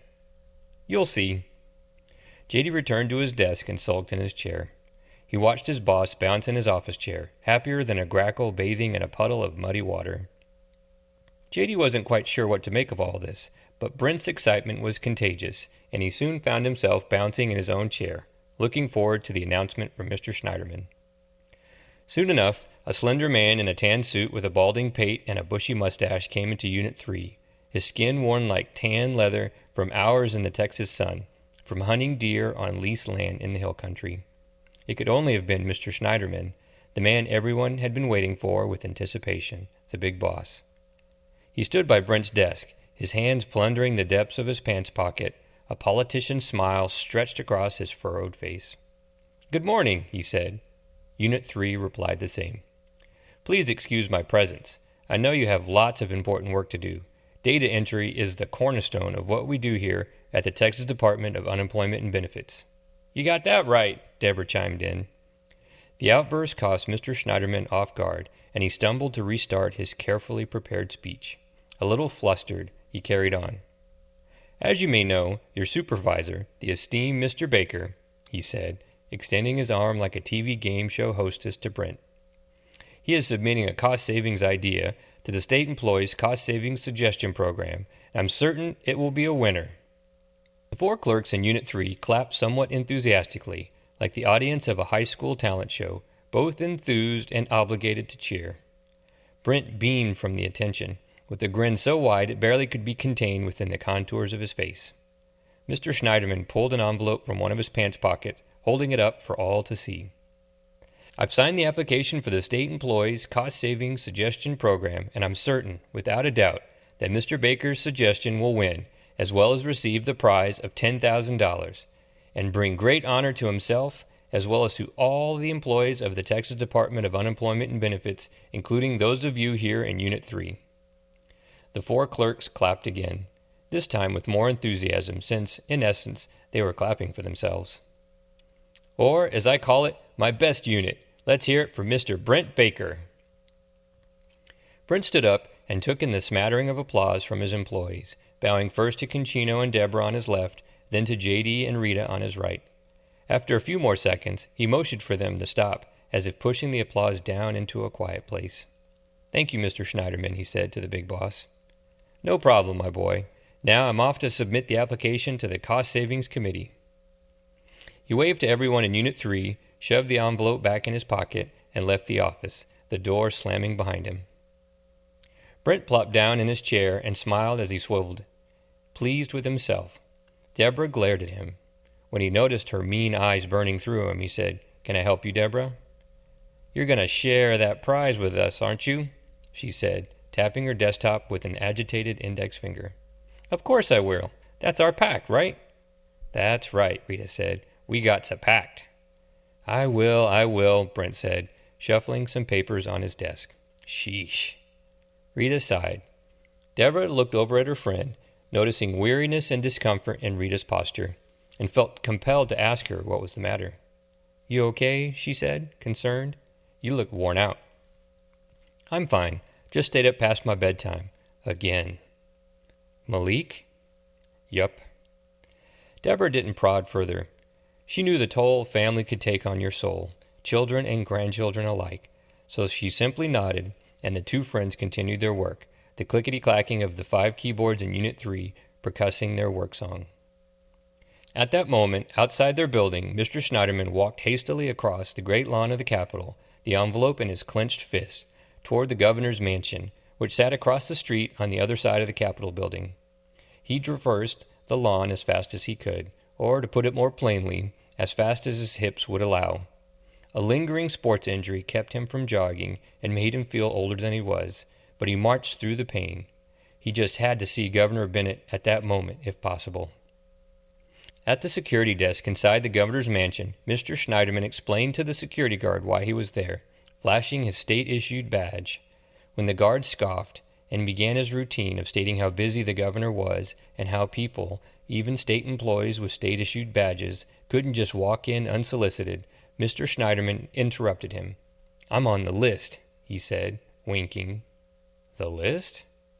Yes, the list, he said, winking again. He leaned closer. The security guard rolled his eyes, then grabbed a clipboard from the shelf behind him and scanned through the pages, flipping through sheet after sheet, looking for Mr. Schneiderman's name. Finding something, he picked up the phone to make a call. When the person on the other end confirmed his request, the security guard hung up the phone. Someone will come escort you shortly to Governor's office. Thank you, Mr. Schneiderman said, looking around the small lobby decorated in navy blue and gold and ferns. He decided to take a seat on a leather settee, but before his butt hit the seat cushion, Frank the security guard opened a secured door and waved him over. Startled, Mr. Schneiderman stumbled to regain his footing, then followed him through the door. Frank didn't speak to Mr. Schneiderman as they walked down a long corridor, whose windows offered the loyal bureaucrat, who rarely spent time in the governor's mansion, a glimpse at the manicured lawn and garden outside, toward the governor's office. Once inside the palatial suite, Frank the security guard motioned for Mr. Schneiderman to take a seat, which he dutifully did. Frank returned to his post outside the door, keeping it cracked open a bit, leaving Mr. Schneiderman to himself. He gathered at the large oak desk, its presence in the middle of the grand office like an anchored battleship in a small port. He was admiring the desk and wondering how one similar to it would look in his own office when Governor Bennett disturbed the tranquility of his daydream. The governor drove his gold-plated wheelchair from the private bathroom to his place behind his desk, a short length of toilet paper slithering from the base of the wheelchair as he drove. "Well, look who we have here," Bennett called out. "It's our friendly neighborhood Schneiderman." Mr. Schneiderman squirmed in his seat, a little uncomfortable with the Spider-Man reference that the uncouth governor seemed to be enamored with. After all, it wasn't the first time Bennett called out this Marvel Comics motto for the popular superhero to poor Mr. Schneiderman, who chuckled and thought, the things you have to do these days to get ahead. But Schneiderman knew better than to complain. "Good morning, Governor," he said, forcing a smile. "Same to you, Schneidi. How's the wife?" "Good. She's good." "And the kiddo? Is he still busting your balls?" "Well," Schneiderman paused, thinking of a diplomatic way to reply. "I don't have any kids, sir." Bennett laughed it off, chopping it up to a minor transgression. That's right. No worries. What can I do for you on this fine day?" Schneiderman pulled the envelope with the application for the state employees' cost-saving suggestion program from a pocket inside his tan suit jacket and placed it on the desk for Governor Bennett, who picked it up and opened it, reading the piece of paper inside. "This might interest you," Schneiderman said, smirking. Bennett immediately tossed the application and envelope on his desk, then set his hands in his lap, his fingers interlaced. "There are too many words for me to read on this piece of paper, and I'm a very busy man, so give me your pitch." "My pitch?" Schneiderman said, confused. "Yes, think of it like a movie producer and give me a 30-second pitch like this will be the grandest movie of all time," he said, his hand setting a cinematic scene in the air above his head. "Go!" Schneiderman sat up, mulling over what to say and how to say it, not prepared to give the governor a pitch to an imaginary movie, but he did his best.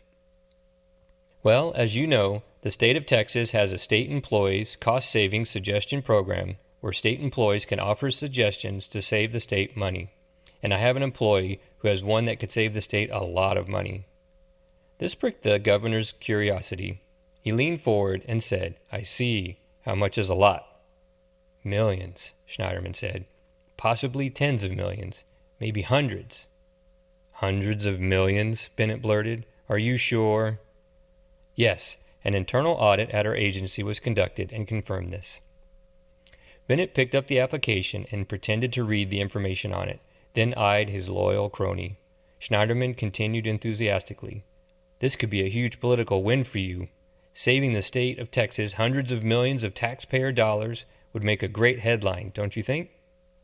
"Yes," Bennett confirmed, rubbing his dimpled chin. "Yes, it would be fabulous for my poll numbers." Schneiderman gleefully continued. "And since you appointed the members of the committee who select the cost-saving suggestion, I'm sure you could suggest to them who the winner this year should be." "Yes," Bennett hissed. "I could do that, Schneidi. I could!" Schneiderman sat there, pleased with himself.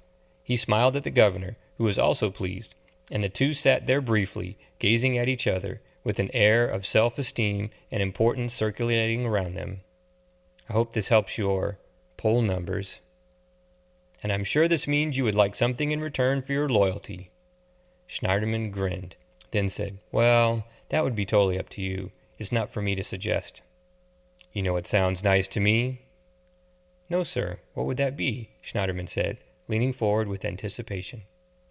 Commissioner Schneiderman. Do you like the sound of that? Oh, yes, sir. Most definitely, Schneiderman beamed. There's an opening for a commissioner over at the Railroad Commission. Thank you, sir, Schneiderman said, popping up from his seat, extending his hand to Governor Bennett for a shake, but Bennett didn't shake it. Germs, he simply said to Schneiderman, wincing. That's fine, Schneiderman replied, putting his hands in his pockets. Have a good day, Bennett said. My security guard will see you out. Schneiderman bowed to Governor Bennett and quickly left his office, the door closing behind him. Alone, Bennett opened a drawer to his desk and rifled through it, looking for something. He soon found what he was looking for, a business card with a reporter's name on it, Esther Jean Stinson. A naughty smile slid across his face as he thought of the svelte, beautiful reporter, and he knew his phone call to the city newspaper reporter would be unexpected and intriguing. So, he dialed the phone number on the business card. Esther Jean answered. Governor, she said. I have a great exclusive story just for you, he said. Interested? 20. Brent didn't ask J.D. to lunch for the first time in a while, and J.D. found that he didn't quite know what to do with himself. He hadn't packed his lunch that morning, figuring he'd accompany Brent to a bar or pub or cafe that served beer, their usual lunchtime routine. So while Deborah, Rita, and Conchino were gathering the lunches to go outside by the Vietnam Veterans Memorial, J.D. sulked at his desk. Deborah eventually noticed his despair. You meeting Mr. Baker for lunch? She said, logging out from her computer, then picking up her purse. No, he said he had something important to do, and I didn't bring my lunch today, he grumbled. He reached for a brown box with shipping labels on it that had been sitting on his desk, then placed it on his lap. I do have some pecan snacks for my folks, though. It came in the mail yesterday. I guess I'll just eat them for lunch. Surprised, Rita stood next to J.D., then said, You can't eat pecan snacks for lunch, but if you share them with me, then I'll share my chicken salad with you. Deal? J.D. was caught off guard by Rita's unsolicited act of charity. He looked at Deborah and Conchino, both of whom seemed to agree with Rita, as they stood there waiting for him to respond. Conchino even nodded his head, as if to say, Come on, homie. J.D. jumped at the chance, wedging the box from his parents under his right arm, ready to join them for lunch. Deal, he said, beaming. I love chicken salad. Rita cackled, then said, Who doesn't love my chicken salad? They walked out of Unit 3 together. Outside, behind their building, they found a spot near the Vietnam Veterans Memorial, and all 4 coworkers sat in a shady place in the grass. The lawn was so lush and soft that they didn't even need a picnic blanket. They sat in a loose circle, all their lunch items in the middle. Deborah, Rita, and Conchino unpacked their lunches, while J.D. flipped open a pocket knife from his pants pocket, a buck knife he got for a Christmas gift from his grandfather many years earlier, then surgically sliced the packing tape apart. He opened the top of the box to reveal a large stash of pecan desserts from his parents all the way from Brady, Texas. Roasted and salted pecans, pecan rolls, pecan logs, pecan pralines, and a number of other treats made or topped with pecans. He marveled at his fortune. Rita did too. Save me one of them pecan logs, will you? She said, handing J.D. half of her chicken salad sandwich. Those are my favorite. Some potato chips for a pecan praline, Deborah said, offering J.D. some of her chips. Okay, he said, trading with her. Deborah gleefully placed her treasure on her lap. Conchino, curious if he could get in on this deal, raised his lunch to J.D., offering a bit of what he had in the bento box his mother had prepared for him earlier that day. J.D. looked at the bento box, puzzled with the balls of rice inside, exquisitely decorated with sesame seeds, splinters of carrots, and carved cucumber to look like a small animal. The rice looks like a bunny rabbit, J.D. thought. He had never seen food fashioned into bite-sized pieces like miniature sculptures before. He didn't know what to make of it. Concino offered again, but didn't say anything, of course. Deborah decided to translate for Concino. "It's a bento box. His mother made it. He wants to trade with you." "What is it?" JD said, skeptically. "Rice balls with vegetables," she said. "Rice balls?" JD examined the bento box some more and concluded that if Concino's mother had made it, then there was a pretty good chance that it was delicious. He approved of the trade. "Sure, I'll try one." He pinched a rice ball and sniffed it, while Concino excavated in the box for a pecan snack of his liking. Finding a cinnamon bun topped with pecan pieces, he gladly traded a rice ball for some dessert. But rather than eat his lunch first, he devoured the cinnamon bun. JD watched him eat it, pleased with their trade. And then, out of nowhere, the unspeakable happened. Concino said. "That's good." JD's eyes widened, as if he had seen a ghost or some other frightening apparition. Seeing his shock, Rita burst out in laughter, slapping her knee, her head flying back as she bellowed to the sky, her hands over her stomach. She laughed so hard that Deborah laughed too. Concino sheepishly smirked with his mouth full of food. "See, he talks," Rita said, snickering some more. "It took a dessert to make him do it." "Well, I'll be," JD said, smacking his forehead. "I never thought I'd see the day." Concino's smirk morphed into a grin as he finished the cinnamon bun, licking his fingers and wiping the crumbs from his lap. "I talk when I feel like it," he said, his voice low in volume, barely audible. This made JD smile from the satisfaction of knowing he had witnessed something special, like a bird watcher spotting a rare, reclusive warbler. And as he munched on his chicken salad sandwich, Rita spotted a letter within the box between the snacks. She pointed to it. "You get a letter, JD?" she said. Curious, JD pulled the letter from the box and quickly read it, then folded it back up, placing it back where it was. "Yeah," he said, eating some more of his sandwich. "Everything all right with your folks?" she said. "Their business isn't doing so good. They really want me to go home." "Go home," she said, spitting out bits of bread and chicken salad. "You can't go home. You're part of our team." "I don't want to go home," he sulked. "I just feel bad, that's all." Rita patted his shoulder. "You're a good boy, JD. You know that?" This made him smile a bit. It had been a while since he was praised for being himself, and it pleased him to hear her say it out loud.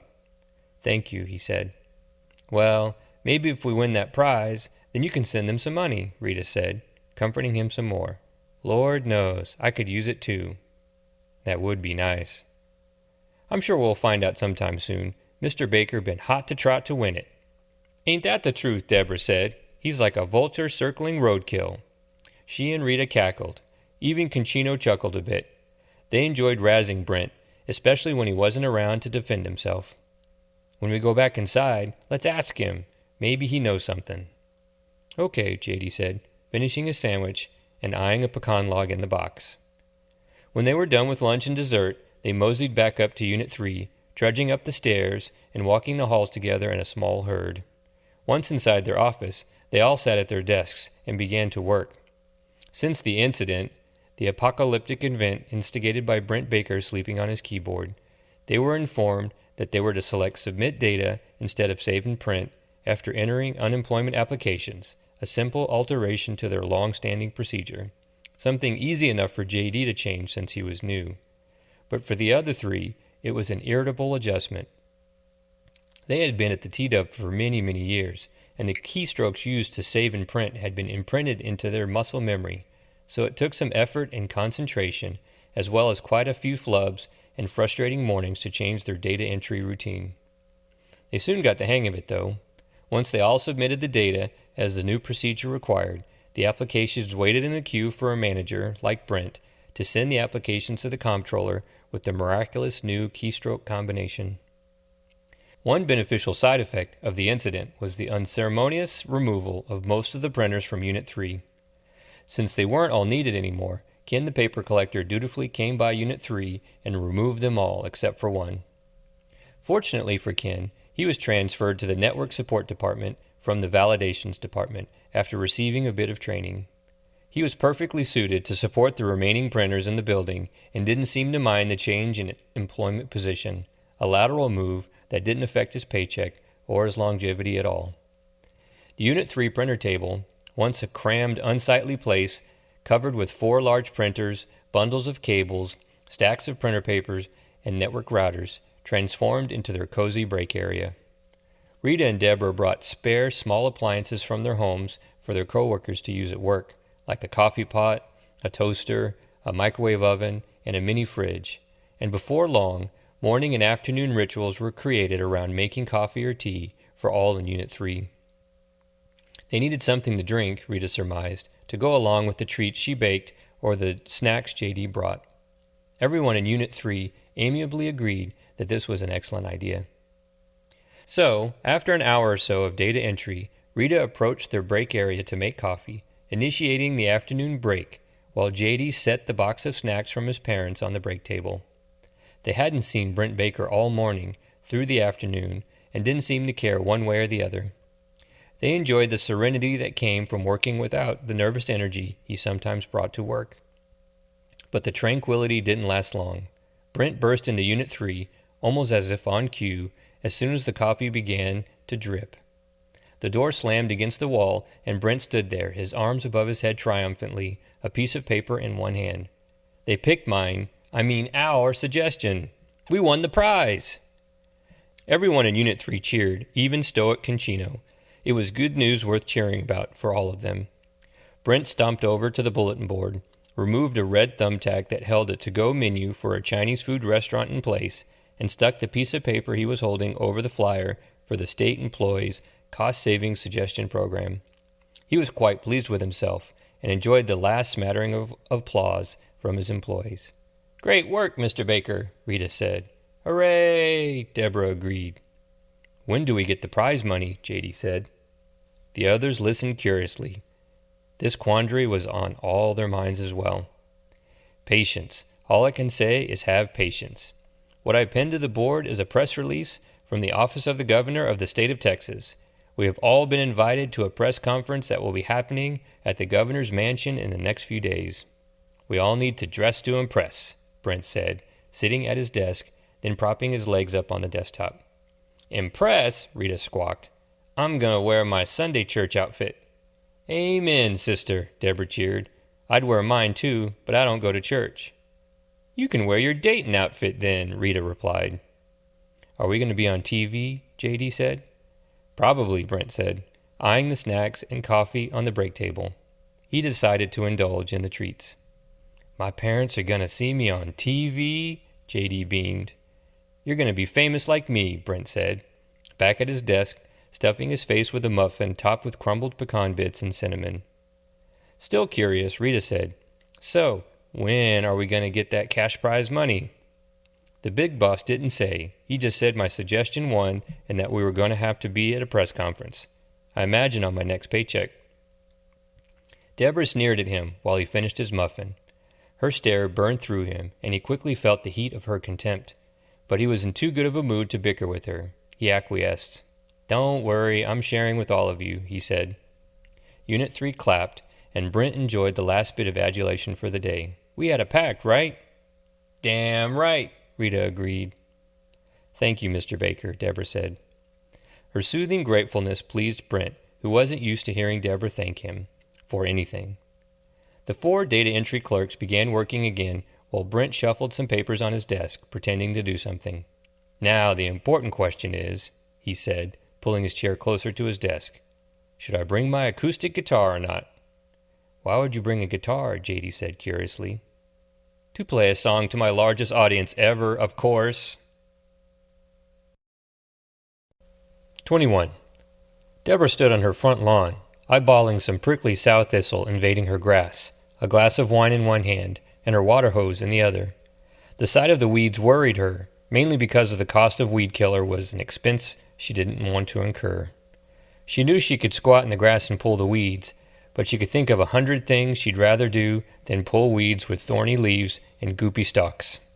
The year before, she spent an entire weekend in the grass pulling prickly sow thistle, hundreds and hundreds of them in front and backyard, only to watch them reappear just 1 month later, invading her poor grass as if she had never done the grueling work in the first place. Why even bother, she thought, ignoring the weeds. They just come back again. She sipped some red wine and sprayed water away from the weeds, hoping to encourage the grass to overtake the prickly sow thistle. The sun was setting, and she watched several of her neighbors come home from work or the grocery store, some carrying laptop computer bags and others carrying grocery bags. She hoped maybe one of her neighbors would mosey on over and chat with her, but no one did. They all scurried into their homes to eat dinner with their families, or watch TV with their spouses, or drink beer by themselves.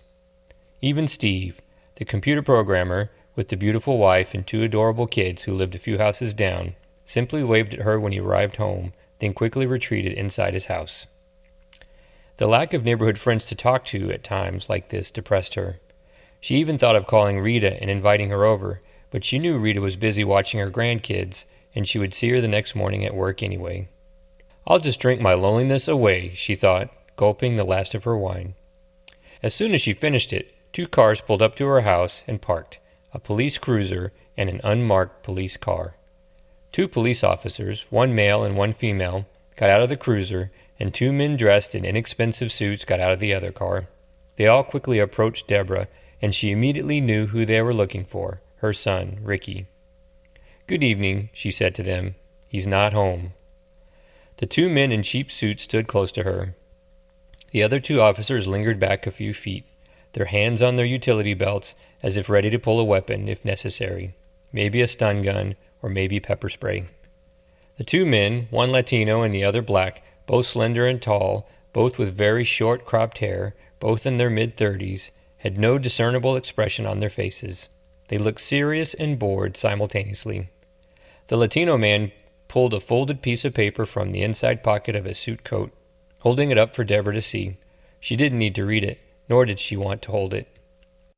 "We have a warrant for Ricky Martinez. Do you know his whereabouts?" the Latino man said, his voice deep and gravelly, his breath thick with nicotine and caffeine.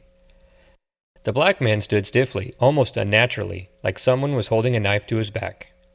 "No, I don't know where he is. I haven't seen him in a couple of days," Deborah said, holding her empty wine glass behind her, their presence in her peaceful yard making her uncomfortable.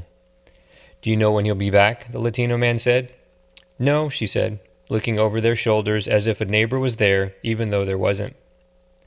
"Do you mind if we look inside?" "Go ahead. His room is the front one. The door in the garage is unlocked."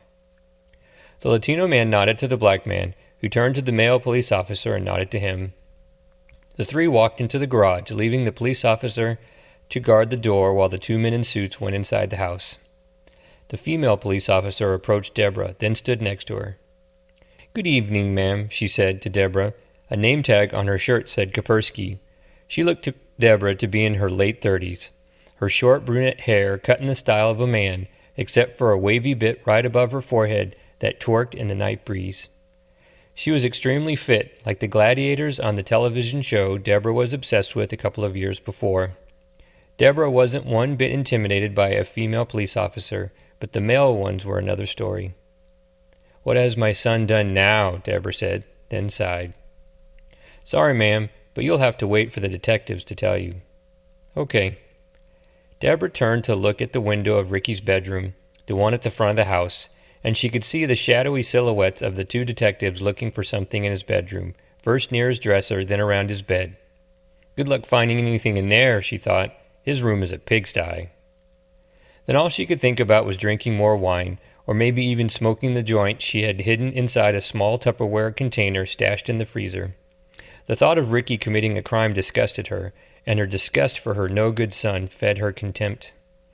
But, even when she was angry with him, the thought of his cute little face, the way it appeared in her mind from when he was a little boy, filled her with equal amounts of nostalgia and joy. She often wrestled with several feelings all at once when it concerned her son. Deborah turned to Officer Kaspersky, then said, "Do you have children?" Officer Kaspersky didn't respond, looking off in the distance as if monitoring the horizon for incoming enemy planes or unidentified flying objects. "That's okay. You don't have to tell me about yourself. We can just stand here in uncomfortable silence," Deborah said. She examined her empty wine glass and decided it was pointless to hold it anymore, so she set it in the grass. She wiped her hands, removing the last atoms of the glass's presence from her skin. Hopefully this will be over soon. Sorry, Officer Kapersky said abjectly. I'm not trying to be rude, just following procedures. Your procedure is to ignore people? Deborah said, chuckling. That's rich. No, just not to say too much to citizens. I see. I'm a government employee too, you know. Really? Yep, state, she said, then punctuated her admission by clicking her tongue. I see. And yes, I'm a mother. My son is 3. 3? Deborah said, excited. I love that age. My son was so cute. He's not so cute anymore. They both laughed, slightly uncomfortable, yet amiable enough for this circumstance. Officer Kapersky loosened up a bit and shook off her stiffness. My son is adorable. Looks just like his father. He's a miniature version of him. Is that where your son is right now, with his father? Yep, he's a stay-at-home dad. Stay-at-home dad? Deborah squawked. I've heard of those, but I've never met one before. Must be nice. My son's father was a piece of work, a real loser. Officer Kapersky felt a little guilty after hearing that. She knew she was lucky to have found such a good man for a husband, but she still felt the need to gloat, even just a little, because most women responded positively to her fortunate familial situation. Yes, I'm a lucky woman, Officer Kapersky said, smiling. He's a good man. But just you wait, Deborah blurted, wagging an indignant index finger. Those cute children grow up to be scoundrels. I would take dirty diapers any day over Warren's. Trust me. I'm sorry, ma'am, Officer Kapersky said. I really am. Without warning, Deborah began to cry. The weight of the situation in combination with the frustration and guilt she felt was just too much for her to take. It was so unbearable that her eyes sprung a leak. Officer Kapersky didn't know if she should console her or just stand to the side and let Deborah cry. She decided to console her against her better judgment. She put her arms around Deborah and hugged her. Is he going to jail? Deborah said, talking into Officer Kapersky's chest. When we find him, yes. Then what? She said, muffled. Well, you can bail him out till the court date. Bail him out? Deborah blurted. She laughed uncontrollably, wiping tears from her cheeks, then sighing. I can't even afford to fix my car. If he goes to jail, then that's just where he'll be. Can't do nothing about that. Officer Kapersky soon realized that there was a reason for the police procedures as she watched Deborah's mood swing back and forth from hysteria to anger to resentment to sadness. They were told in training that citizens like Deborah could be unpredictable and that they shouldn't engage with them. She regretted starting a conversation with Deborah. Her motherly instincts got the best of her. But soon enough, the 2 men in cheap suits and the other police officer came out of the garage. The Latino man carried a plastic bag full of things from Ricky's bedroom. The black man scribbled something on a piece of paper, then handed it to Deborah. If you find out where your son is, then please call us. Sure, whatever, she said, irritated. The 2 men hopped in their car. The male police officer got in his car, and before Officer Kapersky joined him, she turned to Deborah and said, Good evening, ma'am. Nice talking to you, from one mother to another. Good evening, Deborah said. Officer Kapersky joined her partner in the car, then both cars disappeared down the dark street. Deborah picked up her wineglass, wiping blades of grass from its misty exterior. When she stood up completely, she saw her neighbor, Steve, standing on the sidewalk in front of his house. He eagerly waved to her, but rather than walk down the street to talk to him like she usually would, she turned and walked inside her house. The shame she felt was just too much to take, and she didn't feel like socializing or explaining to Steve just how awful her son Ricky was for the 100th time. She decided it would be better to go inside and drink herself to sleep. So she did, closing the garage door behind her. 22. The way the sunlight sparkled on the surface of Town Lake mesmerized Esther Jean, and as she stood on the Congress Avenue Bridge, watching the ducks and paddle boaters maneuver through the illuminated ripples of the lake, she ruminated about her love life, or lack thereof. She often wondered when love from another would consume her, whether from a man or a woman. She didn't have a preference. She just wanted to be loved. She often pined for love, and it frustrated her that she was denied the intoxicating emotion. The irony of this wasn't lost on the strong-willed feminist reporter. She didn't want this desire to consume her world, but sometimes it just did. She couldn't help but think about it. My broad shoulders are a turn-off, she thought, watching a duck pursue his potential mate through the glistening water. Maybe I should work out less. As she stood there, consumed in her thoughts and hypnotized by the view, Bob, the alt-weekly reporter, snuck up behind her unnoticed. He had the advantage of the lake's incantation, which distracted Esther Jean. He enjoyed teasing or pranking her at any possible moment, like an older yet pesky brother. So when he jabbed her in the ribs, a high-pitched squeal unintentionally released from her lips, she wasn't ultimately surprised that the unsuspecting assailant was her journalistic cohort. She clenched her fist after he poked her, and the sight of Esther Jean raising her dukes amused him. "Whoa there, Punchy McGee," he hooted. "Careful with those things." Esther Jean realized she was being ridiculously defensive. She unclenched her fist, then chuckled. "I almost punched you," she said, adjusting her disheveled outfit. "I have no doubt you would have destroyed me." "Totally, without remorse. Good thing I can run fast. Ready for coffee and cats?" "As ready as I'll ever be."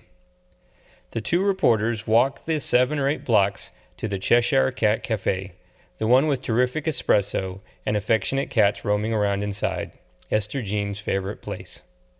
Once they arrived, Bob laughed at the sign above the entrance, something he did every time he saw it, the titular feline face grinning at customers as they went inside.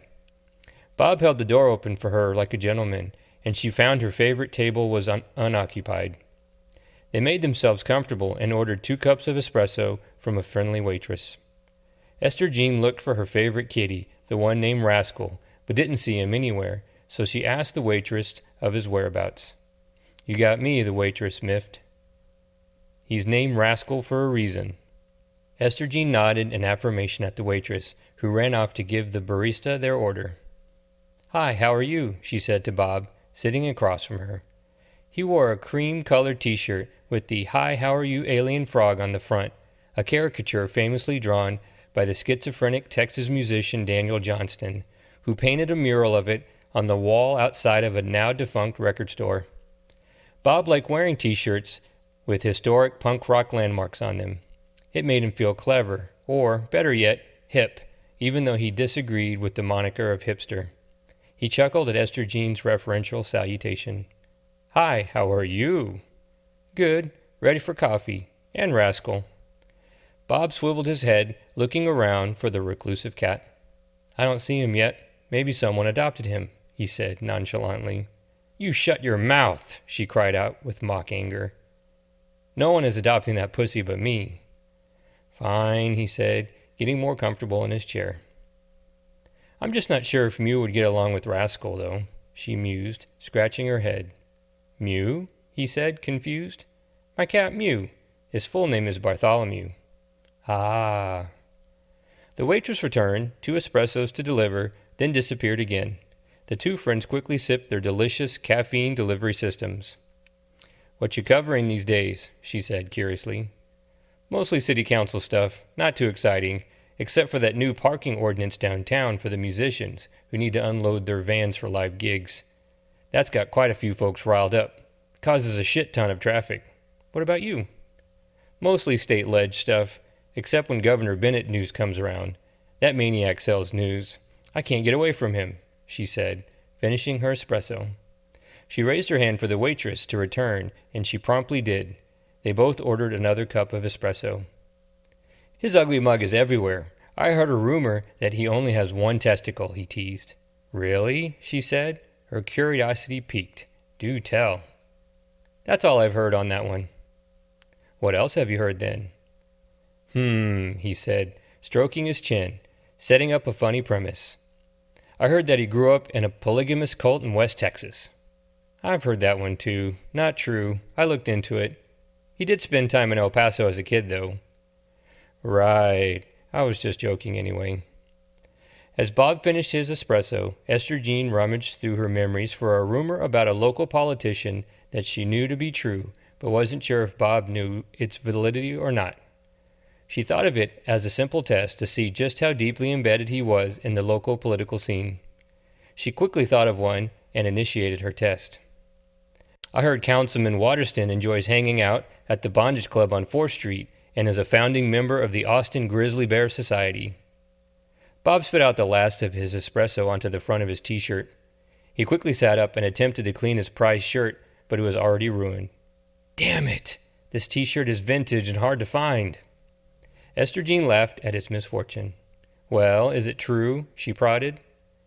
The waitress arrived with their second rounds of espresso and scrutinized Bob's attempt to save his t-shirt from ruin. You should dab, not wipe, she said, setting their espressos on the table. Esther Jean tipped her $5 and winked. The waitress happily retreated to the coffee bar with a skip in her step. She's right. Gotta dab, not wipe. Yeah, he said, annoyed. Seeing his efforts were futile, he tossed a napkin onto the table. Shit, I love this shirt. So, is it true? She said. She knew the rumor was true, having witnessed Councilman Waterston rubbing the bare belly of a large, hairy gay man at a late-night event at the Bondage Club, but wanted to see what Bob personally knew. I've heard that one, but don't know if it's true or not, he said, carefully sipping his new drink. It would be crazy if it was, right? She said, extending the last syllable, then going up an octave. I guess. Bob was still sad about his vintage t-shirt. Not only was it ruined, but so was his morning. Are you going to the governor's press conference tomorrow? She said, then sipped her espresso. Of course, I wouldn't miss it. Want to meet beforehand? Maybe outside the governor's mansion? Sure, he said, standing up, rifling through his pocket for money for a tip. Are you leaving? She said, surprised. Yeah, gonna go home and change, she said bluntly. Really? I can barely see the stain. It's gonna bug me all day. But I was gonna tell you that Bennett called me about an exclusive story. Really? He said, slightly interested, but still distracted. Sounds cool. I was gonna tell you all about it. Tell me tomorrow. I gotta go change. As he walked away, he called back to her. There's Rascal over there. Then he left the cafe. Esther Jean spotted Rascal the pussycat in the corner. He appeared to limp a few steps before their waitress appeared and sprinkled some catnip on the floor for him to sniff and nibble. Concerned, Esther Jean jogged over to the waitress to see what the matter was with her favorite cat. Noticing her approach, Rascal puffed up his fur, then ran as he normally would. Esther Jean was baffled that he was not limping anymore.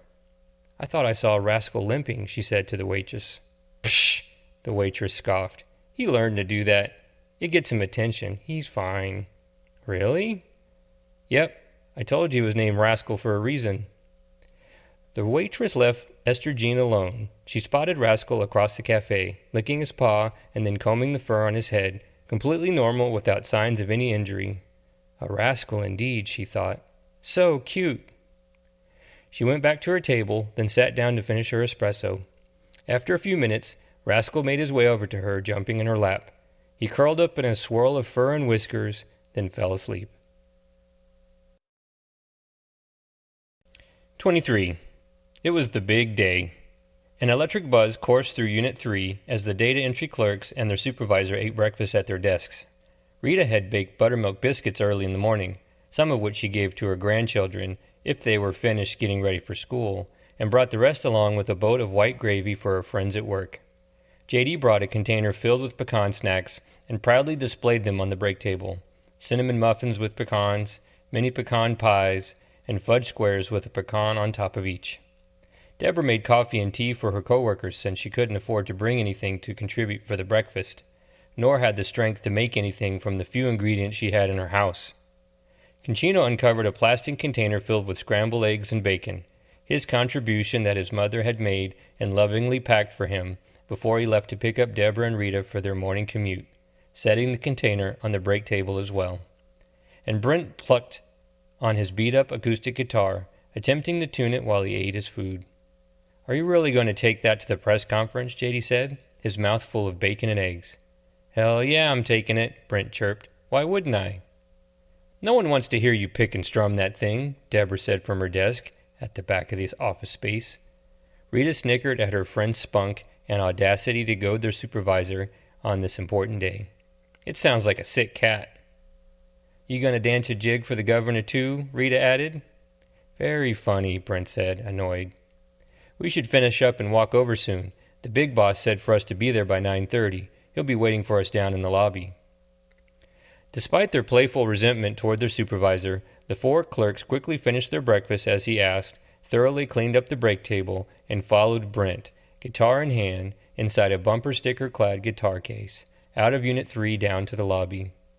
When they emerged down there, Emmett the security guard was glad to see them, knowing full well where they were going. He was also enamored to see Rita, with whom he had enjoyed a flirtatious, single-sided rapport. "Well, if it isn't the heroes of Unit 3, he said, clapping enthusiastically as they approached him. "And the beautiful Miss Rita Jackson as well." Emmett winked at Rita, who smiled uncomfortably at his unwelcome compliment. She knew of Emmett's desire for her. He plainly made it known on a daily basis whenever she walked by. But it could never replace her love for her late husband, Reggie Sr., whom she still missed dearly. The thought of spending time with another man filled her with acute guilt. "I'm married," Rita yelped, ignoring his extended hand, hoping he could kiss hers. "Your husband is dead, Miss Rita. Has been for a while," Emmett said, dejected. "My love for him's still strong." She quickly skirted past the infatuated security guard, over to where the big boss, Mr. Schneiderman, was patiently waiting for them. Emmett greeted the others as they walked by. "My man, J.D. Wiswall, and Brent Baker, the man of the hour, and Concino, the quiet giant." He emphatically shook all of their hands except for Deborah's. He ignored her completely, but that didn't bother Deborah. She was suspicious of his overzealous behavior anyway, and hissed at him when she passed. Mr. Schneiderman smiled as they gathered around him. "Everyone ready?" he said, looking each and every one of them in the eyes. To him, they seemed as ready as could be, which was fine by him. "Good, let's go." Outside, the 4 data entry clerks followed Brent, who carried his guitar case in front of him like a marching band field commander, pumping it up and down as he marched across the great lawn of the Capitol building, embodying the essence of the Pied Piper of yore.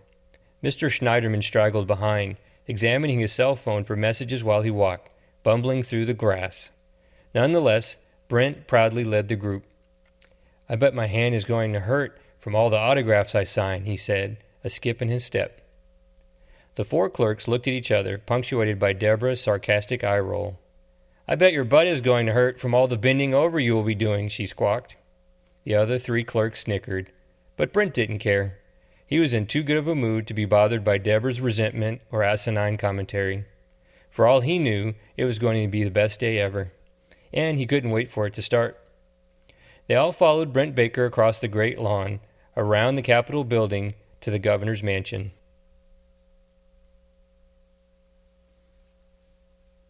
Esther Jean waited near the entrance of the governor's mansion for Bob, the alt-weekly reporter, a few yards away from the throng of reporters waiting to go inside, under the tall magnolia tree. She was smartly dressed in a tan business suit with a baby blue blouse that she purposefully ensured did not match anything inside the governor's mansion, although she struggled to stand in the grass under the tree, since the matching stiletto heels jabbed into the St. Augustine grass. "Damn it," she thought, as she struggled to stand in the grass. She debated stepping closer to the throng of reporters on the walkway, but preferred the shade of the tree, a cooler environment that was more favorable to her meticulously applied makeup. Fortunately for her, she could see Bob crossing the street towards the governor's mansion and looked forward to bolstering her stance in the grass with his tall frame. He quickly joined her under the tree. "Finally," she said, putting her hands on his shoulder, propping herself up. "Why are you standing under this tree?" he said, looking casual in a denim, button-down, short-sleeved shirt and tan slacks. He noticed the colors of his clothes matched hers, quite well in fact, like they were wearing similar uniforms. "Ha! We look like teammates or something." "Damn it!" she cried out. "I tried hard not to match anything or anybody today." "You failed," he said. "Bennett must have a big announcement. All the outlets are here. Look at all those people." They watched the throng of reporters push and shove each other, some jockeying for position at the front of the group to get inside first. Esther Jean scoffed at their infighting. "I told you Bennett called me, right?" she said to Bob. "He did?" he said, looking blankly at her. "Why am I surprised? He likes you." "I guess." "He doesn't call me," he said dismissively. "He barely even looks at me. Why did he call you?" "He said he had an exclusive for me." "You're lucky." "Maybe." The doors at the entrance of the governor's mansion slowly opened, and the group of shoving reporters flowed inside, flashing their media credentials to the unimpressed security guards. Esther Jean and Bob watched them ooze into the building while they stayed back in the safety of the tree shade. "Any idea what he wants to tell you?" he said. "Shall we go inside?" He motioned for her to lead the way, and he followed behind out of the grass, then walked next to her on the walkway, his arm near her back, almost touching it. "No idea. He said he'd invite me back to the office after the press conference." "Again with the sexual favors," he blurted. Esther Jean laughed. Then they went inside the governor's mansion.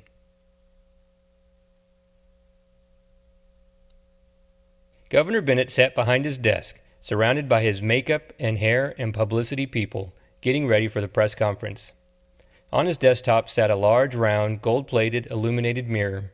He peeked at his reflection whenever he had the chance. His appearance during the publicity events was of the utmost importance to him, knowing that his face would be splattered across all the media outlets the very second it was over. Television, newspapers, websites, everywhere. He wasn't the most handsome man in the state of Texas, but, if he could help it, he wanted to be the best groomed. There wasn't much he could do about his ugly mug, except for the plastic surgery, which he was vehemently opposed to, thinking it made people look unnatural and freakish. But he had full control of his presentation, at least. He knew he was ugly, but didn't dwell on his God-given visage. Frank the security guard stood watch by the door of the palatial office, occasionally taking a gander at the scrum around the governor's desk. It amused him that his boss was so concerned about his appearance, maybe more so than any of his other gubernatorial duties. The only thing he cared about more than his appearance was his popularity, which, at the moment, was at the bottom of the toilet of public opinion.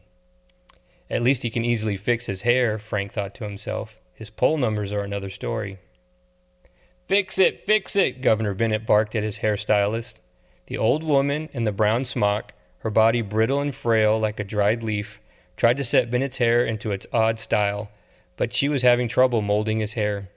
He shimmied back and forth in his wheelchair, making it difficult for her to work. "It needs to swoop up and be pitch black like an oil slick on the Galveston coast." "Yes, sir," she said meekly. "I'm trying."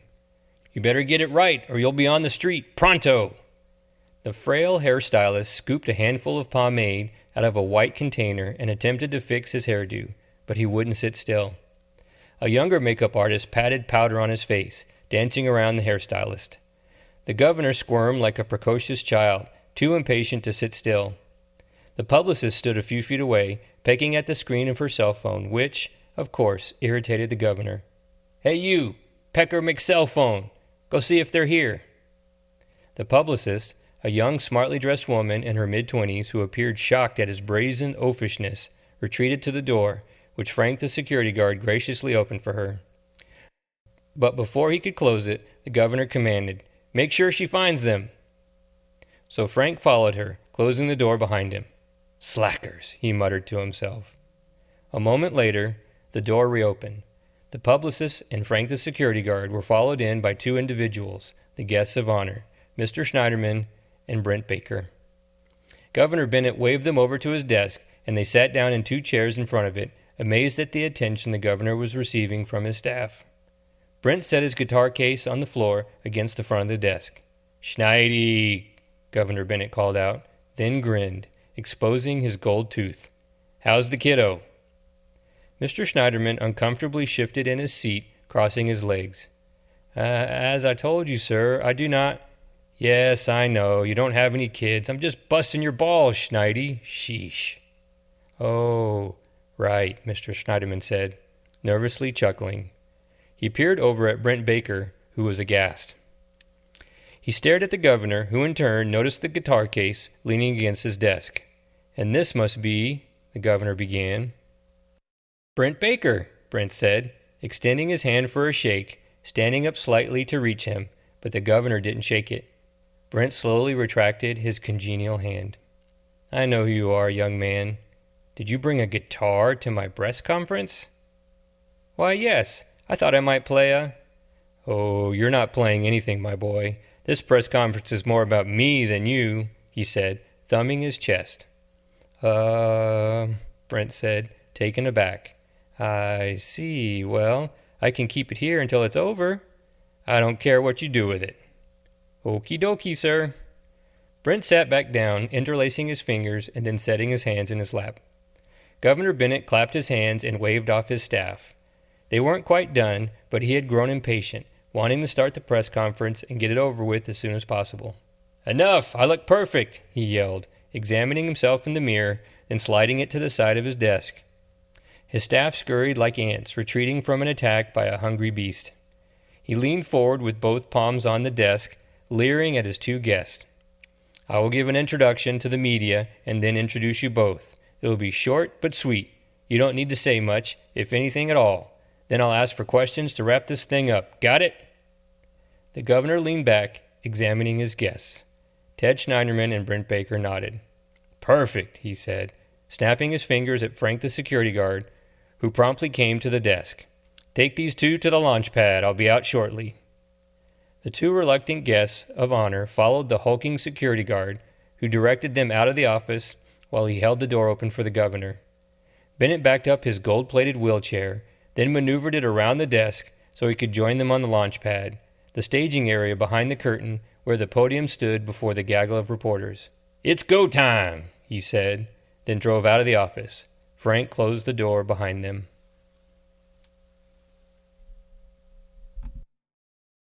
The conference room was filled to capacity, all the seats taken, and the standing area at the back was filled with photographers, videographers, and their equipment. Brent's 4 data entry clerks sat in the front row in a section reserved just for them, clumped together with reporters surrounding them. Esther Jean and Bob sat in the back row, a defensive move on Bob's part, in hopes of avoiding verbal shrapnel from the governor.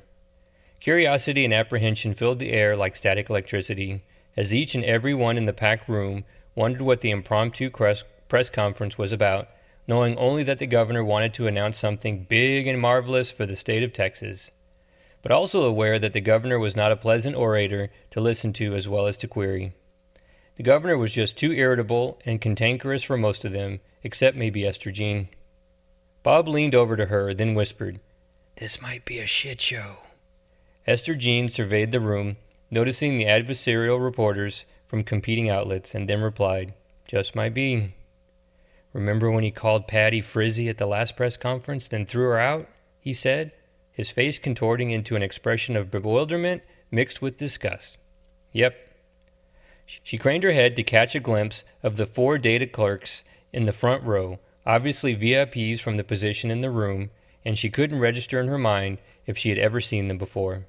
Then she turned to Bob, noticing the worry manifested on his face. "I'm not going to ask him a question. I don't want to get thrown out too," he said.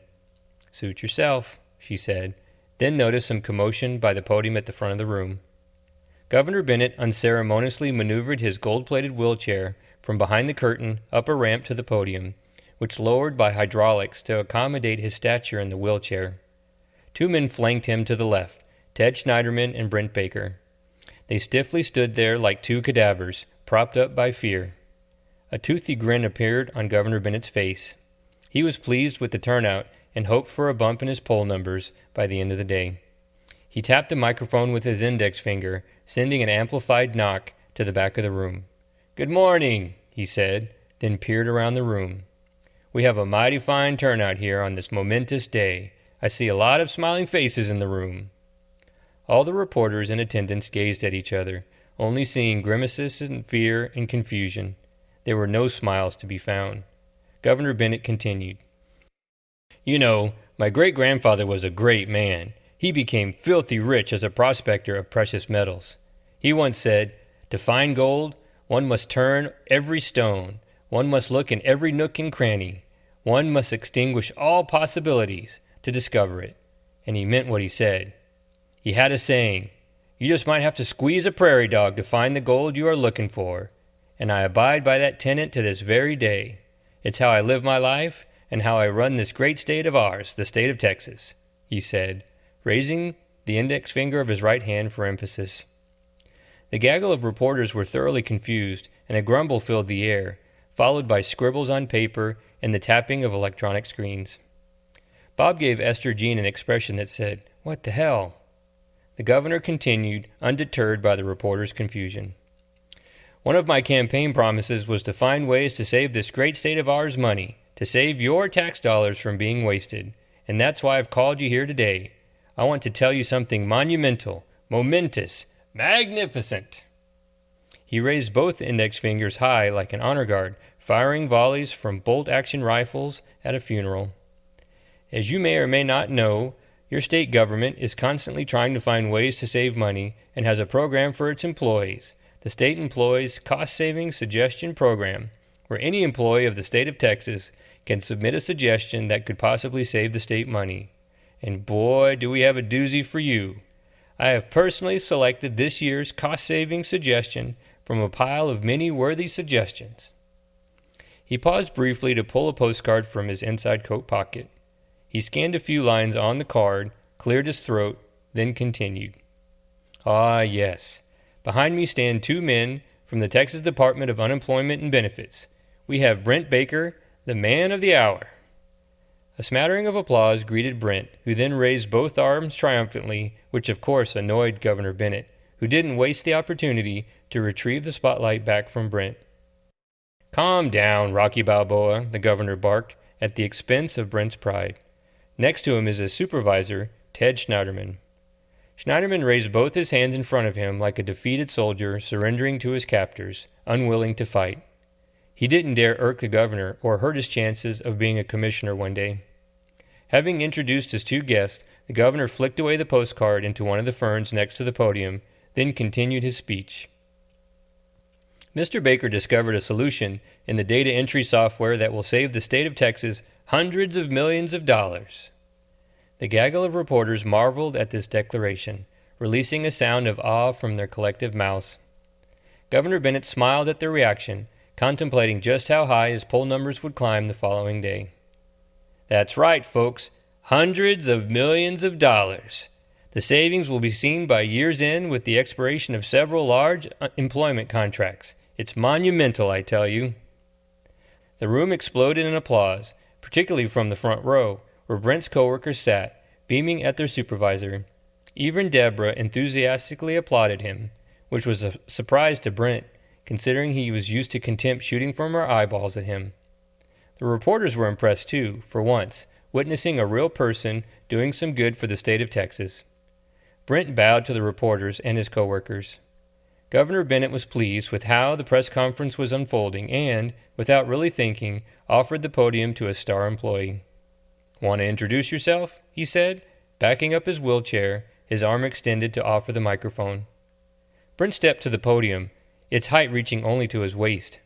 He started to bend down, as if to get on his knees, when the podium hydraulically raised itself, someone controlling it off stage somewhere.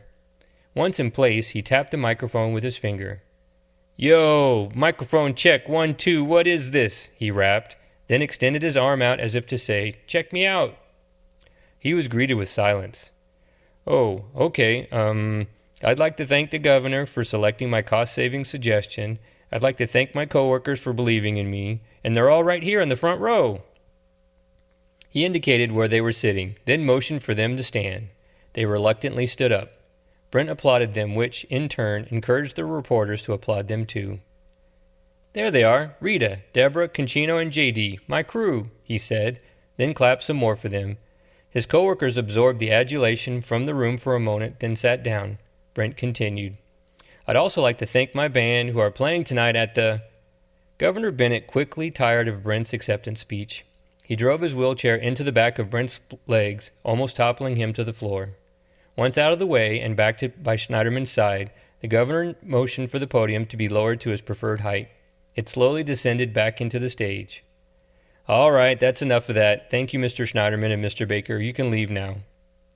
They both skirted around the curtain out of sight. Governor Bennett adjusted his jacket, which wiggled out of place during the unrehearsed confusion. "Let's hear it for them one more time." The clerks of Unit 3 clapped enthusiastically while the reporters readied their questions. "Any questions?" Several hands shot up, and Governor Bennett scanned the room for his preferred inquisitors. He pointed to a young, attractive blonde woman in the front from a local TV station. She stood to ask her question. "Good morning, Governor. Do you have any more details about this cost-saving suggestion?" she said, lifting her pad and pencil as if shielding herself from an attack. Not at the moment, but there will be specifics in the press release we send out this afternoon. Next. Esther Jean peered at Bob, prodding him with her eyes to ask a question, but Bob silently refused, shaking his head. More hands in the room raised, and the governor pointed at a different attractive young woman, his preferred gender and age of reporter. You had mentioned something your great-grandfather used to say about a prairie dog. What does it mean again? She said, lifting a microphone up to record his response. It's pretty self-evident what it means. My great-grandfather was very successful, so you'll have to infer its wisdom yourself. Next. Esther Jean raised her hand, catching Bennett's eye. He pointed to her, then stood up, all eyes in the room turning to her. Governor, what does his employee receive for saving the state of Texas hundreds of millions of dollars? Knowing the answer was on the postcard, Governor Bennett reached into his coat to retrieve it, but realized that he had discarded it in the fern, so he snapped his fingers, notifying Frank the security guard to assist him. He emerged from behind the curtain to fetch the card from the fern. Once he gave it to the governor, he quickly returned back behind the curtain. Bennett read a few lines on the postcard to himself, then cleared his throat and answered the question. The selected employee's suggestion nets Mr. Baker $10,000 on his next paycheck, before taxes, of course. What a fine way to thank him for his suggestion and his service. Next!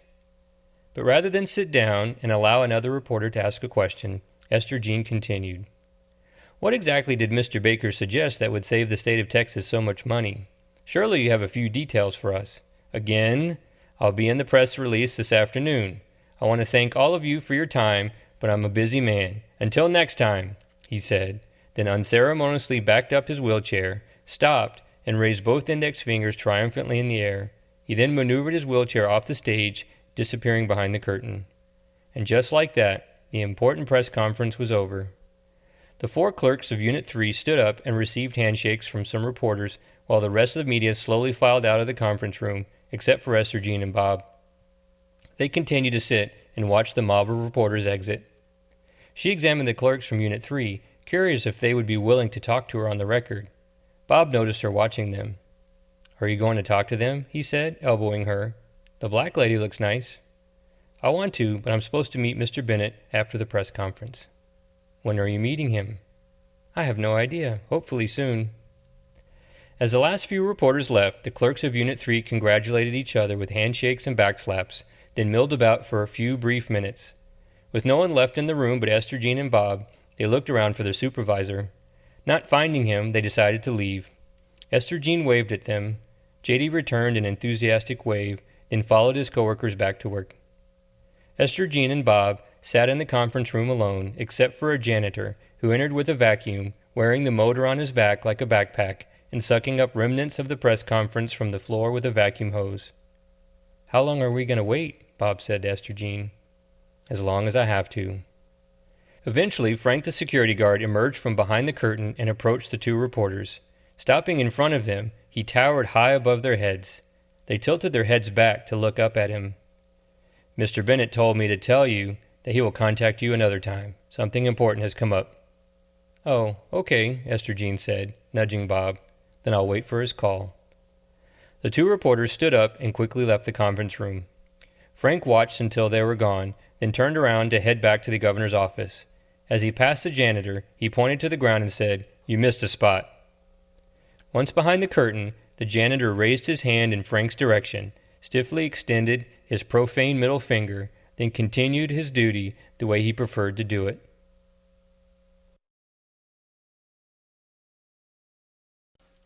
"24. All the members of the North Austin Racing Club parked their cars in the front row of the Wells Port Shopping Center at midnight. With their hoods propped up, some of the members milled about inspecting the modified engines of their fellow members' cars, while others drank beer in red plastic cups pumped from a pony keg hidden in the trunk of a 1999 Honda Prelude. Concino stood next to his car at the end of the row, sipping a beer. A few minutes earlier, he had enviously gawked at a custom air intake system in a 2000 BMW 540i, and his jealousy festered. So he walked back to his car to ponder how to get the money to install a similar one in his Honda Accord. He knew money from Brent's cost-saving suggestion prize would eventually make its way to him, but he had a couple of things to consider when the money finally hit his bank account. He had been pining for a performance chip for his car, but also his mother had been worrying about her ailing father in Japan. $2,000 would go a long way in helping his parents bring his grandfather to the United States to live with them. Still, he wrestled with what to do, auto performance or familial responsibility. Both were tantalizing prospects in equal measures. Should I invest in performance upgrades, he thought, while sipping beer, or help my mom bring Granddad over from Japan? Either way, I'd win. He soon finished his beer and tossed the cup into the back seat of his car. He didn't want to drink too much beer, just in case he was picked later to race, something he desperately wanted to do. He was in a celebratory mood, having witnessed his boss receive some recognition at the governor's mansion earlier that day, even though the press conference wasn't at all what it was cracked up to be. No matter, he enjoyed watching his coworkers have fun, even if the governor wasn't very accommodating, because Rita, Deborah, and J.D. had a ball being in close proximity to the famous politician, as well as sharing Brent's newfound notoriety and accomplishment. They all felt they shared what Brent was luckily being given. In actuality, Brent really didn't do anything except drunkenly sleep in the right place at the right time. But their pack intrinsically tied them all together. Being a part of this all excited Concino more than he realized, and he needed a way to let off steam. Street racing was his way of just doing that. He constantly checked his phone to see if there was a message about a new race. The North Austin Racing Club had an elaborate yet secretive procedure for organizing, setting up, announcing, then proceeding with a street race in order to avoid problems with law enforcement. The worst thing that could happen would be an arrest of a member and impoundment of their car. To minimize risk, the high-ranking members of the club spent the week before meet concocting an elaborate bait-and-switch for the police. Then once the police were distracted, they had an additional elaborate plan to cordon off traffic so no one could interfere with the race. Concino heard rumors that 3 members would be randomly selected to be in a race on the interstate highway, an idea that was completely bonkers since so many 18-wheelers traveled north and south on it. He was excited to see if he would be selected. As he stood by his car checking his phone, he was approached by the owner of the car parked next to his. Raul was his name, and he was a new member in the club. He hadn't been selected for a race yet, and probably wouldn't be for a while. New members had to wait to race. His diminutive size comically contrasted with Concino's massive stature. Dressed in tan chinos and a t-shirt with short-cropped hair similar to Concino, Raul offered a fist bump, which Concino quickly acknowledged with a tap of his fist.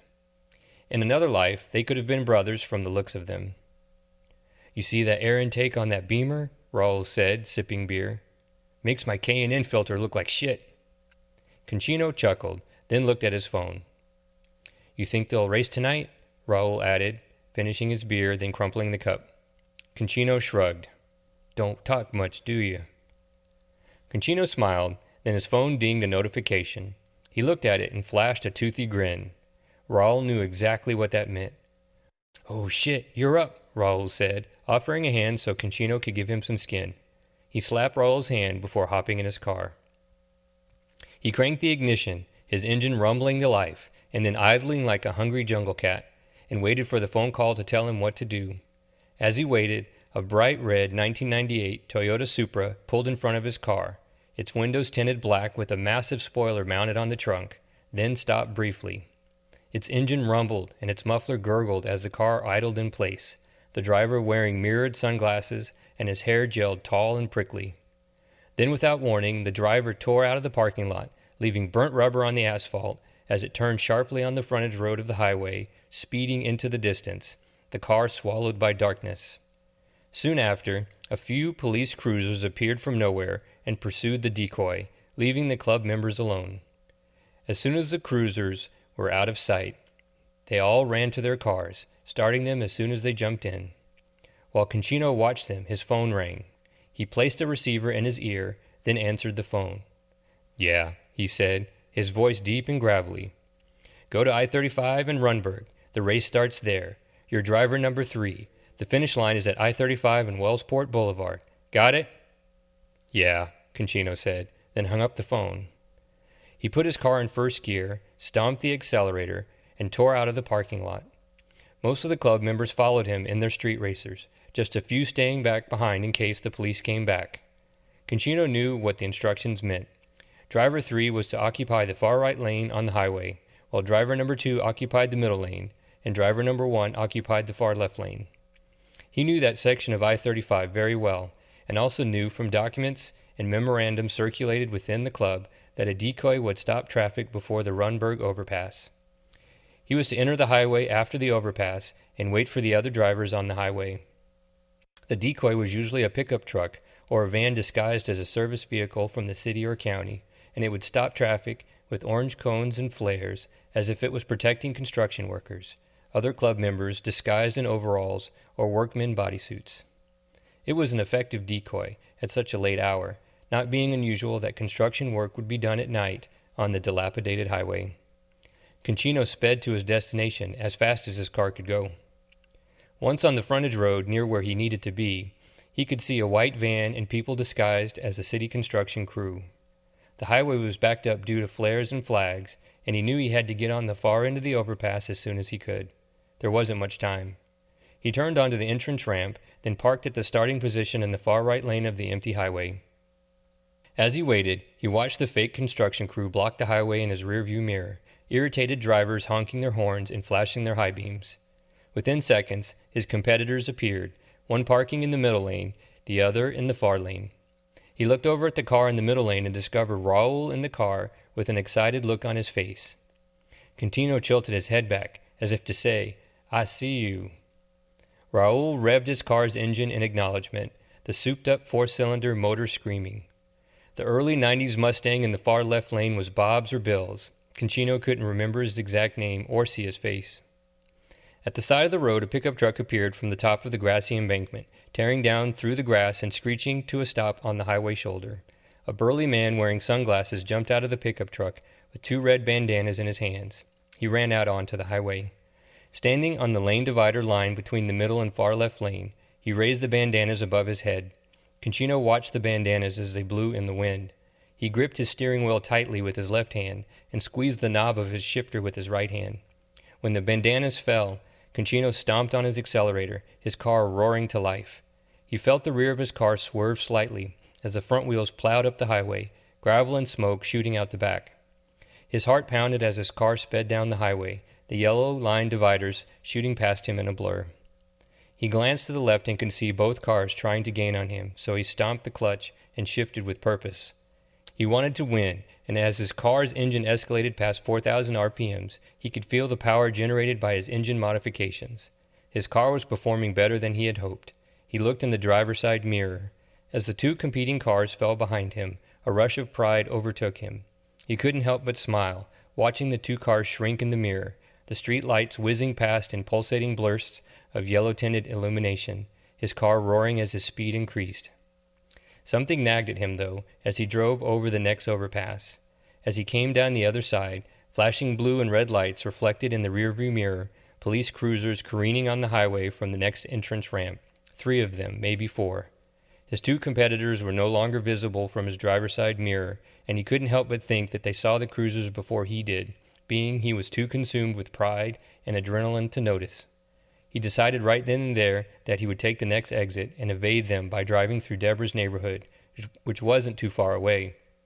A section of town he knew quite well, maybe even hide in her garage if he could get there fast enough. He quickly turned off the highway at the next exit, but as he sped down the exit ramp, he could see 3 police cruisers parked at the end of it, barricading the frontage road. He briefly thought of jumping the curb and driving through the grass, but for some reason not very clear to him, he slammed on his brakes. His car swerved left and right and then stopped. Without the clutch engaged, the engine hiccuped, then died.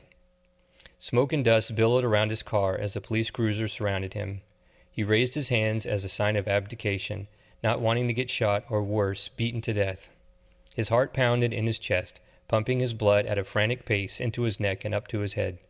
The thrill of victory was gone, replaced by remorse and regret. All he wanted to do was blow off some steam and enjoy himself, not get arrested. But it seemed his worst nightmare was coming to fruition. One of the police officers rapped a nightstick on his driver's side window, but he didn't respond or speak or even look at him. He just sat there with his hands in the air, thoughts of the next morning rushing through his mind, thoughts of Deborah and Rita waiting for him to pick them up for work, then wondering where he could be, or if something terrible had happened to him. That thought tortured him as the police officers forcibly removed Concino from his car, then handcuffed him. Rita's disappointed face stared back at him in his mind. He could hear her scolding him. "Boy, what's wrong with you?" she said in his head. "Street racing is for dum-dums." 25. Governor Bennett's love of Mexican food was notorious among his staff. He was known to demand orders of enchiladas or carne guisada at all times of the day or night, whenever his appetite dictated or his stress levels were high. No one was more aware of this picadillo than Frank the security guard. Although it was not an official job duty, it might as well have been listed as one of his daily obligations, since it took up quite a bit of his time, organizing the procurement of Mexican food for his boss whenever he desired. So, it didn't surprise Frank one bit when his boss analyzed his poll numbers the day after the press conference and found that his numbers had not increased but, in fact, had gone down. "Frank!" Governor Bennett yelled from his private bathroom. "Enchiladas, stat!" His security guard was already on the case by that point, having called Miguel's Tex-Mex immediately after overhearing the publicist bemoan the tragic news. "I will certainly be yelled at today," she moaned. Frank knew what to do upon hearing this. When the governor angrily drove out of his bathroom, Frank was walking in with a delivery order for Miguel's, piping hot Mexican food inside the to-go containers. Governor Bennett parked his wheelchair at his desk, raising the control arm so he could get close. It pleased him that a security guard was proactive concerning his personal needs. "You deserve a raise, my boy," Bennett declared, unwrapping his late-morning feast, a salve for his ire. "Thank you, sir," Frank said. "If the state budget wasn't in such a tight spot, then I'd authorize you one this instant." Governor Bennett placed a napkin over his shirt like a baby's bib, then commenced to stuff his face with enchiladas covered in chipotle sauce. "I know you would, sir." "And my damn poll numbers," he cried out, pounding his desk with a clenched fist. "I was certain parading those knuckleheads out from the Texas Department of Unemployment and Benefits at the press conference would get me a bump. I didn't get shit." He angrily ate his food while Frank watched. It was a sight to behold, even though he had witnessed similar chow-downs before. This time it was clear. Governor Bennett was torturing himself.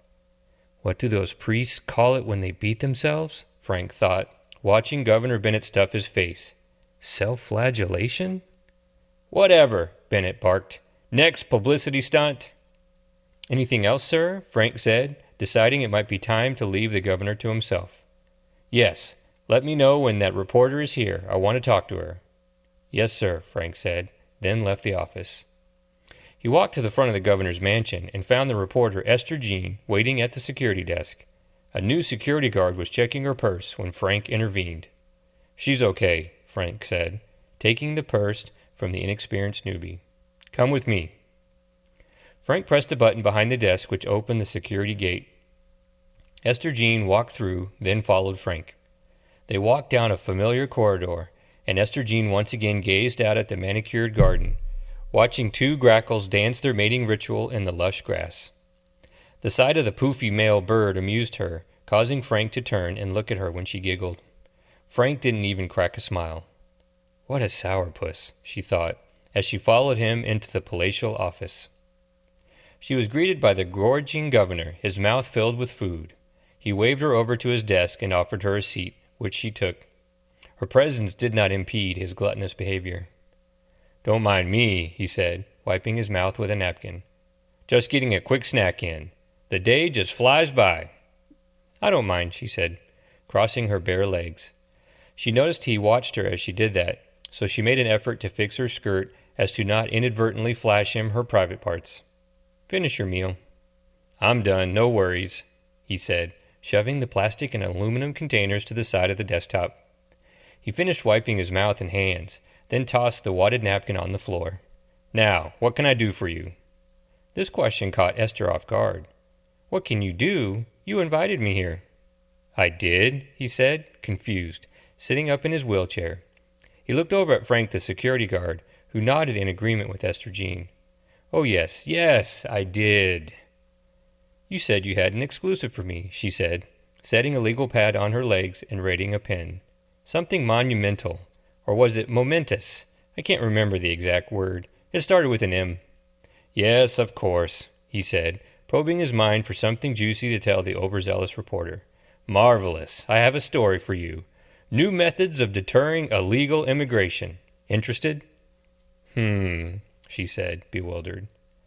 We have a contractor that has developed machinery that uses motion detectors to launch webs to contain illegals at the border. It really is amazing.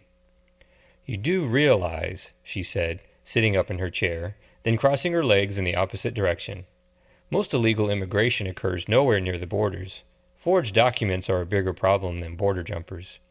But these web cannons, they're amazing. You have to see them to believe it. Really? Not interested, she said, sighing. Then what are you looking for? He said, waving to Frank the security guard to come over, then directing him to clear the to-go containers from his desk. Frank reluctantly did what he was commanded. A feel-good story in your newspaper would be great. How about stray animal euthanasia? Ew, she said, disgusted. Closing of several abortion clinics? He hollered. I never saw the press releases for the press conference the other day. Excuse me? The press conference. The one where the state employee discovered a solution that will save the state of Texas hundreds of millions of dollars. Right, he said, remembering why he originally requested their meeting, the feel-good story about Brent Baker's cost-saving suggestion, although he had hoped she had forgotten all about that. Unfortunately for him, she didn't. That's yesterday's news. I'd like to talk to him. Interview, She flipped through some pages in her legal pad, then found what she was looking for. I mean them, Brent Baker and Ted Schneiderman.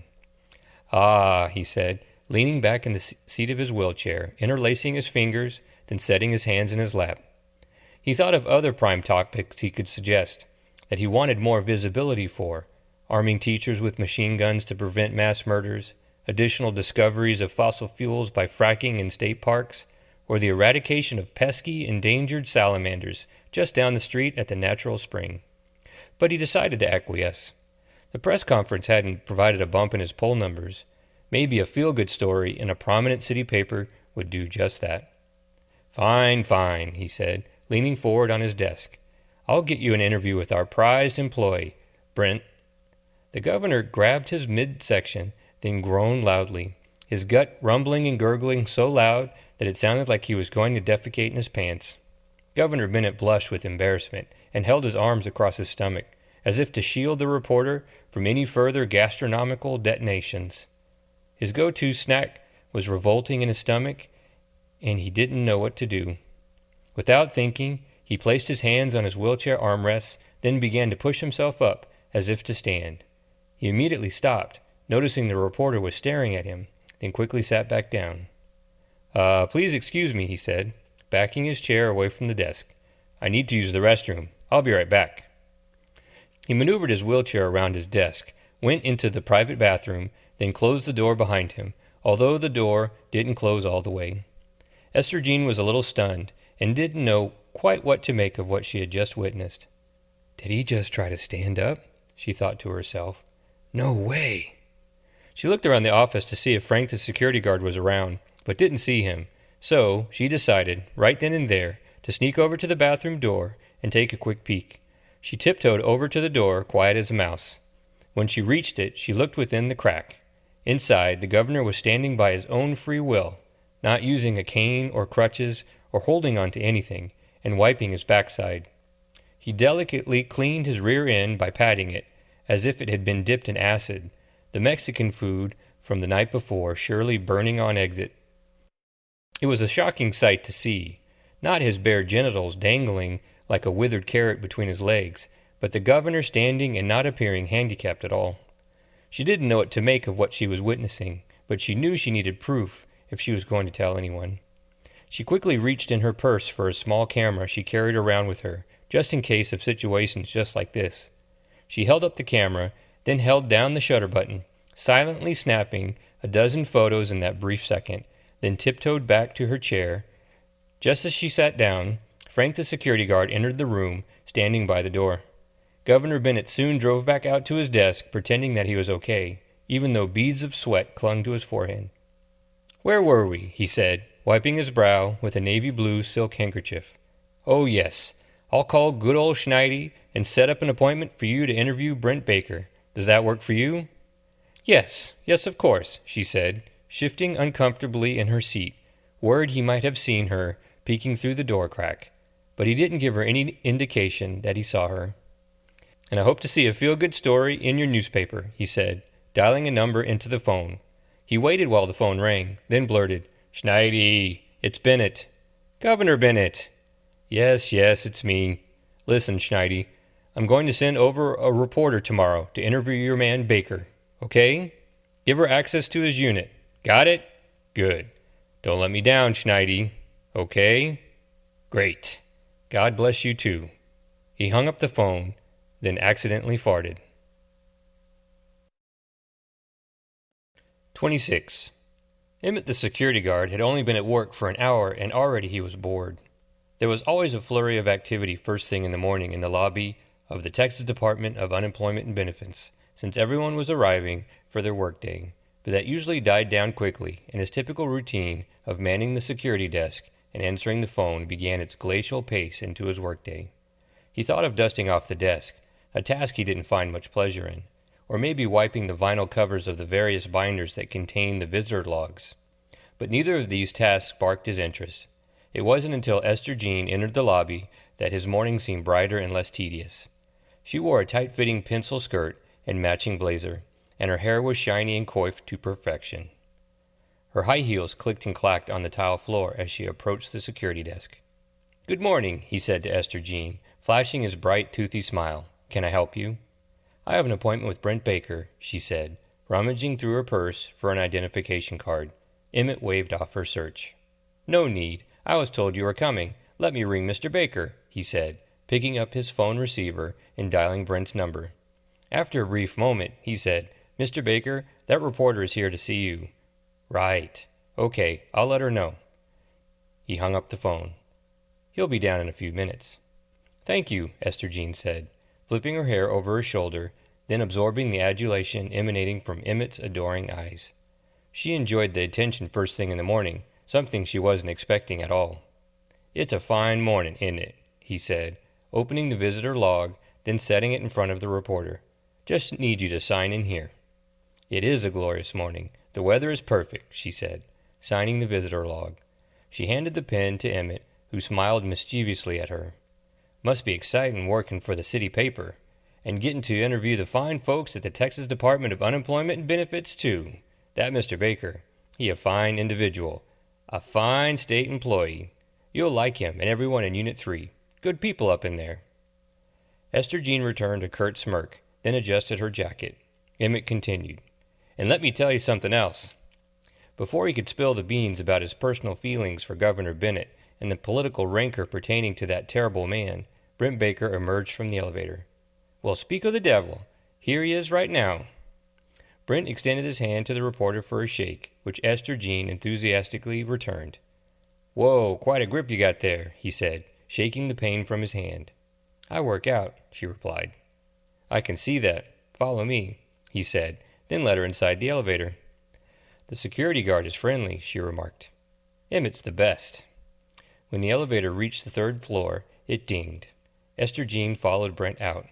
The interrogation immediately started. "How long have you worked here?" she said, after pulling out a tape recorder, then clicking the record button. Brent eyeballed the tape recorder. "Do you mind if I record our conversation?" "Not at all. I love being recorded," he said, continuing down the hall. Esther Jean followed closely. "Okay, then. How long have you worked here?" "Oh, 15, maybe 20 years. I can't remember." They continued down the beige hall and across the skywalk. She watched people scurry about on the ground outside, small as ants from her vantage point. "That's a long time," she said. When they reached the door to Unit 3, Brent stopped, smiling broadly, then gripped the door handle. "Here's where the magic happens." He opened the door to let her in the office. Inside, JD and Deborah were performing their usual morning routine of entering unemployment applications into tapes.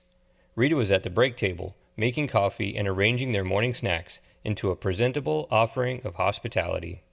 "Welcome to Unit 3, he said, extending his arm to introduce his employees. "This here is JD, Deborah, and Rita. Our fourth data entry clerk is out today." "You mean arrested," Rita squawked. "He was street racing again." Esther Jean's eyebrows involuntarily raised like fighting caterpillars, her brain always ready for unsolicited bits of newsworthy information. Brent scowled at Rita. "Well, we don't know for sure he was arrested, but—" "Oh, he's in jail for sure," Deborah continued. "And we didn't get a ride to work this morning. I had to ask my neighbor Steve to give us a ride. I was so embarrassed." Her eyes locked with Esther Jean's as they both examined each other. Brent offered a chair for Esther Jean to sit down next to his desk. She accepted, sitting quickly, then crossing her bare legs. She noticed J.D. looking at her legs, which pleased her. But once he saw that she noticed him peeking, he quickly looked away. His face turned red with embarrassment. "Anyway," Brent said, sitting behind his desk, "this is where the magic happens." "You said that already." "Yes, so I did." "Tell me more about this cost-saving suggestion, the one that will save the state of Texas hundreds of millions of dollars." She tilted her tape recorder toward Brent, who noticed the recording device more prominently than before. Then out of the blue, he became filled with self-awareness and anxiety and apprehension, a rare case of stage fright for the attention-hungry rock-and-roller supervisor. He thought about the prophetic day when he drank too much beer and stumbled back to work with J.D., but he didn't remember laying his head down or falling asleep on his keyboard. His lack of a meaningful answer in his brain shocked his nervous system into action, in turn activating the sweat glands in his armpits to excrete liquid at an alarming rate. Beads of sweat also appeared on his forehead, which he promptly wiped with his forearm. Esther Jean noticed his reticence. "Well," he stammered, looking over at J.D., trying to subconsciously signal him for help, but J.D. didn't get the signal. He just stared blankly back at Brent. Esther Jean attempted to prod an answer from him. "Did you correct procedures for the data entry application? Or did you update code for what's it called? The Texas Application Processing Entry System?" "Tapes," Deborah barked from her desk. "We call it tapes around here for short." Esther Jean turned to see where the comment came from, then saw Deborah in the back of the office, peering back at her. "Cute acronym," she said, forcing a smile, then turned back to Brent. "Like she said, for tapes. What exactly did you suggest?" Brent couldn't control his anxiety much more, and all he could think about was smoking a cigarette or downing a beer or anything besides sitting in the hot seat with an inquisitive reporter from the city paper. He decided without much thought that it would be okay to take a break from the interview for a respite in the parking garage down in the basement, possibly to smoke a cigarette. At the least, he could think of a reasonable answer to the reporter's question instead of the truth, which was unsavory and infantile, and most of all ridiculous. "Do you mind excusing me and—" He looked over to J.D. "Excusing me and J.D. for a moment. I just remembered we have an important meeting to attend with the big boss. Do you mind?" Caught a little off guard by the quick interruption, Esther Jean said, "Oh, I don't mind." "We'll be right back, promise," he said, pushing papers around on his desk. "That's okay. I can chat with the ladies while I wait." "That's fine by me," he said, standing at his desk, then indicating with a tilt of his head that it was time for him and J.D. to evacuate. J.D. jumped up from his desk and followed his supervisor out the door of Unit 3, leaving Esther G. behind with Rita and Deborah, who were dutifully entering unemployment applications into tapes. Esther Jean set her tape recorder on Brent's desk, but didn't press the stop button. She pulled a pad of paper from her bag and scribbled down some notes. Rita peeked around her computer monitor and noticed that Esther Jean was without a cup of coffee or a morning beverage of any kind. The genial host in her was appalled that they had not greeted their guest in a proper manner, so she completed the application she was entering, then stood up to approach the break table. "Would you like some coffee?" she said to Esther Jean. "That would be fantastic," she replied, placing the pad of paper back in her bag, then meeting Rita at the table. She discovered the plethora of snacks and break time accompaniments, and it pleased her that she would be receiving an additional dose of caffeine. Being that Esther Jean preferred the nightlife, it was still too early in the morning for her to think straight. Rita loaded up the coffee maker to start the morning brew. "Want a sweet treat to go along with it? There's plenty. I brought banana bread. My grandkids don't like it 'cause I put nuts in it. They crazy." "I would love some," she said, smiling. Rita cut her a slice, then said, "Must be exciting working for the city paper. The most excitement we get around here is meeting the governor the other day. That was exciting." Well, you did mention that one of your coworkers was in jail for street racing, Esther Jean said, taking a bite of her bread, then covering her mouth as she chewed. That sounds pretty exciting to me. At this point, Deborah just couldn't stay away from the conversation between the two women, or from the banana bread and fresh coffee. She hadn't received a piece of bread yet and was ready to partake, as well as gossip with Rita and their guest. It was a rare event having anyone in their office besides the 5 coworkers, or maybe Ken, the former paper collector, who didn't come around much anymore. It's just our suspicion about Conchino, but it seems plausible to us. He never forgets to pick us up for work. He once joked that if he wasn't there to pick us up, then that meant he was in jail. So we just figured that's what happened to him. I see, Esther Jean said, finishing her piece of banana bread. Rita handed her a cup of coffee, which Esther Jean proceeded to put 3 large spoonfuls of sugar into. Rita was astonished. Girl, how do you stay thin putting that much sugar in your coffee? Rita squawked. I'd weigh a ton with that much in my cup. I work out a lot, Esther Jean said, flattered. We work out our keyboards a lot, Deborah chimed in. Our hands are in great shape. The 3 laughed, and the tension in the air dissipated. The apprehension that Rita and Deborah initially had about their inquisitive guests slowly disappeared with each sip of coffee and bite of banana bread. They enjoyed the respite from their daily morning routine of monotonously entering data into tapes. Chatting at the break table was much more fun. So, Esther Jean started, how long have you ladies worked here? Deborah sighed, then said, We've been here since the beginning of time. We're ready to retire. Ain't that the truth? Rita said. They both cackled. What's keeping you from retiring then? We are broke, Deborah said. And we have mouths to feed, Rita added. We simply can't retire. That prize money will be nice, though, Deborah said. Prize money? Esther Jean said curiously. Yeah, the money Mr. Baker is receiving. We're going to share it. We've got a pact, Rita said. If any of us won that prize, we'd all share it. Interesting, Esther Jean said. That's a generous pact. We're just shocked Brent Baker was the one to win it, Deborah said, eating her slice of bread and sipping her coffee, then looking at Rita for confirmation. Really shocked. Never would have guessed, Rita added. Why is that? Esther Jean said. With this question, something snapped inside of Deborah. She had felt resentment toward Brent, resentment tinged with jealousy and a bit of disgust, a feeling that had been festering for quite some time. She and Rita had been at the Texas Department of Unemployment and Benefits for a very long time, had worked hard, and had been model employees, in her opinion. Never in that time had they received the recognition that Brent was receiving, and for doing nothing, really. The scorn in Deborah bubbled to the surface. Well, Deborah started, he only figured it out by accident. He came back from lunch drunk, and fell asleep on his keyboard.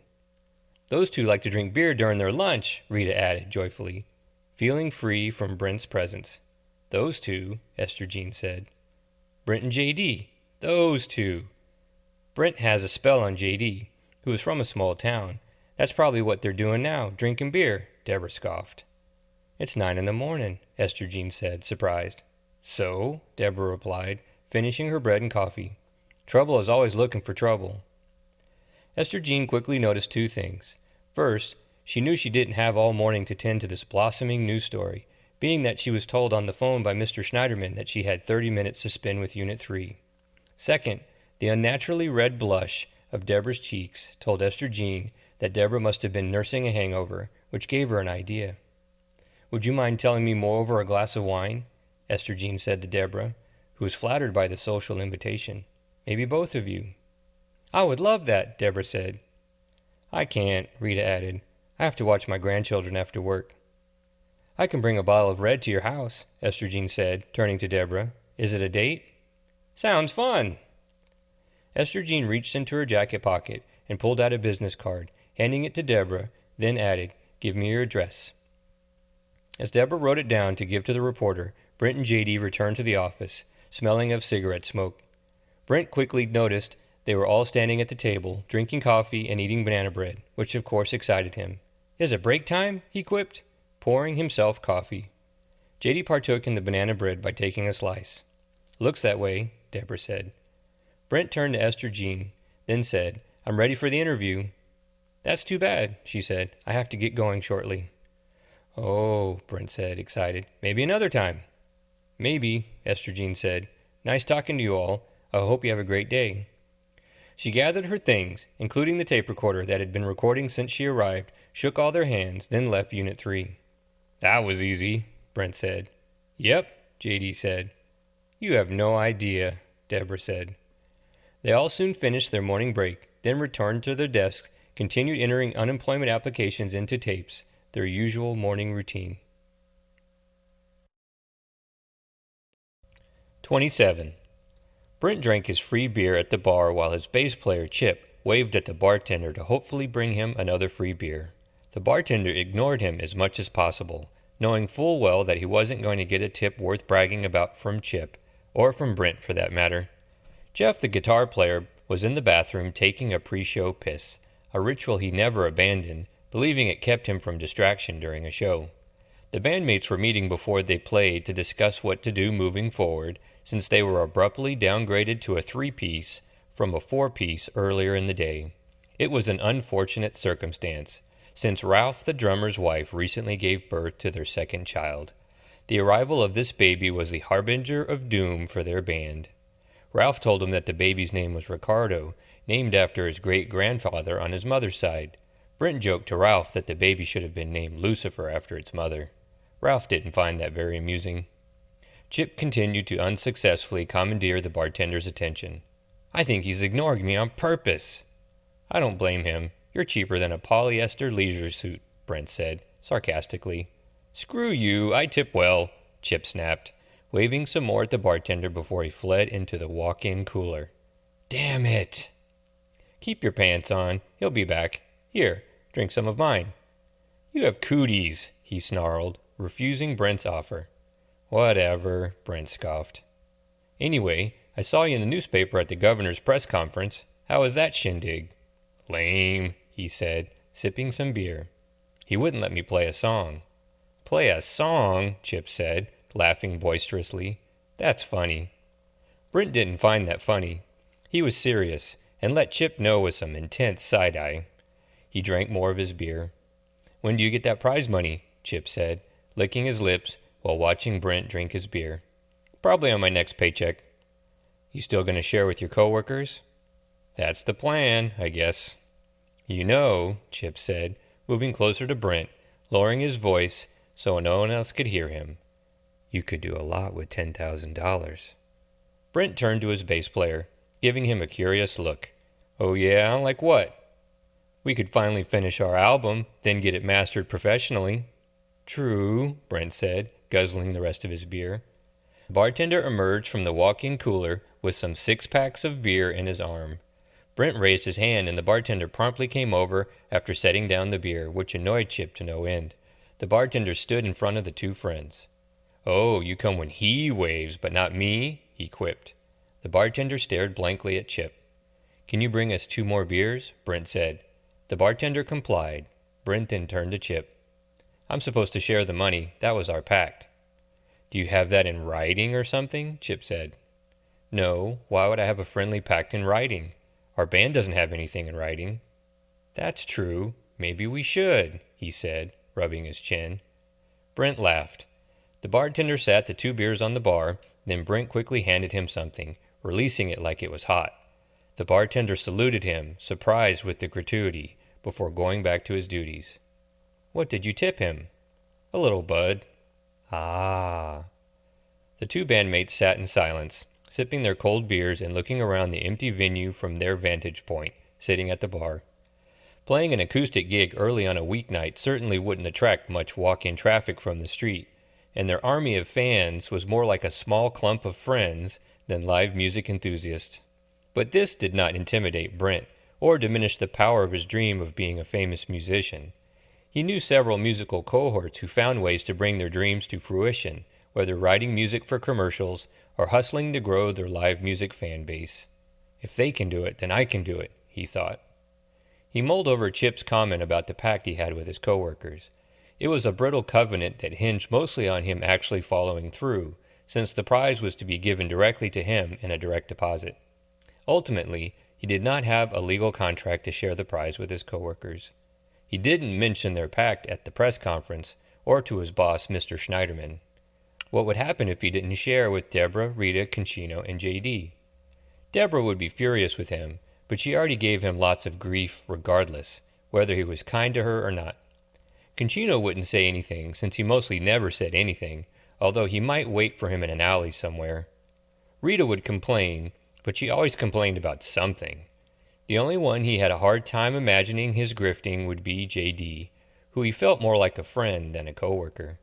But even then, what would he do? Cry? Tell Mr. Schneiderman? Why should I share with them? It really is my prize, he thought, taking another sip of beer. Jeff, the guitar player, grabbed the back of their necks and surprised them, then sat at the bar, finished with his pre-gig ritual of emptying his bladder. He waved to the bartender, who promptly brought him a beer. Brent turned to him. What do you think the band should do if I sunk $10,000 into it? Finish the album? Jeff said, sipping his beer, then wiping foam from his mouth with his arm. How about a European tour? If we went over there as an acoustic three-piece, then $10,000 would make a good start. An acoustic three-piece? Brent mused. Well, Ralph is out, right? No More Drummer makes us a three-piece. Brent mulled this scenario over, then smiled. I've always wanted to go to Europe, he said. I have a shitload of vacation at work, Chip said, like a month. That's my suggestion, Jeff said. Why? Just curious, Brent said, standing up, then putting his hands on his friend's back. Time for our sound check, let's do it. The three bandmates took their beers to the stage, picked up their instruments, and commenced strumming. They each hummed into their microphones as the sound man behind the soundboard approved their levels. As they got ready for their gig, a cute young blonde woman wearing a halter top and tight jeans stood to the side of the stage holding a frozen strawberry margarita, ogling Brent as he plucked the strings of his guitar. He winked at her, then strummed some more, as the sound man gave him a thumbs up. 28. Rita and Deborah gathered their lunches at their desks. They asked J.D. to join them outside because it was a beautiful day, but he wanted to finish entering the unemployment applications on his paper holder first. He had learned in the time, since he had started working in Unit 3, that falling behind only made it harder when he came back from a lunch break or came in first thing in the next morning. Besides, he had already promised Brent that he would go to lunch with him, so he gently informed Rita and Deborah that he would eat lunch with them another time. They gladly left him to finish his work. Brent rolled his eyes when J.D. pronounced that he wouldn't just drop what he was doing to go to lunch, but he didn't give J.D. a hard time about it either. He knew better than to give his crew a hard time when they worked so hard. So, he decided to just let him finish his work. I'll wait for you down in the garage. I could use a smoke break anyway, Brent said, before slamming the door behind him. To an outsider, it would appear that the data entry clerks in Unit 3 took breaks or goofed off whenever they pleased, like Brent did. But in reality, the four clerks were just really good at their jobs. Entering unemployment applications was a task that they had all mastered, and they did it in such an efficient and adroit manner it would appear easy enough that anyone could do it. But that simply wasn't the case. There was still a lot for J.D. to learn, but what he had learned so far, he absorbed acutely. Unfortunately, J.D. was also discovering that there was a tedium and banality to the data entry tasks that bordered on insanity. He sometimes wondered how Rita, Deborah, and Concino had done the work so dutifully for so long. He admired his coworkers' tenacity, but was beginning to wonder if he was cut out to be a vested state employee. At this rate, he could retire when he reached age 52. To a young man like J.D., it seemed like forever. Dang, he thought, that's a long time to enter these darn applications. He sighed as he finished the application he was working on. As he typed the last of the data, he could hear a phone ringing in Unit 3. It was Brent's phone. It rang 5 or 6 times. Then the next phone in the room rang as it was automatically transferred. Concino's phone rang 5 or 6 times, then it moved on to Deborah's, then Rita's. To J.D.'s surprise, his phone then rang. It was strange for him to hear it ring, since his phone hadn't made a peep since he started working there. In a fit of excitement, and of course duty, he answered his phone.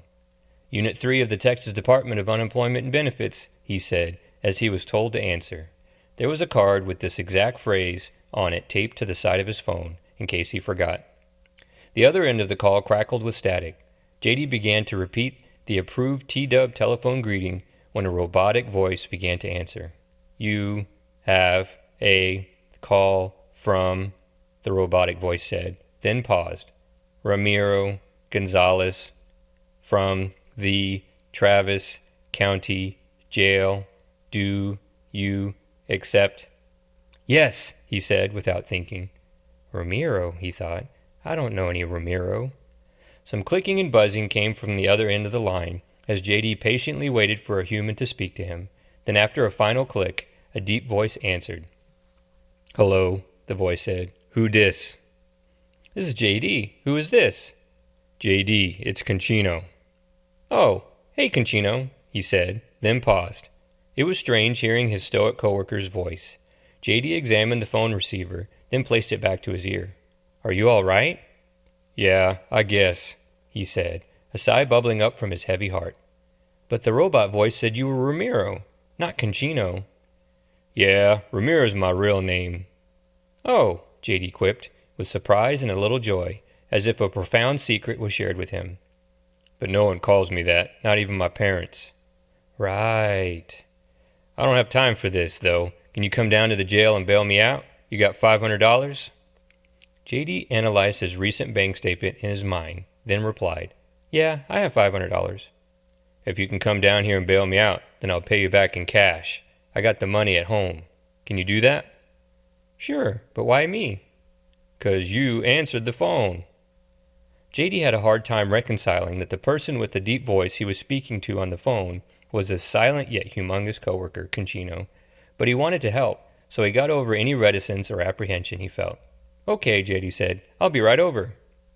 After he hung up the phone, J.D. finished the application he was working on as fast as he could, gathered his things, grabbed his bike helmet, and was out the door. He sprinted down the hall, across the skywalk, then careened down the stairs. When he emerged in the underground parking garage, Brent was standing by J.D.'s bike, smoking his third cigarette. It caught him off guard that J.D. was in such a frantic hurry. What's going on? He said, flicking a cigarette on the ground. Why are you running? Conchino called. He needs help, he said, unlocking the bike chain, then stuffing it in his messenger bag. Conchino? Where? He called me from jail. I gotta go bail him out, he said, mounting his bike. But what about lunch with me? I'll have lunch with you tomorrow, J.D. said, as he sped off on his bicycle. Brent watched him ride away and out the garage exit, frantically pedaling like Conchino's life depended on it. What is going on? He said, smacking his forehead with his hand, then placing it next to his mouth to amplify his protestation. You can't just leave. J.D. pedaled his bicycle as fast as he could, the 8 or so blocks it would take to get to the county jail. As he rode, he worried about all the things that could possibly happen to his coworker while being incarcerated. A succession of absolutely horrific scenarios, ideas he mostly got from watching movies and reading comic books. J.D. didn't actually know for sure what Conchino was going through. If the movies or comic books were even close to reality, then he had to bail him out as soon as possible. Saving Conchino from unwelcome sodomy or brutal fistfights was all he could think about. He pedaled his bike like he had never pedaled before. When he reached the Travis County Jail, rather than lock his bicycle with his chain like he normally would, he tossed it into some grass next to the building. He ran inside, then quickly realized he had to go through security, so they could check him for weapons or explosives or any illicit items. Knowing he didn't have these things made the wait even more unbearable. After passing through unscathed, he said to one of the security guards, Where do I pay bail for a friend? On the 3rd floor, he said in a monotonous tone, as if he had already answered that question 1,000 times. J.D. found an elevator and went inside to go up to the 3rd floor. 3 convicts handcuffed together and their accompanying guard occupied most of the elevator. One of the convicts, the one with the shaved head, a wrinkled tan, a teardrop tattooed on his face, and wearing pink jail clothes, glared at J.D. as if he was going to consume him. He worried that they were on their way to confront Conchino, making the elevator ride more intense and awkward for J.D. When the bell dinged for the 3rd floor, J.D. ran as fast as he could out of the cramped cabin lift. With a wealth of signage to help him as he walked past courtrooms and meeting rooms and bathrooms, he eventually found where he needed to pay Conchino's bail, the cashier sitting behind a large pane of bulletproof glass. No one was waiting, so J.D. approached the window, speaking into a microphone. I'd like to bail my friend out of jail, he said. On the other side of the glass sat a woman in her mid-50s, her skin tan and loose, as if she had recently lost more weight than her body was prepared to relinquish, looking like a deflated balloon on her skeleton. Her nameplate read Guadalupe. She had a folder propped up in front of her, and it appeared that she was reading important documentation, but J.D. could see a copy of People magazine in the manila folder. She immediately reminded him of Deborah or Rita. She eventually noticed J.D. standing there and laid the folder down, making no effort to hide the magazine anymore. "What's his name?" she said, typing something in her computer to awaken it. "Conchino," he said, smiling. "Is that his first name or his last name?" "First, I think."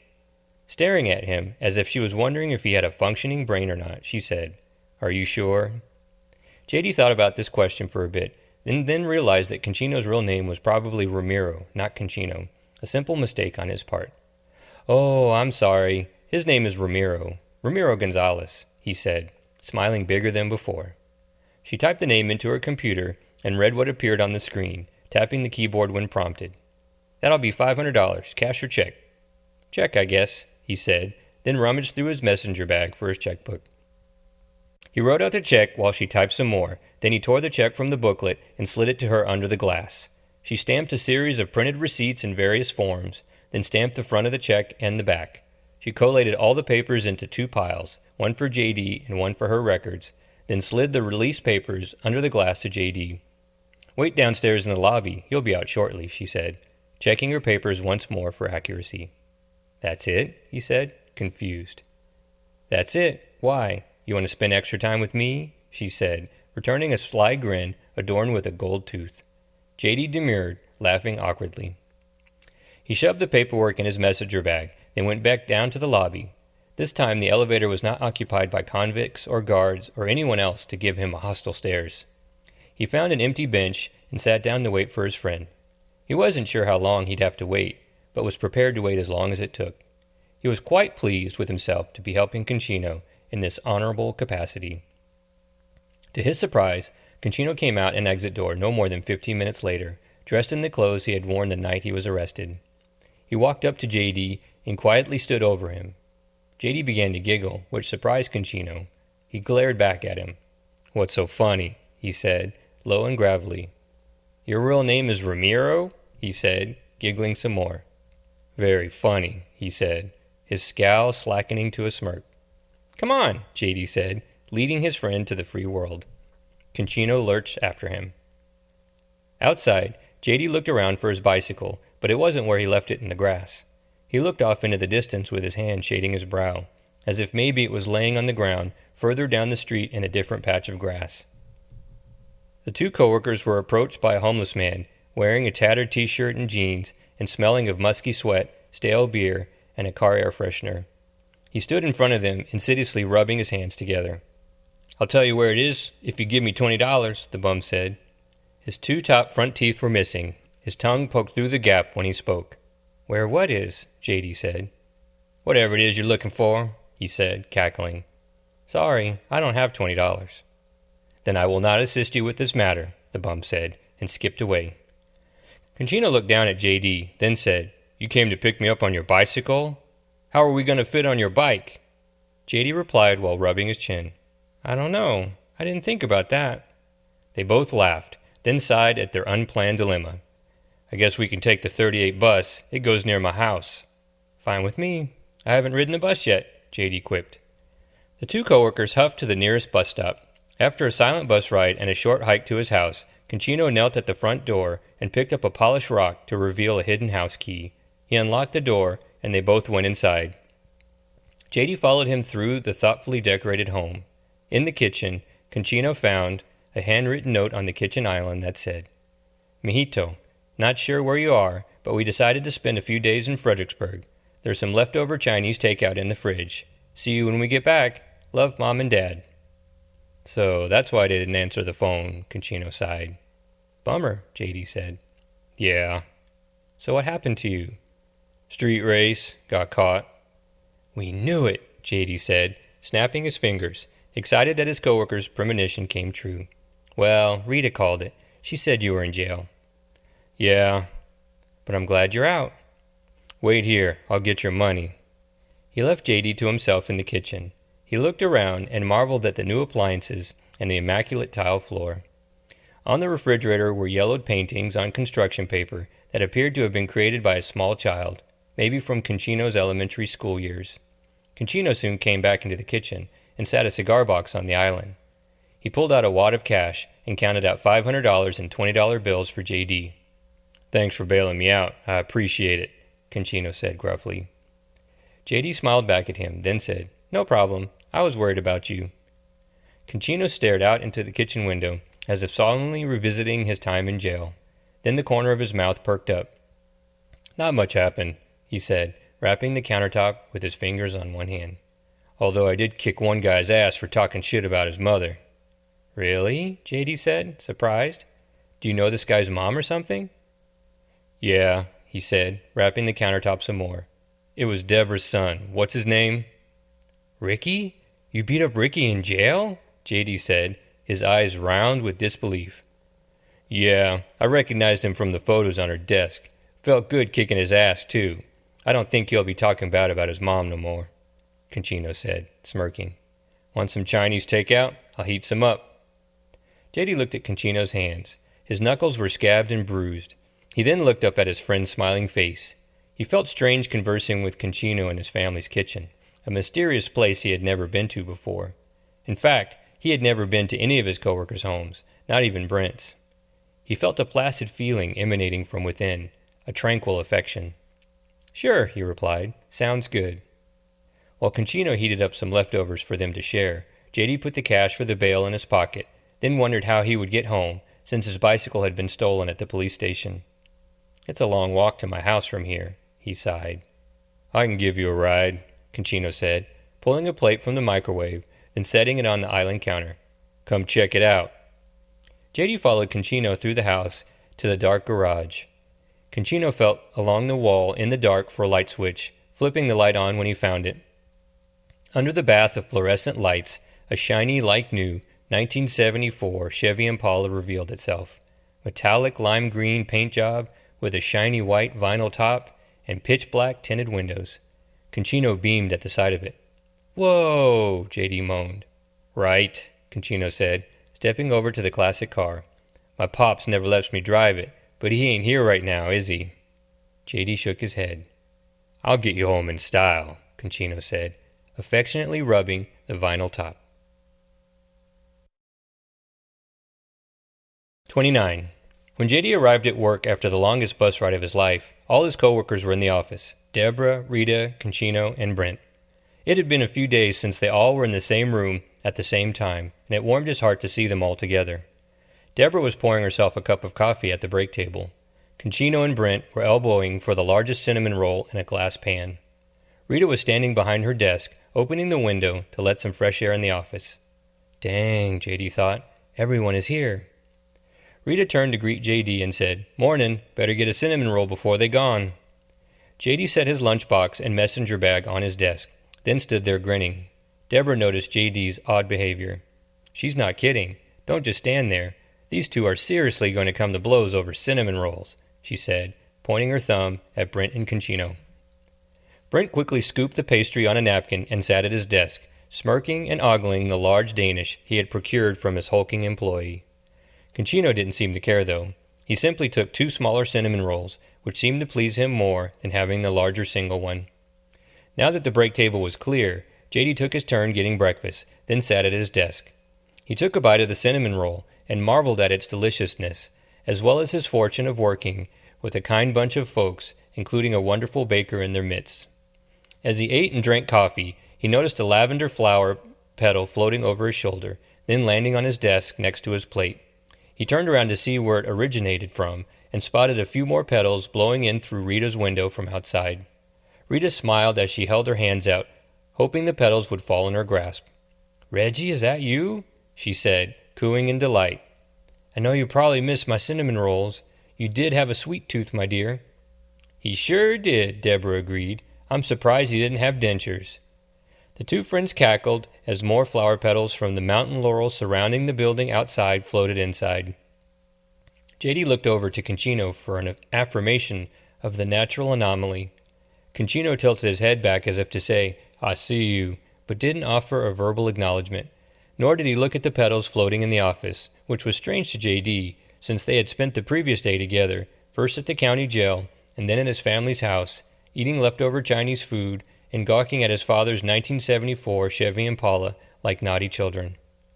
After Concino dropped J.D. off at his house, he had hoped that a friendship would blossom from their day together, but that morning it didn't seem that J.D.'s hopes for a new friendship would come to fruition. J.D. didn't let it bother him, though. He'll come around, he thought, then finished his breakfast and began to work. The other four followed suit, tossing the remnants of their breakfast into the trash and beginning their workday as well. The orchestra of keyboards played its clickety-clack symphony, while Brent conducted from his desk, his feet propped on the desktop. He offered to assist his crew with entering applications into tapes, something the others welcomed him to do, but he never seemed to get started. He just sat at his desk, doodling on a pad of paper. After a few offers of assistance that never materialized, Deborah grew irritable. She would have preferred that Brent just disappeared, as usual, and left him to work efficiently and peacefully, but he didn't. His lazy presence scorned her. "Are you going to actually help us? Or are you just going to keep jabbering without doing anything?" she said from her desk, while she furiously entered applications into her computer. Rita mouthed her delight at Deborah's chutzpah, then cracked herself up. Deborah grinned. Brent looked over from his doodling, then said, "I'll help in a minute. I'm in the middle of something important." "Oh, yeah?" Deborah said, then stood up from her desk. She saved the work she was doing and walked over to Brent's desk. He quickly stashed his illustrated pad of paper in the desk's middle drawer. "What are you working on that's so important?"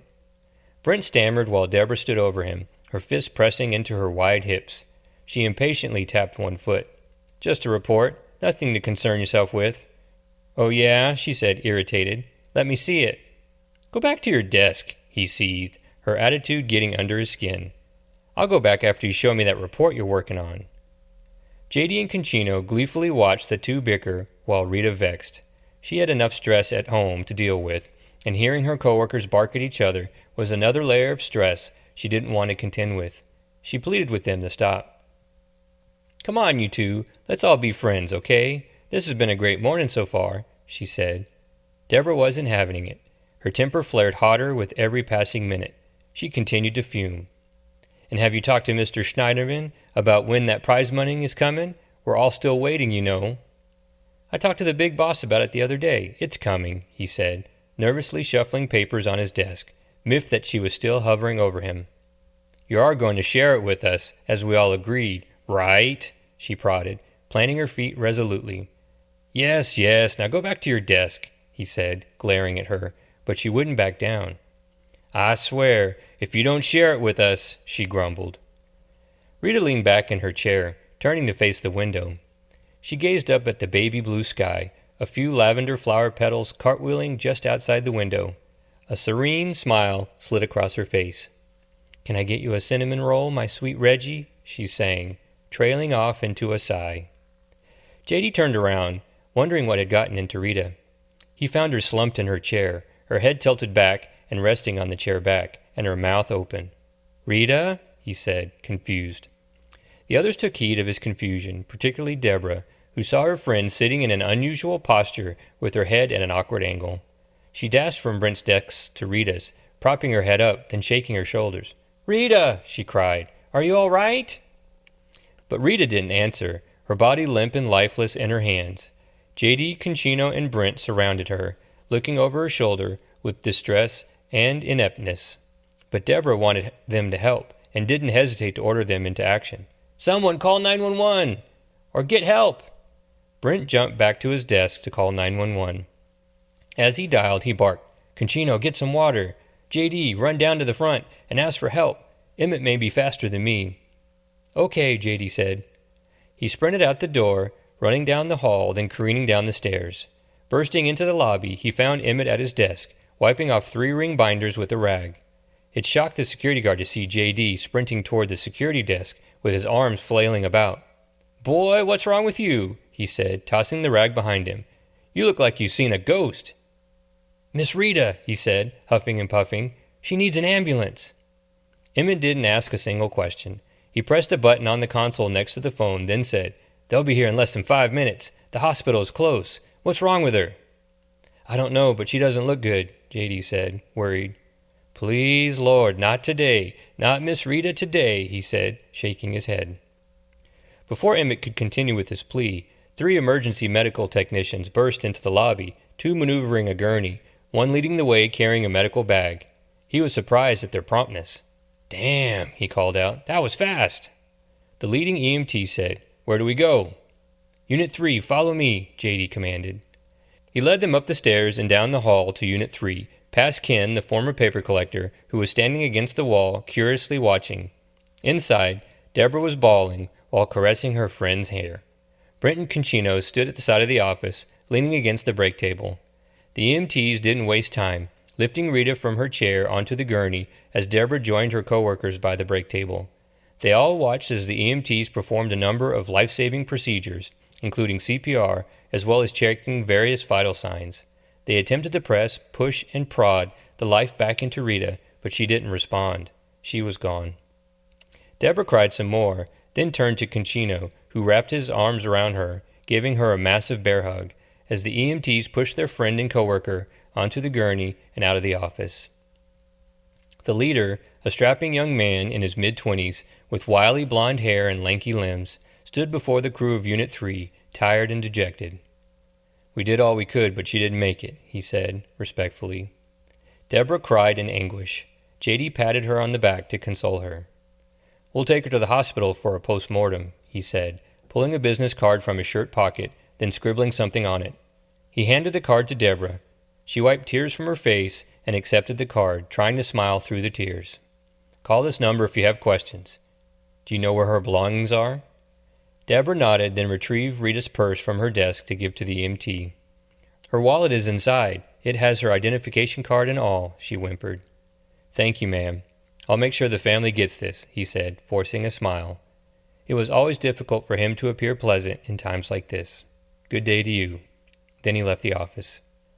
The 4 coworkers stood there in silence, with the exception of Deborah's sniffles, for a few minutes, shocked at what had just transpired. None of them could have known that Rita would pass away that morning. Deborah, in particular, was racked with guilt for her behavior. She couldn't stop thinking about her friend and wished she had conducted herself in a different manner, maybe chatted with Rita about their children like they usually did. Instead, she had bickered with Brent over something that at that moment seemed so petty. The loss of her dear friend was unbearable. She broke free from Concino's grasp and left the office for the restroom, where she could cry by herself inside a toilet stall.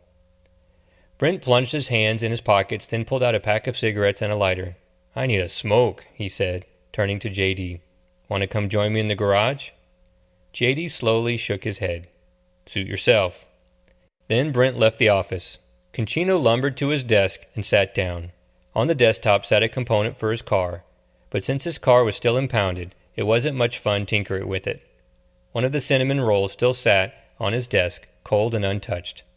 His appetite was gone. So, rather than toss it into the trash, he gently set it on Rita's desk, where he felt like it belonged. J.D. noticed that more flower petals were drifting into the office from outside, carried in with the warm breeze. He went over to the window to close it. After latching it shut, he picked up the lavender petals from the floor and set them on Rita's desk too, with Concino's cinnamon roll. Part 3.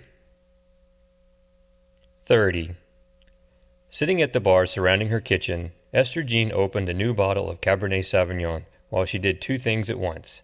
Worked at her latest article for the city paper about Brent Baker and Unit 3, as well as applied makeup for a night on the town.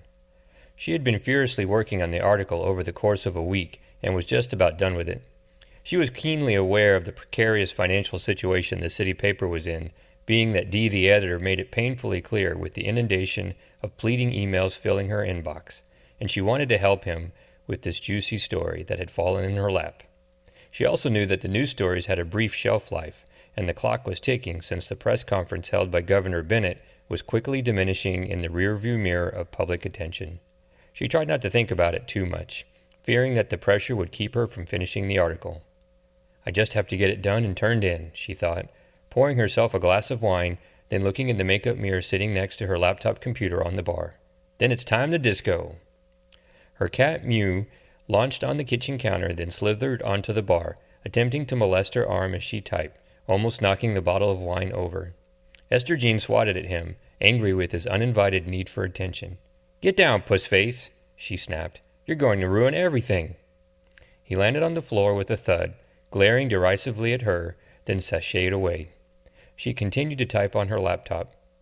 As she scoured through her notes on a pad of paper sitting next to her computer, she thought of her time visiting with Deborah, drinking wine together while listening to Deborah's confession in her living room. Esther Jean's visit to Deborah's house turned out to be more fruitful than she could have hoped.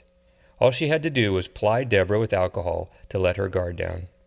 After a couple of glasses of wine, Deborah gleefully confessed the whole story behind Brent's cost-saving suggestion, how he and J.D. had gotten drunk on beer one day and stumbled back to the office, and Brent's intoxicated snooze on his computer keyboard unleashed chaos through the Texas Department of Unemployment and Benefits, the likes of which had never been seen before. Brent knew what he was doing when he filled out the application for the coveted cost-savings prize, but he did not know the nuts and bolts of his valuable discovery. In fact, he barely knew his way around tapes, let alone the ways and means of saving the state of Texas hundreds of millions of dollars. Deborah felt slighted. How could a drunken lout be lavished with money and publicity when he didn't deserve it? And from the governor of all people, Deborah confessed. Esther Jean recorded Deborah as she vented on her couch, constantly refilling her wine glass with more truth serum. And as she later transcribed her inebriated interview from audio tape to paper, she briefly wrestled with the morality of her journalistic method. Is this ethical? She thought, jotting down the juicy bits of Deborah's confession. Sometimes the ends justify the means, I guess. Toppling the facade of Governor Bennett's press conference, especially his cannibalistic way of using anything and anyone for political gain, was Esther Jean's goal. She relished the idea of sinking his poll numbers even deeper in the gutter of public opinion, and Deborah was helping her do it. At least that was what Esther Jean believed. The only thing she couldn't figure out was how to work in her voyeuristic discovery with her clandestine photographs of Governor Bennett capably standing over his toilet, without the assistance of walking canes or crutches or human assistance. This revelation was straddling the line of investigative journalism and tabloid exploitation. She couldn't think of a way to work it into the story without jeopardizing her goal. Maybe I'll hand it off to Bob, she thought, looking in the makeup mirror to finish applying eyeshadow and mascara. He would love that. She concluded that was the best thing to do and would message Bob, the alt-weekly reporter, the next day. He certainly could use the scoop, and the photographs would help. That way, Esther Jean could have her cake and eat it too, by having coverage in 2 news outlets. The idea thrilled her as she saved her document, composed a quick email to Dee the editor, attached the article, and clicked the send button. Her work was careening through the internet, and there was nothing left to do except party all night. She put away her work and had finished applying her makeup. Satisfied with her skills, she placed her phone and wallet along with her keys and pepper spray in a matching clutch, then left her apartment and her naughty cap behind. As she descended the stairs outside, she noticed the stairwell was free of sleeping homeless people, particularly the man with the new-looking athletic shoes who often hid under his dirty bed comforter like a tortoise hiding from the heat of the sun. She wondered where he was as she strolled briskly down 5th Street, her high heels clacking on the sidewalk and cobblestone intersections of the crossing streets. As she approached the warehouse district, the sensual thump of techno music could be heard in the distance, along with the smell of fried foods wafting from the various food trucks in adjacent parking lots.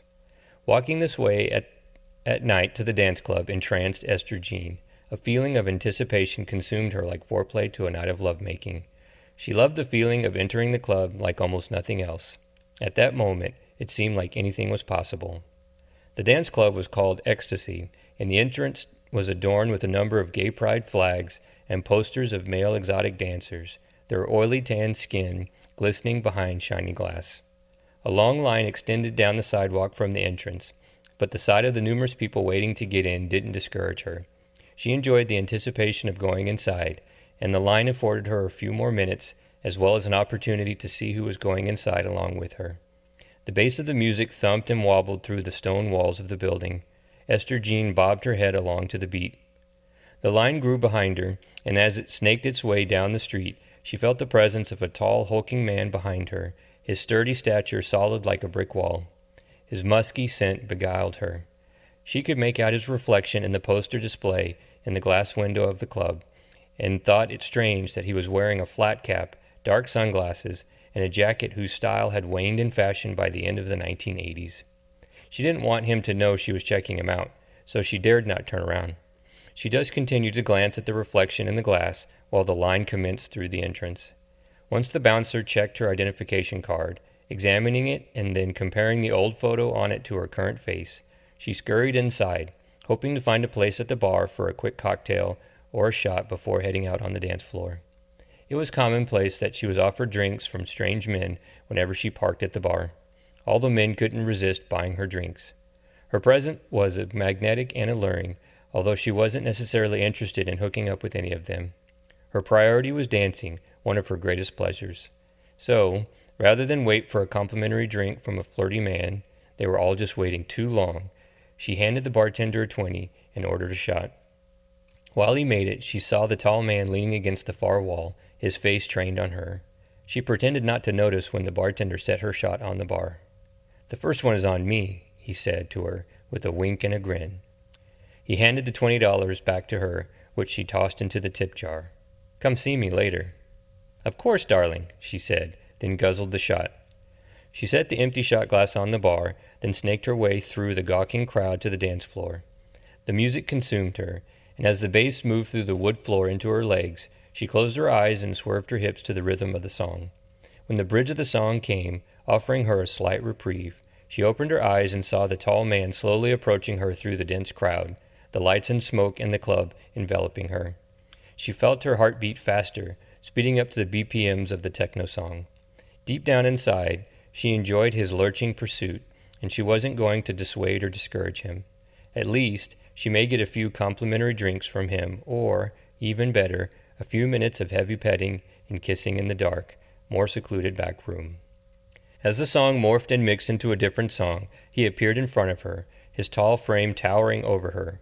Rather than look up at his face, she moved closer to him, putting one of her arms around his waist, grinding her hip into his thigh.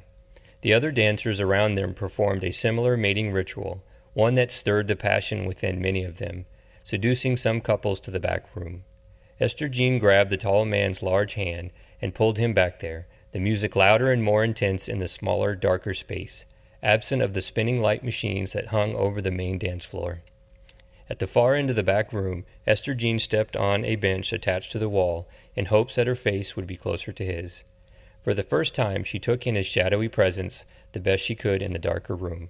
The flat cap, the dark sunglasses, and his square jawline, the lights from the dance floor flashing glimpses of his face. She wanted a better look, so she reached for his glasses, then said, "Can I take these off?" As she reached for his sunglasses, he grabbed her wrists with a tight, crushing grip, which startled her. "Hey," she squawked, "not so hard." She lunged for his glasses, which fell from his face to the floor, revealing her worst fear. "Oh no," she thought, as she struggled to release his grip, Frank the security guard's grip. As she wrestled with him, his flat cap bounced off his head, revealing his flat-top hairdo. She tried to pry his grip from her wrist, but to no avail. He lunged for her throat with his other hand, clamping it around her neck tightly. He constricted his hold on her, squeezing tighter, forcing the Adam's apple in her throat to jab at his palm. The discovery of this unexpected piece of anatomy startled Frank, and he hesitated momentarily with his attack, giving Esther Jean the time she needed to reach into her purse and pull out her defensive weapon. She blasted him in the eyes with pepper spray. The burning chemical seared his eyeballs, causing him to loosen his grip.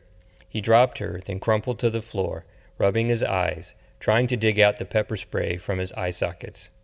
Esther Jean's muscle memory kicked in and she ran, back into the dance floor and through the throng of gesticulating bodies. The other gay men and queens in the dark room called for security as Esther Jean escaped. Once outside on the street, she peeled the high heels from her aching feet and ran all the way home, her clutch bag in one hand and her high heels strung within the fingers of her other hand. She ran as fast as she could without regard for passing cars or puzzled pedestrians. She didn't know why Frank the security guard had attacked her, but she did know one thing. Governor Bennett was worried about her for some reason. Any hesitation or reluctance about sending Bob the alt-weekly reporter the photograph she had of Governor Bennett standing in his private restroom was now gone. She knew what she was going to do the minute she got home to her apartment, but right after arming her security guard. I'm emailing those photos to Bob, she thought, sprinting harder to her apartment, no more than a block away. She wanted nothing more than to curl up with her cat, Mew, and hope that Frank didn't follow her home. 31. Standing next to Rita's coffin and surrounded by her family, friends, and coworkers, the pastor raised his hands to the sky and gazed up to the heavens. It was a pleasant day for a funeral, the weather being mild and the sky clear, although the sadness among Rita's loved ones was palpable and somber. The pastor was known to his congregation as Reverend Al Jackson, and, although there was no known relation between Rita and the Reverend Jackson, she gleefully called him cousin whenever she was in his presence because of their shared last name. From outward appearances, it seemed there was at least a possibility that they were related. Both were pleasantly plump, yet compact in size. He loved her baked goods as much or more than the rest of them, and couldn't help but mention their tasty pleasures. "It goes without saying," he said, concluding his sermon for his dear friend, "that we will all miss her delicious banana bread, a treat so scrumptious that, I dare say, it could have been deemed sinful. Can I get an amen?" Rita's children and grandchildren responded, then cried. Deborah cried too, while Conchino and J.D. comforted her. Rita was as good a friend to her as could be, and closer in commitment and loyalty than any of her own family. Her sorrow for the loss of her friend was deep and painful, causing her to wail uncontrollably. J.D. patted her back as Conchino held her, letting her cry in his shirt. Brent tried to hide his annoyance with her crying, but his eye rolls gave him away. Malik, Rita's rascally grandson, sneered at Brent as if his grandmother's untimely death was his fault alone. "We will all miss you, dear Rita Jackson, but as we all know, you are now with our dear Lord Jesus Christ, and, of course, your dear husband Reggie." Her family agreed with his assessment of her otherworldly locale, punctuated with tears and sniffles. "I would be remiss to not mention that there will be a celebration of Rita's life at her house immediately after the conclusion of this beautiful funeral. As I understand it, there will be lovingly baked treats for all to enjoy while we regale in stories of her life. May you go in peace, in the name of the Lord. Amen." Reverend Jackson comforted the children in his immediate vicinity, then retreated to his Cadillac. Rita's family members each took turns touching her casket, some of them setting flowers on it before retreating to their own cars. Her co-workers from Unit 3 were some of the last guests to linger, standing back from Rita's immediate family so they could pay their respects to their beloved matriarch. Rita's daughter Janice approached Deborah, Brent, J.D., and Conchino. Her eyes were red and puffy from crying. "Are you coming by the house?" she said, sniffling, wiping a stray tear from her cheek with her hand, her fingernails manicured long, shiny, and bright red. "Of course, dear," Deborah said, smiling. "Can we bring anything?" "Lord, no. The kitchen is full right now. I'll see you there." She gathered her children, Aaliyah and Destiny, and walked them to her car. Brent suggested to his crew that they all go in his SUV, and they agreed, especially since Conchino's car was still impounded and neither J.D. or Deborah had a car. As they walked to Brent's beat-up SUV, the perfect vehicle for him to load with instruments and gear for his gig with his band, Deborah watched Malik run circles around Rita's casket and even tried to descend into the hole in the ground, her final resting place. "That Malik is a rascal, even at her funeral," she thought, chuckling to herself. They all piled into Brent's SUV and drove the few short blocks to Rita's house. The street in front of her house was packed with all the cars of her children, family, and friends, as well as Reverend Jackson's Cadillac, as everyone wanted to enjoy time in her house, the place where she loved and cared for her family. The grandchildren played in the fenced front yard as they normally did. Games of tag, hide-and-seek, and karaoke commenced out in the grass, while Rita's grown children either sat on the front porch or milled about inside, setting out treats for family and guests. Rita's son, Reggie Jr., sat on the front porch in her favorite chair, looking entitled as he watched over all the children in the front yard. The sight of him in her chair displeased Deborah, although she didn't know why for sure. Maybe it seemed too soon for him to enjoy sitting in that chair, or maybe it was the things Rita used to share with Deborah about her troubled son. "Let's go inside," Deborah suggested. Her co-workers agreed, so they followed her inside. In the kitchen, family and friends served themselves baked treats and coffee, all under the dutiful watch of Rita's daughter Janice. When she noticed Rita's co-workers come in, she teared up as she approached Deborah, embracing her with a tight hug as she cried on her shoulder. "Mama loved you all so much," she said, wiping tears from her cheeks. "She talked about you all the time. All the time. She probably talked about you as much or more than us kids." "Nah, girl, she loved her family most of all," Deborah said, placing her hands on both of Janice's shoulders, consoling her. "But she told me you were like her family, too. It's true." Deborah was pleased with this sweet revelation from her friend's daughter and felt that she was telling the truth. Janice continued, "Do you all want some treats?" She looked around to discover that the 3 men from Unit 3 had already helped themselves and were stuffing their faces with baked goods and coffee. The sight of them gorging themselves made her and Deborah laugh out loud. "Mama would be happy seeing this," she said. The remainder of the family had left the kitchen for the living room, where Reverend Jackson's booming voice could be heard, while Deborah and Janice consoled each other. Janice helped herself to a piece of cake and a cup of coffee, then excused herself so she could join her family. Deborah also helped herself to a piece of cake, then sat at the kitchen table. By this time, her coworkers were done with their food and stood around, looking bored.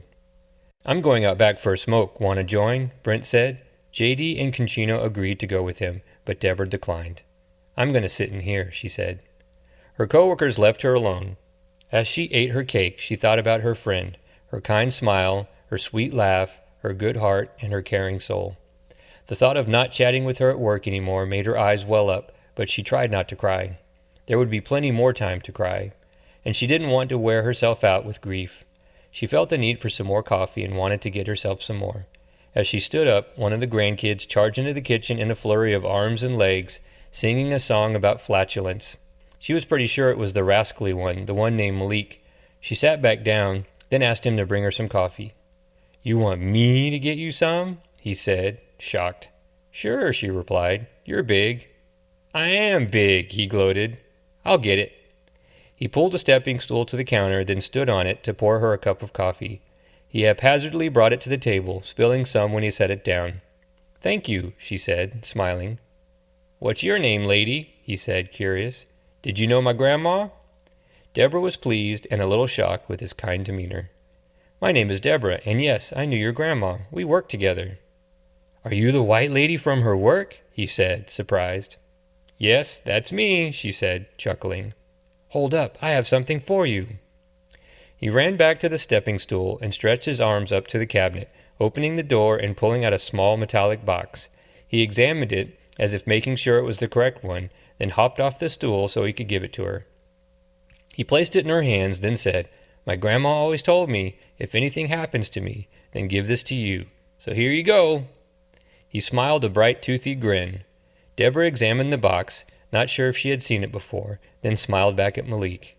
"I don't care what anyone says, Malik," she said. "You're the sweetest of all the grandchildren." The compliment at first embarrassed him because he wasn't used to receiving them from anybody, but then he found that he was pleased with himself and beamed brightly. "Thanks, lady," he said, then ran out of the kitchen for the living room. Deborah examined the outside of the box some more, then opened it. Inside, she flipped through the various cards and placards. Some were labeled for recipes, others were labeled for lottery tickets. At the back of the box were more cards labeled Winners, and To Check, and Unit 3 Lottery. As she flipped through, she found lottery tickets and scratch tickets, in addition to all her favorite recipes for baked goods and dinner entrees. She admired Rita's handwritten recipe cards, then pulled out the various lottery tickets and scratch games.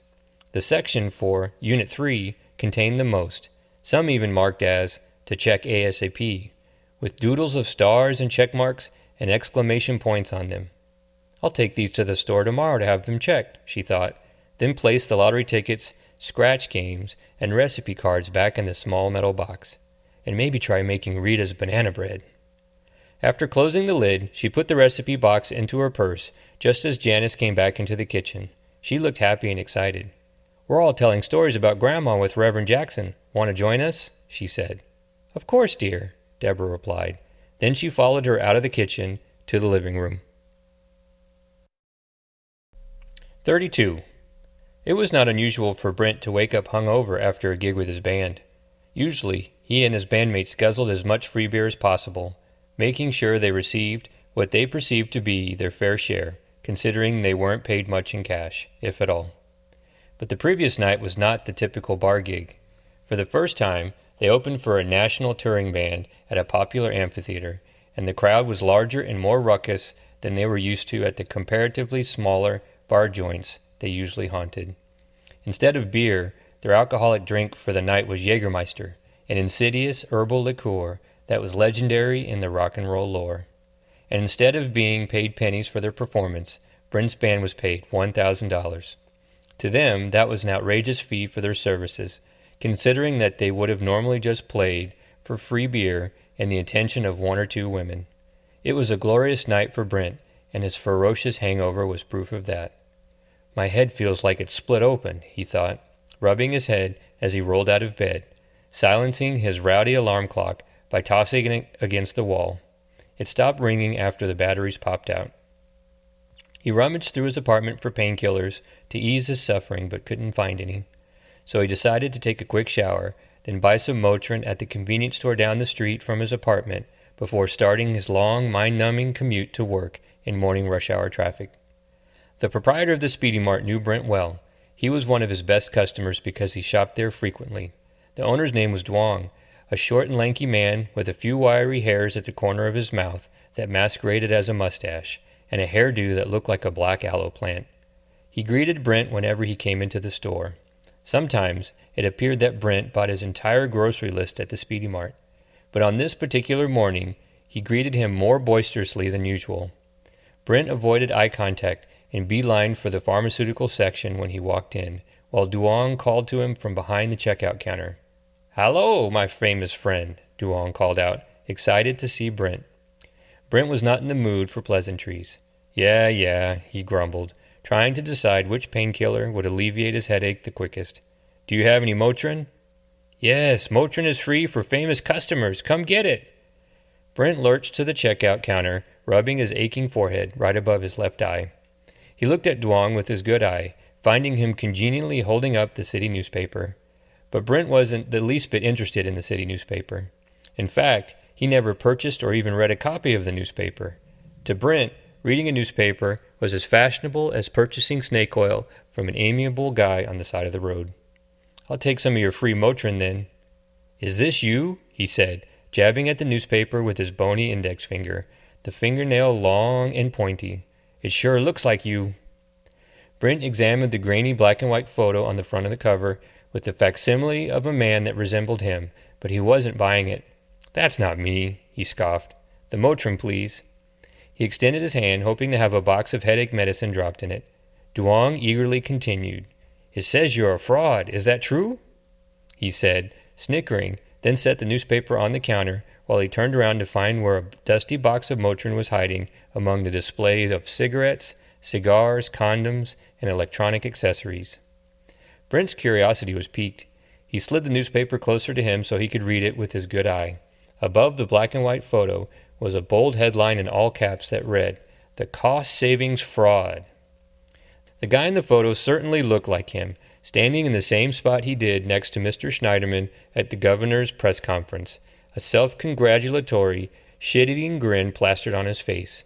He scanned the paragraph below the large photograph, and words like drunken and slept and unwittingly and keyboard immediately leapt from the page, telegraphing their journalistic intent to his still inebriated brain. Anxiety and dread washed over his body as he pushed the newspaper away. When Duong turned around to hand him the free dusty box of Motrin, he was no longer standing there. He saw Brent's car pulling out of the parking lot and speeding away, the bell on the swinging glass door still tinkling. "You forgot your Motrin!" he cried out, waving the box of painkillers above his head. Brent frantically merged his beat-up SUV into rush hour traffic, tuning the FM radio to his usual morning listen, the Doolittle and Fred morning show. He had an irrational loyalty to this particular radio morning show, mostly because Fred had mentioned Brent's band during a retelling of a raucous bachelor party one night. The group of inebriated, horny men, friends of Fred the DJ, spent part of their evening at the bar where Brent's band played. Lots of beer and shots of whiskey were carelessly consumed by the groomsmen, and a bar brawl erupted over a misunderstanding from an accidental shove. Most of Fred's party escaped from the bar, but not before Jeff, the guitarist in Brent's band, smashed an acoustic guitar over the head of one of the groomsmen, the one who tried to climb on stage while the band played a cover of I Fought the Law. Fred regaled the hilarious dilemma some of the other groomsmen endured carrying their large, unconscious cohort from the bar, in turn naming Brent's band on the air and cementing his love for the radio show. Fred never ever mentioned Brent's band again, but Brent still listened to the morning show nonetheless. But in traffic, the conversational voices of the two DJs soothed Brent's soul, distracting him from the crushing road rage of the other drivers. Brent's headache from his hangover still pounded inside his head. He wondered if what Duong had told him was really true, or a figment of his imagination, enhanced by the alcohol still flowing in his bloodstream. It seemed unusual and highly unlikely that a nobody like himself would be on the front page of the city newspaper. Even the governor's press conference didn't garner front-page attention. As they slowly progressed through morning traffic, the radio DJs debated the existence of a local ordinance that allowed female citizens to walk topless around the city. Brent groggily enjoyed the debate, daydreaming about topless models strolling around town while he kept a safe distance from the cars in front of him. The debate leaned in favor of the lurid ordinance, then moved on to other political topics of the day. Fred the DJ read the headline from the front page of the city newspaper, then scolded the governor for traipsing complicit government employees on stage to promote a sham to save the state of Texas hundreds of millions of dollars. Fred called the government employees lackeys, and even called them out by name. "And look at these jokers, Schneiderman and Baker. Look at them. You can see it on their smug faces," Fred declared, the vitriol and contempt spewing from Brent's stereo speakers. "It's a complete joke," Doolittle agreed. "Government corruption at its worst." Brent slammed on his brakes, and the cars behind him honked their horns. Brent could see the faces of the angry drivers in his rearview mirror, shaking their fists at him as his SUV stalled the slow-moving traffic. Brent couldn't listen anymore, so he turned off the radio. "What is going on?" he thought, frightened and worried. "I'm not a lackey, whatever that means." He cranked the steering wheel hard to the right, his SUV creeping through traffic to the nearest exit. He commenced to drive slowly through the side streets of town, mesmerized by the notion that maybe he was living in an alternate reality, one where he was all over the media, newspapers, radio, the internet, and maybe even television. Normally this fantasy would excite him, but he wasn't being covered for the right reason, his band. For the first time in a very long time, he was worried about his employment at the Texas Department of Unemployment and Benefits. When he reached his usual parking spot in the underground garage, he left his SUV without taking his messenger bag with him or even locking it. He scurried up the stairs to the lobby. When Brent crashed into the lobby, his worst fear was realized. There was Emmett, sitting behind the security desk, reading the front page of that morning's edition of the city newspaper. When he saw Brent in the lobby, his eyes opened wide with astonishment, and he sat up quickly, folding the newspaper in half. "Mr. Baker, is it true?" he said, pushing his hat back on his head and rubbing his forehead. Brent didn't answer him. He continued back up the stairs to the third floor, bursting into the hallway and running toward Unit 3. Ken, the former paper collector, watched him approach as he gripped the wall, standing out of his way. He smirked as Brent passed him, then said, "Governor Bennett's lackey, huh?" Brent ignored him. He ran across the skywalk to Unit 3, slamming the door behind him after entering the small office, his comfortable place of refuge. Conchino and JD were already at their desk, sipping coffee and nibbling on some cookies. JD had brought for everyone to share. Deborah was nowhere to be found. Brent plopped in his chair and covered his head, as if sheltering himself from a hailstorm. JD was concerned by his boss's disheveled appearance and shaky disposition. "Are you okay?" he said, chewing on his cookie. "No, this morning is screwy," he moaned, his voice muffled under his protective arms. JD and Conchino looked at each other, baffled by Brent's behavior. They both shrugged. "Have you seen the newspaper this morning?" Brent said, worried. JD and Conchino both laughed. "The newspaper?" JD said, sipping some coffee. "We don't read the newspaper. Do you?" Conchino concurred with a slow shake of his head. Brent slowly lifted his arms from his head, then said, "You don't know?" "Know what?" JD replied. "Did something happen?" "I think so," he said, sitting up at his desk, grabbing his pad of paper for doodling. "Where's Deborah?" "We don't know. Conchino said she wasn't at her house when he stopped to pick her up." Surprised with this statement, Brent turned to JD and said, "Conchino said, Since when does Concino talk to you? Concino smirked, then picked up his cell phone and pecked something into it. A ding could be heard from within JD's desk. He opened his middle drawer and pulled out a cell phone.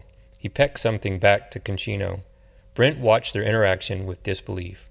"You have a cell phone now?" he said, annoyed. "Yep," JD said, finishing his text message, then placing his new cell phone on his desk. "So he can send me messages." Brent rolled his eyes. "You two are the new Rita and Deborah. Great," he said sarcastically. "Are you calling us old ladies?" JD snapped. Brent laughed it off, then began doodling on his pad of paper. Without Deborah in the office, the other data clerks didn't have a diligent lead to follow, as far as work was concerned. Entering applications into tapes was slow going, encouraged by Brent's indolence. The morning hours drifted by as JD slowly entered applications alone, while Concino puttered around with some car parts on his desk and Brent snoozed. But their peaceful morning wouldn't last long. Mr. Schneiderman burst into Unit 3, slamming the door against the wall, startling the three coworkers. He turned to Brent, then snapped, "You! I want you in my office in 10 minutes!" He wagged his finger at him. Brent shriveled. "Yes, sir," he whimpered. "The shh," Schneiderman stammered, then composed himself by fixing his tan and blue tie. He continued, "The you-know-what has hit the fan, and heads are gonna roll. I want you in my office in 10 minutes. Got it?" "Yes, sir." He left Unit 3, slamming the door behind him. Brent rolled his eyes, returning to form. "Please," he scoffed. "I'm not going up there." "You're not?" JD said, surprised. "Why? What do you think will happen if I don't go up there? I'll get fired?" JD returned a blank stare. "Nah," Brent said, putting away his doodling pad. "We should go grab a beer and a sandwich. Are you two in?" "It's only 10:30 in the morning," JD replied. "So what? Let's go." JD and Concino reluctantly agreed and followed Brent out the office, down the hall, and into the elevator. Brent pressed the button for the basement garage so as to avoid Emmett or Ken or anyone else snooping in his business. They huffed it a few blocks to O'Sullivan's, the first pub Brent ever took JD to, and the three coworkers sat at the bar, ready for an earlier-than-usual lunch.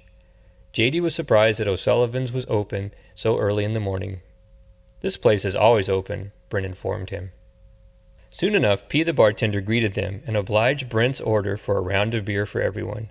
Concino, never having gone to lunch with Brent, was surprised. JD consoled him with a pat on the shoulder. "It's cool," JD cooed. After setting the pints of beer in front of them, P. smiled and began his morning routine of cleaning bar glasses. "What brings you in so early?" he said, looking at Brent. "Shitty morning," Brent replied, chugging his beer. "Yeah, aren't they all?" P. agreed. "Have you seen the paper?" Brent said.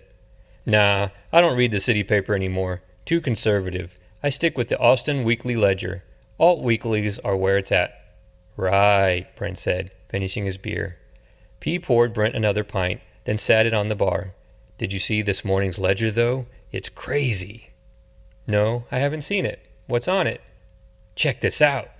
P. the bartender walked around the bar to the entrance of the pub. He snatched a copy of the Austin Weekly Ledger from a newspaper stand, then brought it back for the three coworkers to see. He tossed it on the bar, then jabbed at it with his knobby finger. "Bennett is a fraud. He ain't crippled. He can walk. It's all a scam." The three stared at the front page of the Alt Weekly newspaper and discovered Bob's handiwork. There on the cover was a large black and white photo of Governor Bennett, his withered carrot pixelated and obscured from view, standing over his toilet. The three T-Dub employees were stunned at the raw image of the governor, whom they had always known to be seated in a wheelchair of gold. "Uh-oh," Brent said. "You're damn straight, uh-oh. The shit's gonna hit the fan." "I think you're right," Brent said, turning to his employees. "Who's hungry?" 33. Esther Jean stood under a tree on the grass of the front lawn of the Texas Capitol, scrutinizing the Confederate Soldiers' Monument, a bronze and granite vestige commemorating their battle during the Civil War, and the names etched in the base of the 13 states that withdrew from the Union. She couldn't help but wonder about the statue's relevance at this place and time in history, and also wondered if she had the power to effect change in the hearts and minds of the people responsible for the care and upkeep of the Capitol grounds. Surely this belongs in a historical museum rather than out here, right? She thought, as she looked up at the bronze military figures gazing longingly into the distance, maybe at their cotton plantations or cattle ranches set in times long ago. She then looked up around to find families and groups of tourists of many nationalities, backgrounds, and races, laughing and taking photographs. Gentlemen, you are now irrelevant. She looked down the long walkway from the entrance of the Capitol to the street, past a large black family gleefully taking an assortment of family photos in various configurations, and could see Bob, the alt-weekly reporter, briskly walking toward her. She marveled at the bright red, Hawaiian print button-down shirt he wore. It was even pressed and starched, the straight creases on the sleeves stiffly connecting his protruding shoulders to his bony elbows. She patted his chest lightly, like an approving mother, when he joined her under the tree. "You look snazzy this morning," she said, smiling at him, wiping flakes of starch from the gaudy shirt. "You too," he said, embarrassed from the attention. "But you always look snazzy." "Why am I always waiting for you under trees? It's so romantic, like we're together or something." "You are my work wife. You do know that, right?" The corner of his mouth slinked upward. He winked awkwardly. Esther Jean laughed, then slugged his upper arm, her motherly demeanor gone, replaced with aggressive derision. "We did good work this week, you know," she said, grinning as he rubbed his assaulted bicep. "Yeah, we did." "I'm just surprised at how fast the Legislative Ethics Committee called this press conference." "I'm not," he said. "The Democrats hate Bennett. In fact, hate is not strong enough word to describe how they feel about him." "Want to go in and find a seat?" "Yeah, let's do it," he said, continuing to rub his sore arm. She held onto Bob's good arm as they walked into the Capitol building, through security, and into the welcoming space of the rotunda. As they walked across the terrazzo floor, they both looked up at the Star of Texas, etched into the ceiling of the rotunda, up almost 300 feet above their heads. "It still gets me every time I look at it," she said, squeezing his arm. "Me too," he said. "Did I tell you that D. Jamison contacted me about a reporting gig?" Esther Jean turned to her friend, a little surprised yet pleased, then said, "Really? My editor? What did he say?" "He wants me to start covering politics for the Austin Journal. Maybe you and I will get to work together." "I don't think so," she sighed. "I may not be around in Austin too much longer." "What? Where are you going?" he said. "San Francisco, I think. I need a change of scenery." "That's too bad. The long distance will be hard on our work marriage." "We can still have phone sex," she said. They snickered. Having been to the committee rooms dozens of times, they knew exactly where they needed to be in the chambers underground. They hopped into an elevator and descended together below the Capitol building. And after snaking through the office catacombs 2 stories below the Great Lawn, they found room 112-B, the location for all hearings for the Legislative Ethics Committee. Dozens of reporters milled about in the hall outside the room, being that the doors were still locked. Esther Jean and Bob waited together, listening to the mumblings from the other reporters, several of whom glanced longingly at them, envious of their earth-shattering news articles. "I think we have some new fans," Esther Jean whispered to Bob. He agreed. Once the doors unlocked, all the reporters filed inside the conference room, taking the first available seats. Esther Jean and Bob sat in the back, as they usually preferred, right in front of where the photographers and videographers stood with their equipment. At the front of the room was a wooden bench where the 5 committee members sat, each spot with a microphone and a nameplate in the front of the high-backed leather chairs. At each side of the room were 2 large-screen televisions, both tuned to a different conference room, one that looked like it belonged to the governor. The navy blue and gold decor broadcast on the television was familiar to Esther Jean. "Looks like Bennett may be on closed-circuit TV." "Looks that way," Bob replied. The conference room was abuzz with chatter and whispering as the reporters waited patiently for the chairman of the Legislative Ethics Committee to come in, Mr. Giuseppe DeMarco of Dallas, Texas, a far-left progressive if there ever was one, and a frequent adversary to Governor Bennett, as well as the other 4 members of the committee, 2 registered Democrats and 2 registered Republicans. Once they came in the room through a side door and sat down, the room fell silent. DeMarco raised a small ceremonial gavel, then whacked the bench top with it. "Let's get down to business," DeMarco said, setting the gavel down. His accent was a mix of New York Italian bravado and Texas Southern gentility that was comical to many in the public sector, one of the endearing traits that helped him ascend in political prominence in North Texas. His slick back, black hair, and thin, stiff mustache were immaculately groomed. His black-rimmed glasses had lenses of an unusual thickness, morphing his dark eyes into large platters of brown, and his large proboscis and thin lips gave him the appearance of a West Texas tortoise, particularly when he wore suits of dark green, one like he was wearing at this press conference. He was known to be tough on corruption and never backed down from a fight for what was right, or what he liked to call benevolent justice. Esther Jean thought he was quite a character and enjoyed listening to him speak, as well as watching his mannerisms, which were as unusual as his accent. She leaned over to Bob, then whispered, "He looks like he's from another planet." Bob snickered. "All right," DeMarco said, then cleared his throat. "I've called this meeting to discuss some revelations that have appeared in 2 newspapers this week that I feel are of the utmost importance to the citizens of Texas. Both news articles concern our governor, Dwayne Bennett." A collective gasp resonated throughout the room, even though no one was really surprised. Governor Bennett had a history of using his office for dubious personal reasons, and it seemed his slippery nature, disregard for political norms, and penchant for dishonesty made him a formidable adversary for the righteous in the public sector. Despite this, DeMarco was tenacious and contentious, and took any opportunity to investigate Governor Bennett, no matter how flimsy the accusation. It was his mission in life to bring down the sleazy governor. "It is my understanding that both reporters who wrote the articles for the Austin Journal and the Austin Weekly Ledger are present this morning," DeMarco said, looking up to the gallery of reporters and onlookers. All in attendance looked back to Esther Jean and Bob as they both stood up. "Will you be willing to testify in this hearing this morning?" "Yes, I am," Esther Jean said. "Yes," Bob said. "Good. You may be seated," DeMarco said, while organizing some papers sitting in front of him, including copies of the Austin Journal and the Austin Weekly Ledger. Esther Jean and Bob sat back down. The room was mostly silent, except for the rustling of papers coming from the bench. DeMarco raised a copy of the Austin Weekly Ledger and scoffed at the photo of Governor Bennett on the front page, standing over his toilet, his withered carrot obscured from view. Now, I was quite surprised to see this front-page photo and article, particularly since Governor Bennett has claimed to be unable to walk for as long as I can remember. It was a central focus of his campaign for governor. Although it isn't a crime that all of a sudden, quite miraculously it seems, even biblically miraculous I might add, he is able to walk, I find it dubious that a miracle has happened here. In fact, it seems to me that there is a misrepresentation of his political motives. And for years he accepted donations as someone who is disabled, as well as received work from reputable organizations and charities and government agencies in the name of the infirmed and disabled, as he claimed to be. Ladies and gentlemen, that is the exact definition of fraud. And because of this, the citizens of Texas have an ethical dilemma. A collective gasp filled the conference room as reporters scribbled on pads of paper and pecked notes into their mobile devices. Camera flashes popped and crackled. DeMarco shuffled the papers in front of him, grabbing the copy of the Austin Journal and lifting it up.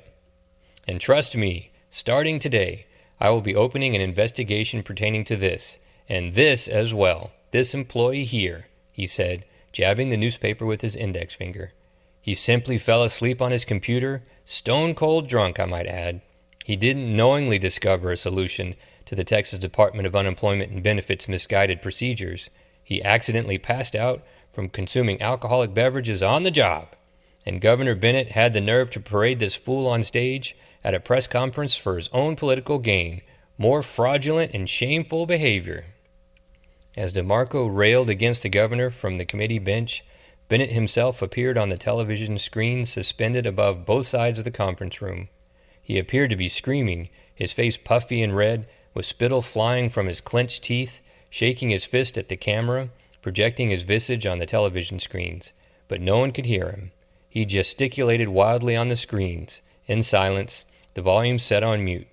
DeMarco chuckled at what was projected on the televisions. "Technical difficulties. We'll give the governor an opportunity to speak later. But first, I'd like to call the reporter from the Austin Journal to approach the bench for sworn testimony, Esther Jean Stinson." Esther Jean turned to face Bob, who mouthed the words, "Good luck." She stood, then approached the wooden bench, all eyes in the conference room on her. As she stood before DeMarco and the 4 other members of the Legislative Ethics Committee, she rolled her shoulders as if releasing tension. DeMarco adjusted his microphone, then said, "Miss Stinson, do you swear to tell the truth, the whole truth, so help you God?" "Yes, I do." "Good. Then let's start from the beginning. Tell me more about this state employee, the drunk one, Mr. Brent Baker." 34. When Brent arrived in Unit 3 first thing in the morning, nursing a new hangover for a new day, a cup of coffee in one hand and a powdered jelly donut in the other, he discovered Mr. Schneiderman sitting at his desk. He was not amused that Brent had walked into the office closer to 9:30 than his official starting time of 8 o'clock. Deborah, Concino, and JD were already at their desks, too, tranquilized with fear, because none of them were used to Mr. Schneiderman's presence in their office space. Schneiderman pulled a chair over to the side of Brent's desk and motioned for him to sit down, patting the plastic seat. Brent reluctantly sat in the chair. "Hey, boss man," he said, forcing a smile through the pain in the face from his hangover. "How do you like my chair? Pretty comfy, huh?" "Is this when you usually arrive to work?" Schneiderman said, tapping an intense arpeggio on the desktop with his fingers. "Not all the time," Brent replied, sheepishly looking to his employees for help, none of whom returned even a passing glance. Mr. Schneiderman was already angry, so Brent's hesitant answers just made him more aggravated and impatient. On Brent's desk was a copy of the Austin Journal, which he turned and then slid to Brent, as if offering him a chance to casually peruse the headline. Brent already knew what it said. "Mr. Schneiderman, I can explain." "Too late. As of this moment, your employment here is terminated." He stood up and retrieved an empty cardboard box from the break table that he had brought with him when he first came into Unit 3, before Brent casually sauntered in. He set it on Brent's desk. "Here's a box for your belongings. I will watch you as you retrieve your personal items, then I will escort you out of the building." Brent sneered at Deborah as she pretended not to notice his searing glare.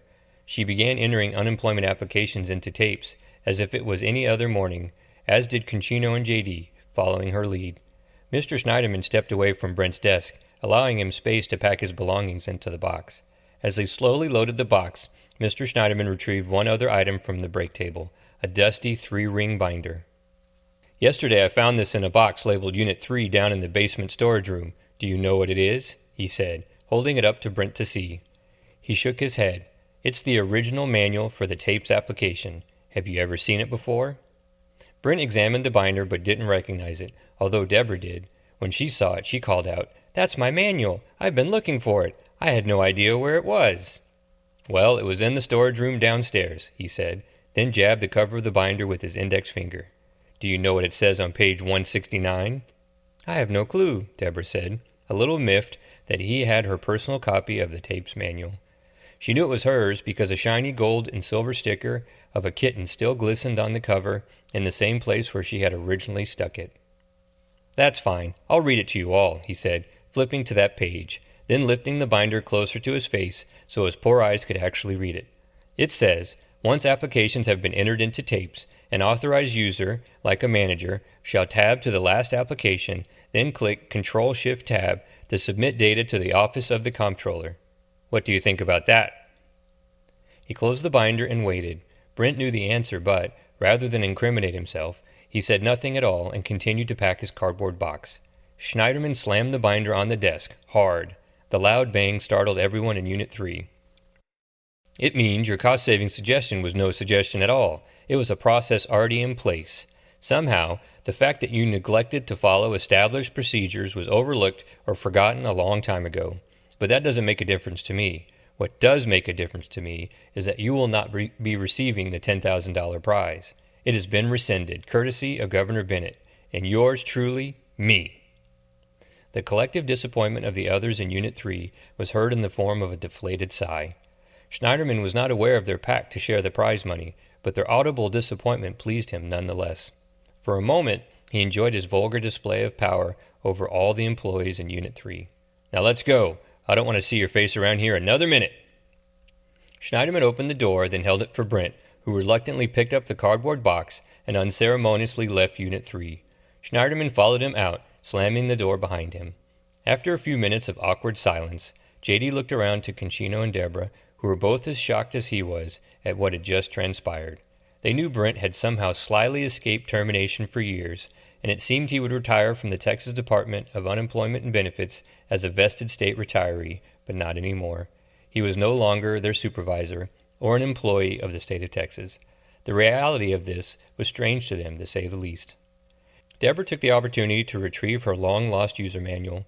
She tiptoed over to Brent's desk, picked it up, and briskly took it back to her desk. She marveled at it, opening it and then flipping through the yellowed pages, as if caressing a recovered artifact from a past lifetime. She reminisced about the early days when she first started working at the Texas Department of Unemployment and Benefits, almost 3 decades before, when her original supervisor gave her the manual. She couldn't remember his name, but she remembered his face, pockmarked and bearded with large tortoiseshell glasses. Rita was already working there and took her under her protective wing, giving her sisterly advice and scribbling notes on the pages of her user manual. The inscriptions were still there in the margins of the yellowed pages, preserved in blue ballpoint ink, and tears appeared at the corners of her eyes as she read them. She looked over at Rita's empty desk, the framed photos of her children and grandchildren still on the desktop, then felt ashamed. She wasn't quite sure she had felt compelled to confess to the news reporters, but she did. The wine made it easy for the angry words to come out, but the loss of her friend made her reevaluate the motive of her inebriated confession. Rita would be upset that we didn't get that prize money, Deborah said to her coworkers, a sniffle punctuating her proclamation. She really wanted to win that prize. J.D. and Concino stopped typing and turned to look at Deborah. They could see the tears in her eyes, a materialization of the sorrow that they all felt, and a realization that sometimes when you wished for something beyond your means, it was easy to overlook the precious things you already possessed, family, friendship, and love. She would have been pissed, J.D. squawked. Concino chuckled in agreement.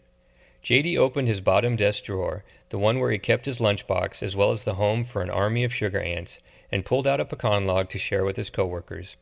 He had planned to eat it after his lunch, but felt this was a better time to share and consume it. He took the treat to the break table and cut it into thirds with a butter knife. "Anybody want a snack?" he said. "That sounds wonderful," Deborah said, joining him at the break table. "I'll make some coffee." "Okay," J.D. said, patting her on the shoulder. "Coffee sounds nice." Concino joined them at the table for their impromptu break, where they snacked and drank coffee together. Deborah was in another confessional mood. "I'm sorry I talked to that reporter," she said to her coworkers, but they didn't seem to mind and shrugged after she conceded her error in judgment. "I feel bad that Brent got fired." "I'm not surprised," J.D. said, wiping his mouth with his forearm. "There's always what do you call it?" Deborah was confused. "I don't know. What do you mean?" "You know, what do you call a person who's blamed for something?" "A guilty person?" she blurted. "No, that's not it," J.D. said, frustrated. "The bad guy?" she continued. "No, but close." Concino watched the two fumble for the right words. He chewed on his snack, sipping his coffee as they threw out phrase after wrong phrase. Tired of their back and forth, he decided to interject. "Fall guy," he said, deep and resonant. His proclamation startled J.D. and Deborah, who weren't expecting their stoic coworker to speak at all. They laughed as they finished their coffee, then sat back at their desks. "How long do you think it'll be before we get a new supervisor?" Deborah said, typing again. But no one answered her. There didn't seem to be an appropriate answer anyway, so they all just began to work as they were used to doing. "Concino," she continued, "can you take me by a convenience store on the way home today?" He nodded. Then the clickety-clack of their keyboards reverberated within the walls of Unit 3, lulling them back to work. 35. In the days following his termination from work, Brent Baker literally drank beer and Jägermeister at all hours, starting when he first woke up in the morning through the night until he passed out. It was his way of self-medicating his wounded pride. He did not know any other way to cope with the pain he felt from the loss of his career and his main source of income. He still had the band, but the money he received from playing with his compadres just wasn't enough to live on. But what the band lacked in earning potential, it made up for with camaraderie and commiseration. The union of the misanthropic musicians excelled in anarchy and nihilism when called upon. Whenever one of the band members expressed any kind of disenchantment or grief in their lives, the others added fuel to the fire in the form of alcohol, cigarettes, music, and anger. This suited the worst part of Brent's personality, the parts usually suppressed from the world, to his detriment. In turn, this naughty proclivity of his band to wreak havoc on the bars of Austin, Texas, had a finite shelf life, usually lasting only a few days. Chip the bass player, Jeff the guitar player, and the new drummer Todd were all older dudes, ones with day jobs and mortgages and bills to pay, and although they were always game when it came to cheering up a depressed band member, they just had only so much angst in their proverbial gas tanks. They were not young men anymore. What seemed fun at first always wore out its welcome, fast, and even if Brent begged and pleaded for them to continue partying like there was no tomorrow, in reality, tomorrow always came with a new sense of urgency to act like a grown-up. After a few days of hard drinking, playing punk rock cover songs, and flirting with tipsy waitresses, the band members left Brent at his apartment with a promise to check in on him in a couple of days and maybe play another gig in a week or two. He was inconsolable, and they were ready to get back to their normal lives. Brent continued drinking beer in his apartment alone and sustained his alcohol consumption with food delivery, while time slowly moved on like a placid breeze from the Texas hill country. So, when Concino banged loudly on his front door with his fists, Brent peeled open his eyes, thinking it was the pizza delivery guy, not knowing that he had passed out 10 hours earlier with his phone still in his hand. The banging on the door grew incessantly louder as Brent came to consciousness. He didn't know what time it was, although he was still hungry for greasy food. Rubbing the crust from his eyes and the stinky drool from the side of his mouth, he went to the door to see who it was and to silence the loud pounding. When he opened the door, the bright morning sunlight blinded him. He covered his eyes with his forearm, then said, "What do you want?" The dark silhouette of a person stood motionless. He didn't know who it was at first because he couldn't see a thing. A deep voice responded from the dark figure. "Deborah wants to talk to us," the familiar deep voice said. He knew it was Concino. He could feel his colossal presence. The wet pshaw flopped out of his mouth. Then he said, "I'm not talking to Deborah. You can tell her to go to hell," Brent said, then reached for the door to slam it shut. Concino placed his massive hand on the door, keeping it open with a stiff arm. "She said it's important, and that you won't regret it," Concino said, his words rolling off his tongue like boulders thudding down a hillside. "What does she want?" Brent insisted. Concino shrugged. Brent was frustrated. On the one hand, he was curious about what important matter she wanted to talk to them about. On the other hand, he just wanted to drink more beer, wallow in his misery, then sleep. It also fascinated him to hear Concino's distinctive voice, since he rarely heard the young man speak out loud, for almost any reason, important or not. If he was speaking to him at his place, somewhere Concino or his other coworkers had never been, then it must have been important. "I have a question for you. Why don't you ever speak?" Brent mused. "'Cause I don't feel like it." "Oh," Brent said, surprised with the simplicity of his answer. "You coming?" Brent knew he had nothing better to do, then said, "Yeah, let me find my sunglasses." Concino waited at the door while Brent plodded to his bathroom to gargle some mouthwash, put on a t-shirt he had retrieved from his bedroom floor, and looked for his sunglasses in the kitchen. When he found them on top of an empty pizza box, he put the dark sunglasses on, then followed Concino to his car. The parking lot of Brent's apartment complex was mostly empty, being that it was normal business hours for the rest of the world, and the working-class tenants were at their places of employment. It tickled Brent that he wasn't one of them at that moment. Technically, he was what he always wanted to be, an unemployed rock musician. "You got any beer?" he said, watching the stoic giant lumber toward his car. Concino just silently shook his head, opening the driver's side door to his car, then sat inside. Brent got in the passenger seat. He was pleased to see that Concino's Honda Accord was not impounded anymore, and also pleased to see JD in the back seat, sitting next to Deborah. He greeted JD with a fist bump and acknowledged Deborah with a nod. "Hey, Brent," JD said enthusiastically. "Glad you're with us." "I guess," Brent said. "What's the deal?" "We're going to visit Greta's grave, and I thought you would like to join us," Deborah said, calmly.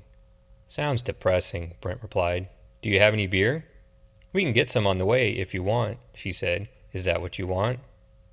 "Yes, that's what I want," he said, his elbow against the window, his arm propping up his weary head. Concino started to drive the four friends to the cemetery where Rita was buried, but not before stopping at a convenience store on the way to buy Brent a six-pack of cheap beer.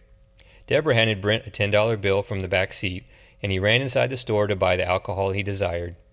When they arrived at the cemetery a few minutes later, Brent was already on his second beer and feeling much more jovial. Concino parked his car near the great lawn of Memorial Cemetery, away from the other cars in the lot, all there for a memorial service for someone else. J.D. spotted the Cadillac that Reverend Jackson owned and remembered the gaudy automobile from Rita's funeral, but he didn't mention it to the others. The sun perched high in the pale blue sky, its light and warmth baking the thick grass of the cemetery. The friends got out of Concino's car and trudged through the hot grass. Deborah led the three men to Rita's gravesite, winding through the tombstones, mausoleums, and memorials. J.D. read the headstones out loud with the curiosity and enthusiasm of a child. Henry Bodine, born 1918, died 1944, World War II veteran, in the arms of the Lord, J.D. recited. He continued with the next headstone. James McCall, born 1922, died 1964, beloved son, father, and husband. Are you going to read them all? Brent said, annoyed. All of these people must have had fascinating lives, J.D. chirped. They're just people, Brent grumbled, gulping the last of his beer, crushing the can, then tossing it beside the headstone of Mr. McCall. Dead people. J.D. picked up the discarded beer can, put it in his pant pocket, and scurried after the others. When Deborah arrived at Rita's grave, she lovingly patted the top of the marble marker of her dear friend. Good morning, sweetheart, she said, then chuckled. Good afternoon. Time just flies, doesn't it? The four friends stood around Rita's grave, the sun baking their shoulders while a breeze swept across the cemetery grass. Cars could be heard in the distance, driving up and down I-35 in pursuit of unknown destinations. A butterfly fluttered out of thin air, charting a haphazard course between their bodies. Deborah marveled at the butterfly and wondered aloud if its presence had any significance. I know you are here with us, Deborah said, her grief overwhelming her. J.D. respectfully nodded, then began reciting the inscription on her headstone aloud. Here lies Rita Jackson, beloved wife of Reggie Jackson Sr., adoring mother, loving grandmother, and a friend to all, born— You don't have to read it all, Brent scoffed, interrupting J.D. We can read to ourselves, you know. Irritated, Concino jabbed Brent roughly with his elbow. He stopped complaining and rubbed his assaulted bicep. Deborah noticed the commotion between them, then smiled like a mother watching over her bickering children, more adoring than irritated. She reached into her purse and pulled out a small metal box, then sat it on top of Rita's headstone. It was one of Rita's most prized possessions, her recipe box. The five of us in Unit 3 were like a dysfunctional family, Deborah said to the others, stepping back from the headstone. I know we didn't all get along sometimes, but we looked out for each other when we could. Yeah, right, Brent muttered sarcastically, under his breath, although everyone could hear him perfectly. Deborah nonetheless continued. And I know I made mistakes.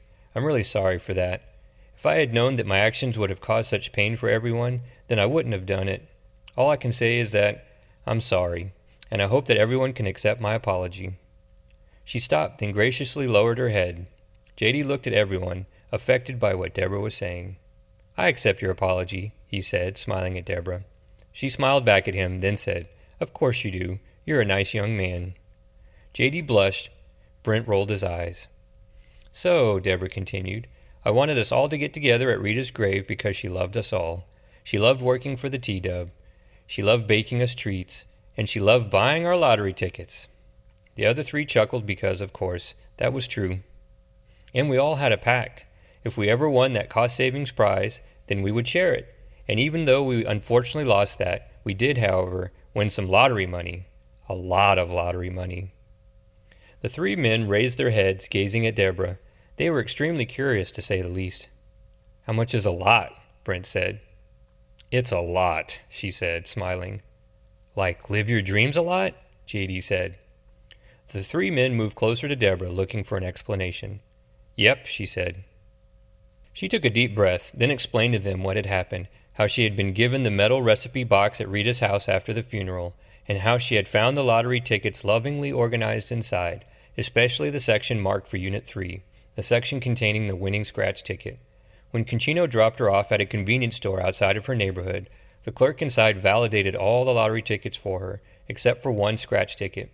When the terminal flashed a message that she should go to the main claim center, the clerk handed the ticket back to her and said, You have to take this one to the claim center downtown. When she asked him how much it was worth, he told her he didn't know and that the claim center would assist her. So, the next day, She asked her neighbor Steve to drop her off at the lottery claim center downtown. When the claim specialist behind the thick glass window told her it was $1 million winner, she fainted. When she came to, she thought she was dreaming, but the lottery employee assured her that it was real. She just couldn't believe it. "You're telling me that we won $1 million?" Brent said, astonished. "Are you kidding me?" $1,523 to be exact. "Fuck yes!" Brent exclaimed, raising both hands to each of his companions for a high five. They all appeased him with a congratulatory slap, even Deborah, who awkwardly gave him a high five in return. J.D. rubbed his forehead, a little confounded, then said, "I can't believe it." "I still can't believe it," Deborah concurred. "We'll each get $200,104 more or less when we split 5 ways. Rita's kids should get her share, of course." "When do we get it?" Brent said, greedily rubbing his hands together. "There's a lot I can do with that kind of cash." "It should hit my checking account tomorrow. Then I'll write you each a check." Brent knelt down on Rita's gravesite, smiled lovingly at the headstone, then wrapped his arms around it and hugged it. "I love you, Rita," he said, still embracing the monument tightly. He looked up to Deborah, then said, "Are you going to quit?" "I already did. I called Schneiderman and tendered my resignation." "Awesome," Brent said, standing up and wiping blades of grass from his jeans. "We all should quit. It's what Rita would have wanted," Deborah said. "Really?" J.D. said curiously. "You think so?" Deborah nodded. J.D. looked up at Concino, who had a huge grin on his face, his eyes bright with optimism and hope. It warmed J.D.'s heart knowing that, for a brief moment at least, luck was on their side, and that maybe a new future had been laid out for them from beyond the grave by their loving coworker. "What do you think, Concino?" J.D. said to him. "Do you think we should quit our jobs at T-Dub?" His stoic friend could no longer hold in his enthusiasm, smiling so broadly that it hurt his face. Then he forced his pursed lips to move so he could speak. "Most definitely." The jaunty butterfly suddenly returned, flapping its yellow wings as it flew around J.D.'s head, then darting at Concino, before turning up toward the sky and ascending further. It flew a meandering course up higher beyond his reach, and J.D. waved to the butterfly as it flew away, thinking it was probably off to find Rita's children and grandchildren at her house. At that moment, it seemed possible. 36. J.D.'s commute to work on his new bicycle, a like-new one he purchased from a desperate college student raising money for marijuana, beer, and new cigarettes, who listed it on a bulletin board near the Texas Department of Unemployment and Benefits for an unbelievably low price of $200, became more tolerable for him since first moving to Austin, even though the cars and trucks he shared the road with were just as aggressive and noisy as ever. He didn't understand why the morning commuters and drivers were so angry. If they were driving to work, then shouldn't they be happy to have a job?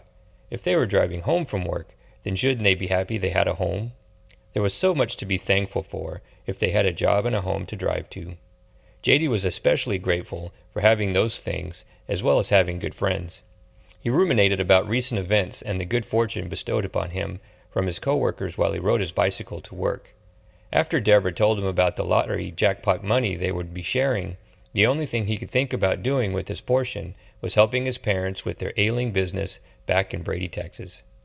Boy, will they be surprised, he thought, as he pedaled his bicycle through Hyde Park, the neighborhood he called home, doing his best to stay in the bicycle lane. He was still getting used to riding his new bike. Its levers and switches were in distinctly different locations on the handlebars and frame compared to his previous bicycle, but that didn't bother J.D. too much. He was pleased to have any bicycle at all, mainly because he needed transportation to get to and from work, and he hoped that whoever stole his old bicycle from outside the police station the day he bailed Concino out of jail was at least happy with his trusty bike and making good use of it. "I had good times riding that bike," he thought. Good times indeed.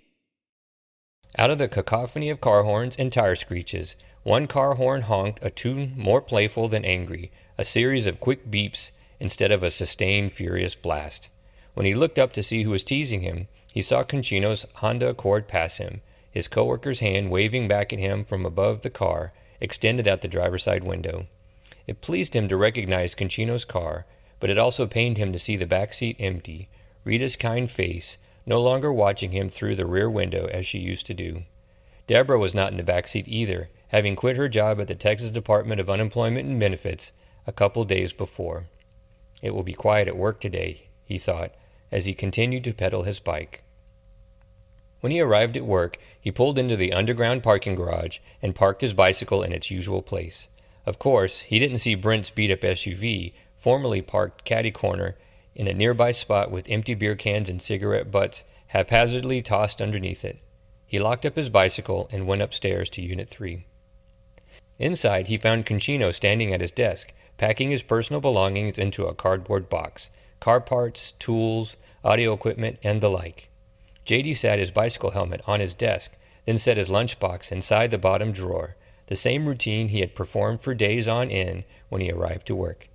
He was a creature of habit, and the routine pleased him. He sat in his chair, watching Concino pack the box. There were a few unemployment applications on J.D.'s desk waiting to be entered into tapes. Both Deborah and Rita's desks were clear of any of their personal belongings, barren workstations that used to exude love and camaraderie. On the other hand, Brent's desk was still covered with papers and binders, probably left for the new supervisor to parse through when they arrived, whenever that would be. The empty office saddened J.D. "It's going to be awfully quiet around here," he muttered. Concino didn't say anything, as usual. While he continued to pack, J.D. reached into the bottom drawer of his desk and pulled a snack from his lunchbox, wrapped in plastic wrap. He unwrapped it and offered some to his friend. "Want some brownie with pecans on top?" he said, lifting the delicious gift for Concino to see. Concino stopped packing and accepted it, sitting down to enjoy it. J.D. pulled a corner off his brownie, then set it in the bottom of the drawer for the army of sugar ants to consume, just as Rita had instructed him to do. The two friends quietly ate their treats. When Concino was done, he wiped his mouth with his forearm, then said, "After I'm done, I have to go to the passport office. Will you go with me? I've never applied for a passport before." J.D. was surprised with his request, mostly because Concino had never asked him for help in person before. Concino seemed to J.D. to be a self-reliant type of guy, one to never ask anyone for help, except that time when he needed to be bailed out of jail. His parents were out of town, of course. So any request of any kind for assistance was surprising, to say the least. "Sure," J.D. said. "I will go with you." "Thanks," Concino said. Then he packed more of his things into his box. J.D. turned on his computer and got ready to enter applications into tapes. He only had a few on his desk, so he knew it wouldn't take too long to enter them. He had grown adept at data entry, just like his coworkers in Unit 3. The repetition of his duties, as well as the passing of time, ensured that he would be better and better. As he waited for his computer to boot up, he watched Concino pack. "Why do you need a passport?" he said. "To go to Japan." "Why are you?" J.D. stammered, then remembered something Concino had told everyone in Unit 3. "Oh, to help your grandfather?" Concino nodded. "And that's what you're doing with your portion of the lottery money?" Concino continued to nod. "That's very nice of you," J.D. said, logging into his computer while continuing to talk to his coworker. "I'd like to help my family, too. It's the right thing to do." He soon began entering applications into tapes, but after 15 minutes or so, they were all entered, and he didn't have any more on his desk, which was strange. There was usually a mountain of paperwork, but since Unit 3 was currently lacking in data clerks, maybe the workload had been diverted to a different unit. He turned to Concino, who was done packing his box with his belongings. "Ready?" he said to J.D., who returned a quizzical look. "You want to go now?" Concino nodded. "But we just got to work," J.D. said, confused. "I don't work here anymore, and you don't have any more work to do anyways." J.D. couldn't disagree with him, so after he pondered his dilemma for a bit, should he stay or should he go, he decided he would go with Concino, mostly because he wanted to be helpful. "Let me leave a note on the door, just in case anyone comes looking for us." Concino watched him scribble some words on a post-it note, then J.D. grabbed all of his things like his helmet and lunchbox. When they left Unit 3, J.D. stuck the note on the side of the door facing the hallway. His note said, "Out for a bit. Something important came up. Be back soon." When they got to the car, Concino helped J.D. disassemble part of his bicycle so it would fit in his trunk. Then they drove the few miles to get to the passport office, the closest one being on the edge of campus to the University of Texas at Austin. This particular passport office mostly served students, but anyone was welcome to use their services, which made it a good choice for a short wait. Most students couldn't afford to travel internationally anyway, but Concino could. He took a number for his place in line and sat in a plastic chair next to J.D., who was gawking at its surroundings. "This place is cool," J.D. said, beaming. "I'd love to see the world." Concino didn't say anything. He slumped in his chair with his hands in his lap. Are you going to eat sushi in Japan? Conchino raised his shoulders as if to say, I don't know. Are you excited? Conchino nodded. Will you bring me back a ninja star? This question got to Conchino, right in the middle of the place deep within his body where laughs mysteriously came from, and he released a deep, guttural guffaw that startled everyone else waiting to meet the next travel assistant. J.D. smirked, happy to have entertained his friend, but not for long. His mirth soon turned to solemnity. I'm serious, J.D. said. Will you bring me a ninja star? You'll be in Japan for crying out loud. Conchino nodded, happy to appease his simple friend. Great. I look forward to hearing all about your trip when you get back. Conchino extended a fist to J.D., who returned an amiable fist bump to the gentle giant. They continued to wait until Conchino's number was called. 37. When Deborah parked her new car in front of Rita's house, she admired the leather seats and luxurious interior of her German sedan. She quickly decided to do 3 things with her portion of the lottery winnings, and the first thing she did was buy herself a car. The jalopy slowly dying on her driveway, a sad reminder of the poor life she would gladly be leaving behind, was unceremoniously towed away. She gave the tow truck driver a $50 tip, and he dropped her off at the closest Mercedes dealership. She bought a like-new sedan that was only 5 years old, and proudly paid with a personal check. So, as she gathered her belongings while sitting in her fancy car in front of Rita's house, she couldn't help but feel like she was living in a dream. She wrestled with the notion that maybe she didn't deserve the good fortune that came her way, but also couldn't help but think about the hardship and struggle she had endured raising her son by herself, and all the years she lived hand to mouth from day to day. Whenever guilt crept in her mind, she quelled the cynicism by telling herself that she would spend her time in her new life being charitable and helping others, starting at that moment. She got out of the car and approached Rita's house. Janice and her brother Reggie Jr. were sitting on the front porch, drinking beer from plastic cups, pretending they were sodas instead of alcoholic beverages. Reggie pulled over a chair for Deborah to sit on, then hugged her before she sat down. Reggie slyly revealed what they were drinking and offered her some, but she demurred. I prefer wine. Do you have any? She said. Reggie pondered her request, then remembered a dusty bottle of red wine wedged in between 2 boxes of cereal in one of the kitchen cabinets. Want me to go look for it? He said. Deborah nodded. Reggie ran inside to check if it was still there. Janice smiled at Deborah, then patted her on the leg. I'm so glad you came by, she said. Mama loved you so much. Rita's grandchildren could be heard playing inside the house. The sound of them happily playing warmed Deborah's heart. I loved her too, she said, blushing. She was like a sister to me. That's a fancy new ride you got there, Janice said, looking at the Mercedes parked at the curb. Well, it's not new, but it's new to me.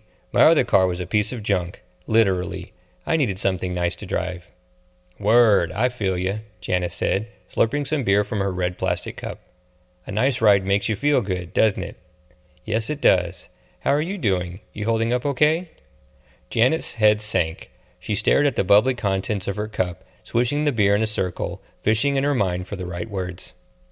I knew I was going to miss my mama. I just didn't know how hard it was going to be. I miss her so much. She did so much for us, for our family, she said, trying to hold back tears, but her eyes sprung a leak. Deborah couldn't help but feel affected by Janice's impromptu display of emotion. She missed Rita, too, very much. She could only imagine the pain Janice was feeling. She embraced Janice warmly. I know she did. She loved you all very much, and that's why I'm going to help you. The second thing Deborah decided to do after learning of the lottery winnings was put Rita's share in a trust for Rita's children and grandchildren. In doing so, she informed Rita's children that she would be the manager of the trust and meet with them regularly to discuss how she would invest it, as well as help them with their own personal finances. It was something she really wanted to do for Rita's family. And although Deborah had told the others in Unit 3 that she had quit her job, in reality, she had quietly retired from her employment with the state of Texas. And during her retirement, she would need something to do to keep her busy. And what better way to spend her time than to help her best friend's children and grandchildren? It was the thing she wanted to do most. When Reggie came back out of the house with a cup of wine for Deborah, it startled him to see his sister in her arms, but it didn't surprise him. Janice had been especially emotional since the passing of their mother, and he felt bad for his sister. He was also close to his mother, but not as close as Janice. "Everything all right?" he said, handing the cup of wine to Deborah. She released Janice and accepted the wine. Janice wiped her face, then said, Yeah, I'm okay. It just happens sometimes. The crying." "I was just telling your sister that I was going to help you all as much as I can," Deborah said, smiling. "It's the least I can do." "Right on," he said, slurping his own beer. "Is that why you stopped by tonight?" "Oh no, I had something else to tell you guys. A surprise." "A surprise? Aw, shit. Is it bad?" Janice said. She wiped her face some more, then laughed. "I hope not. Follow me," Deborah said, then stepped off the front porch. Janice and Reggie followed her through the yard and to the sidewalk. They looked at each other with bewilderment. They didn't know where she was going, but assumed maybe she had something in her car. When she reached her car, she made a left and trudged up the sidewalk. They followed her. When they reached the house next door, Deborah stopped, then raised her arms triumphantly. "Ta-da!" she said excitedly. Janice and Reggie stared at the ramshackle house with a for sale sign in its overgrown front lawn. The house had not received love in decades and looked closer to condemnation than for habitation. Janice was confused, while Reggie chuckled. Little did they know that the third thing Deborah planned to do with her portion of lottery winnings was make a huge life change, one that it would affect Rita's children and grandchildren. "Yeah, that's the haunted house we used to play in when we was kids. It's been for sale forever." "Are you buying this house?" Janice said, confused.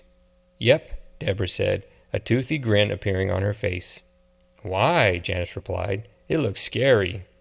"Because I really want to help your family. I want to be part of your family. I'm going to sell my house and remodel this one." "Really?" Reggie said, laughing. "'Cause this house is going to fall down." "It just needs a little love. I'll even take the fence down and join the yards together. The kids will have 2 yards to play in, and I can watch them while you work, just like your Mama Rita did." "But don't you have your own son to take care of?" Janice said. "He's grown. He doesn't need me anymore," Deborah said, snickering. "But you do, and this is where I want to be." Janice's eyes welled up again, and the uncontrollable crying returned. She embraced Deborah, who returned a jaunty hug, also extending an arm to embrace Reggie. The three held each other tightly, standing on the sidewalk in front of Deborah's new home. "Your son don't mind moving into the hood?" Reggie said, wiping tears from his gruff facial hair. "Nah, he's on his own now. He doesn't need me." "Mama would be happy you're doing this," Janice said, smiling through tears. "I hope so," Deborah said. "This calls for a toast," Reggie said. "Let's go back to the house for more beer and wine." Janice and Deborah agreed, so they followed Reggie back to the front porch for more adult beverages, to check on the kids inside, and to make sure the children hadn't broken anything while they were next door looking at Deborah's new house. "I'll go in and get us some more," Reggie said, taking their cups with him. "Check on the kids too, all right?" Janice said. She and Deborah sat back down in their seats. "All right," he said, then went inside the house, the door slamming behind him. "Reggie's right. This neighborhood's pretty rough," Janice said, looking at Deborah. "You don't mind moving into the hood?" Deborah chuckled, then said, "What do you mean? It's nice around here." Janice's eyes bulged from their sockets in disbelief. She didn't agree with Deborah's assessment of the neighborhood at all. "Sheesh, you must be crazy," she scoffed. "Maybe so," Deborah said. "Maybe so." 38. Brent looked to the horizon through the windshield of his speeding, beat-up SUV, Highway 71 loping over the rolling hills, cutting through swaths of bluebonnets and prairie fire, then turned to his friend J.D. in the passenger seat. J.D. gazed out the passenger side window as if in a trance. The travel game of I Spy that they had been playing for the previous 15 minutes conceded to silence, mainly because they simply ran out of unique things to spot, and rather than start a different game, they just took in the beauty of the Texas hill country. "Maybe I should retire my rock and roll dreams and move to the country instead," Brent mused, the accent of his voice morphing into that of a crazed redneck. "I could wrangle me some dogies on a ranch." J.D. didn't respond to his silly pronouncement. He continued to gaze out the window. "You okay, buddy?" Brent said. J.D. snapped out of his trance, adjusted his posture in his seat, then said, "Sorry, I just forgot how beautiful it is out here on the way home." Brent turned his attention back to the highway, his right hand on the wheel and his left arm propped leisurely against the driver's side window. "It sure is purty out here," Brent said, continuing with his countrified accent. "I'll be hankering for some grub when we get to Brady." I know the perfect place to get some barbecue when we get home, J.D. said, perking up. They have the best chopped brisket sandwiches in town. Yee-haw! Brent hollered. J.D. chuckled. There he was riding shotgun in Brent's SUV with his bicycle strapped to the roof rack and a duffel bag of clothes on the floorboard between his feet. An unexpected series of events at his new job in a new city with his new friends turned the dream of a new life upside down, and a weekend trip to his old home in Prairie, Texas, certainly seemed like a good idea. He did miss his hometown and his parents. He also worried about the precarious situation their family business fell into, but he never would have imagined that he would be visiting so soon, even if it was just for a long weekend. He initially hadn't planned to go back home until at least Thanksgiving, and that was still a long way away. By the way, did you ever tell Schneiderman that you were going to quit? Brent said. Who said I was going to quit? J.D. said, then reached down into his bag on the floorboard and pulled out a couple of cookies. Want one? He showed the cookies to Brent. Yeah, I want one. J.D. handed him a cookie, keeping the other for himself. Brent folded back the plastic wrap and chomped half of it. J.D. rationed his by carefully nibbling it. I'll think about it some more when I get back. I still have my lease. I'm still a full-time state employee, you know. Yeah, you always were the responsible one of the bunch, aren't you? Yeah, J.D. said, then chuckled, thinking about the others in Unit 3, missing Rita, Deborah, and Conchino. A few days before, when J.D. asked Brent for a ride to Prairie, Texas, he scoffed at Brent's suggestion that he should buy a new car for transportation back home. J.D. didn't want to waste his newfound fortune on something as absurd as a new car when his preferred mode of transportation was his trusty bicycle. Besides, J.D. told him at the time, your SUV is perfect for taking my bike to Prairie. I'll want it to ride around town while I'm there. Brent couldn't argue with that, or with the idea of an impromptu road trip over a long weekend to help his friend. Brent had never spent time in that part of Texas, and the thought of a weekend in the hill country sounded like a pleasant respite from city life. The roof rack of his SUV was perfect for transporting a bicycle, and he could finally meet J.D.'s parents. J.D. had spoken so highly of them, and their generosity with snacks was appreciated by everyone in Unit 3, Brent maybe most of all. He had nursed many hangovers with treats sent from J.D.'s parents. Soon enough, they reached Prairie, Texas. As they pulled into the tiny town after Highway 71 merged into Highway 87, the reality of its size in contrast to the city of Austin materialized before Brent's eyes. The businesses that lined both sides of Brady's main thoroughway were apt for their location and boggled Brent's urban sensibilities. There was a feed store, a tractor dealership, a Ford dealership that sold only pickup trucks. Not even a single Mustang GT sat on the lot. A Mexican cafe on one side and a Southern comfort food restaurant on the other side. A gun shop combined with a pawn shop, a taxidermy, and a quaint antique store. The lack of hipster music shops, clothing stores, microbreweries, and trendy bistros distressed Brent. This is insane, Brent whined as he slowed his SUV down to the local speed limit of 35 miles per hour. What do people do around here? It's different in Prairie than in Austin. I can see that. We'll have to create our own fun, I guess. Where can I buy some beer? There's a drugstore near my family's business. To the drugstore. Where do I go? He said, excited at the prospect of cold beer. At the third light, take a left. Then you'll see it in a bit on the right. 10-4, little buddy. When they arrived at the drugstore, Brent parked his SUV in front, marveling at the retro building's fancy facade of red brick when he turned the engine off, its large glass window and door crowned with an old-timey shop sign of bronze letters. It was called Johnson's Drugstore, and a neon sign in the window indicated it was open. The building was originally built in the 1920s by the patriarch Ben Johnson, then remodeled in the 1950s by his son Stan Johnson, when its current style and appearance froze in time. Their current owner, Ben Johnson II, was the great-grandson of the original Ben Johnson and felt no need to update its facade, even keeping the sides of the concrete masonry in their original state. The inside also looked just as it did when J.D. was a child, which was pretty much the same as it did in the 1950s, except for a few hairline cracks in the plaster walls and tile floor. Whoa, Brent said. This building is a trip. What do you mean? J.D. said, curiously. It's like a relic straight out of the past. Are there more buildings like this around? Tons. Cool. Brent said as he exited the SUV. He followed JD through the glass entrance door. Inside, a bell tinkled as the two friends were greeted by someone out of sight from the back of the store. "Good afternoon," a voice could be heard saying. "That's probably Mr. Johnson," JD whispered to Brent, who walked to the furthest part of the drugstore from the entrance, where a couple of coolers waited for them. "That figures since it's called Johnson's Drugstore," Brent said sarcastically. The two coolers mostly contained sodas, juices, and milks, but the one on the left contained the sole six-pack of beer, Lone Star beer. JD opened the cooler to retrieve the beer and a Coke for himself. "That's it for beer?" Brent gasped. "This town is killing me already." JD snickered, then closed the cooler door.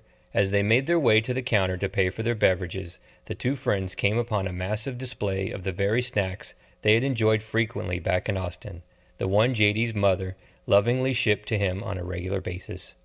The display of cardboard and paper contained them all: pecan pralines, danishes with pecans on top, pecan rolls, pecan logs, cookies with pecans, mini pecan pies, and more.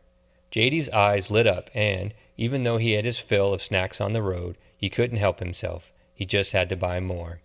He loved these snacks that much. Brent couldn't believe it. "It's the mother lode," he gasped. "Is this where your mom gets them?" "Yep," JD said, piling as many snacks as he could in his arms, along with the six-pack of beer and soda. "The pecan farm, where these are made, is not far from here." "Really?" Brent said, noticing that JD could barely carry it all, so he took the beer from him. "Let me help you." "Thanks," JD said. As he took some of the snacks from JD, Brent's attention was caught by a moving image up on the wall. When he looked to see what it was, he discovered an old-style 13-inch tube TV mounted up there. It broadcast its image silently and was tuned to a cable news channel. Images of Governor Bennett and Chairman DeMarco alternately flashed on the screen, with a scroll beneath, a red ribbon of white, bold letters sliding from the right to left. Brent curiously read what was on the screen, but JD was completely disinterested. When they reached the counter, they dumped the snacks and drinks on it. "Are you seeing this?" Brent said, watching the TV. "I don't care for the news," JD said, disinterested. "It says DeMarco is under investigation for accepting bribes, and the ethics investigation of Governor Bennett is now on hold." "That's nice," JD said, staring at the mound of pecan snacks on the counter. "Did we get enough?" Brent chuckled at his friend. Right then, the owner of the distant voice from the back of the shop revealed itself, but it wasn't Mr. Johnson. It was someone else JD recognized, and his unexpected appearance in the drugstore shocked JD. "Well, I'll be darned," JD said, his face lighting up when he saw the man. "If it isn't Darrell Scruggs." "JD Wiswall, what in tarnation are you doing here in Brady? Did you move back?" "No," JD said, blushing. "I'm just visiting, but I might just consider it." "Well," Darrell said, folding his thin arms in front of his lab coat, "I'd have someone to go tip cows with if you did." They both snickered, the way two young boys would if they were up to no good. Brent watched the two old friends with astonishment. Their boisterous camaraderie was in stark contrast to JD's typically quiet demeanor back in Austin. "Maybe we'll do that while I'm here." "Ah, I'm just joshing you," Darrell said, smirking. "What are you doing back then?" "I came to help my folks out. They're not doing so good." "Really?" Darrell said, confused, his mouth twisting beneath his nose as he contemplated something. "I saw your parents the other day. They said they were doing just great." "That's weird," JD said. "Well, keep a lid on it then, all righty?" "All righty then," said Darrell, smiling again. "Call me if you want to hang out. Is this all?" JD nodded, and Darrell rung up the drinks and snacks. After saying their goodbyes, Brent and JD got back in the SUV, then proceeded a few blocks down to JD's family business. "Where do you know that guy from?" Brent said curiously while he drove. "You didn't even introduce me." "Oh, sorry. Darrell and I went to high school together. I had no idea he was working at Johnson's drugstore. That's crazy. I thought he moved away." When they arrived, Brent parked in front of a building similar to the drugstore, originating in the 1920s and remodeled in the 1950s, except this one was made of limestone on the front instead of red brick. The sign above the window was not a bronze one either, but one of the vinyl tarp variety, a temporary solution strung up there after a tornado had zipped through Brady 10 years before, ripping down the original metal sign, which somehow never got replaced. The name of the business on the vinyl sign was Wiswall Bonds and Insurance. On the sidewalk out front sat a bicycle rack with a little boy's bike chained to it, secured with a combination lock and a black and green paint job with the word Huffy in white letters on the frame. JD's face lit up when he saw it, his old bike. "It's still here," he called out. "What is?" "My bike." "Oh, but it doesn't look like anyone's in the shop," JD mused, rubbing his chin and looking in the window. "I wonder where my parents are. There's a note on the door. Maybe they went somewhere." Brent turned off the engine and they got out of the car. JD pulled the note off the glass door and read it aloud, a scribbled message on a post-it note. It said, "Out for a bit. Something important came up. Be back soon." Undeterred by the note, JD attempted to open the door anyway, squeezing and pushing on the handle, but it was locked. "Darn it," he lamented. "Oh well, they'll be back soon." "You want to try to call them on their cell phones?"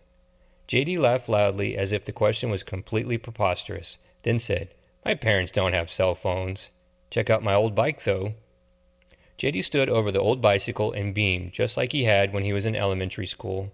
The fact that it was rusty and weathered didn't diminish any of his enthusiasm for his childhood mode of transportation.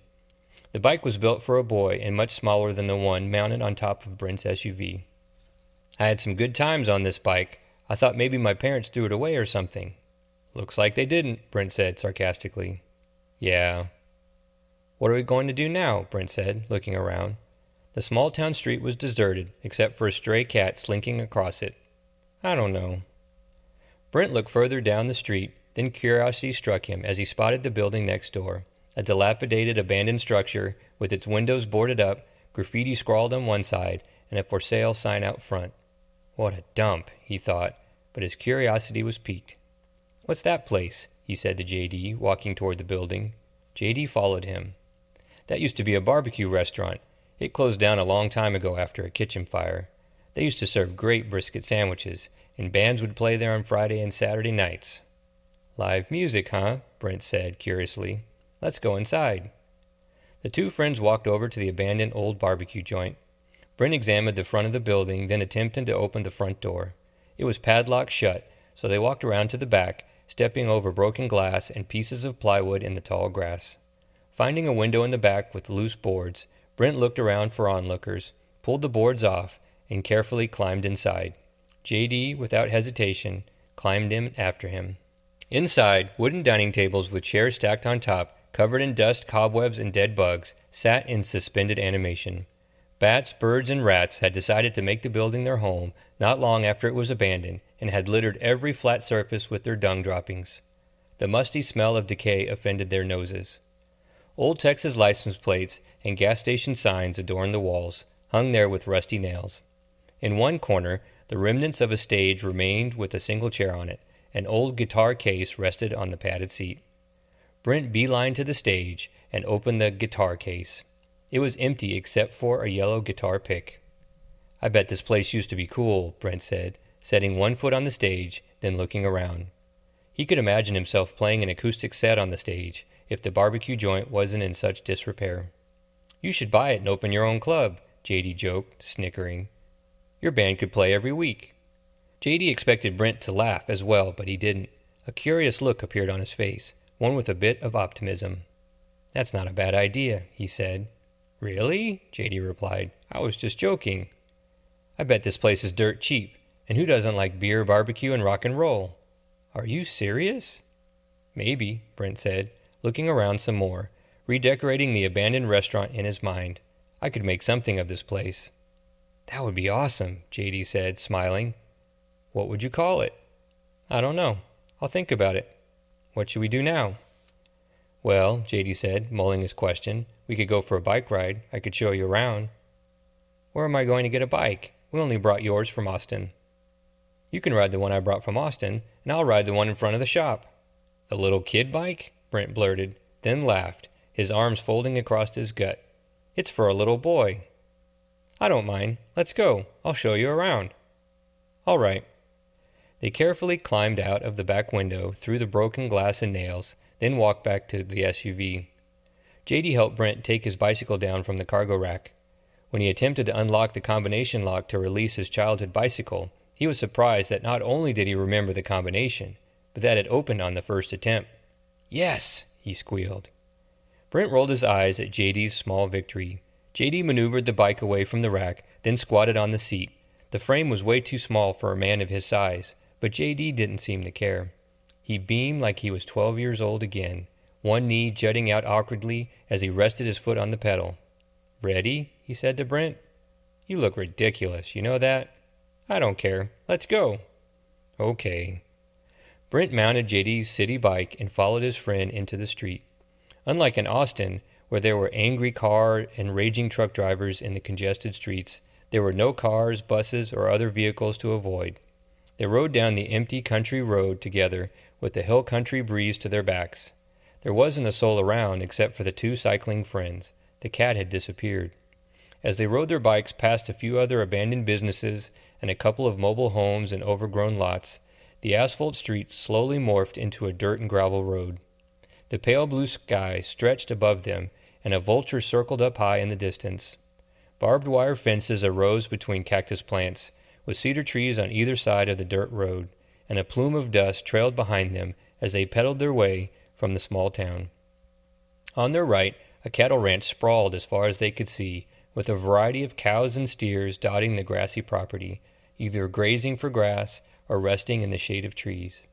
On their left, an orchard of pecan trees zigged and zagged across the immense property past the barbed wire fence.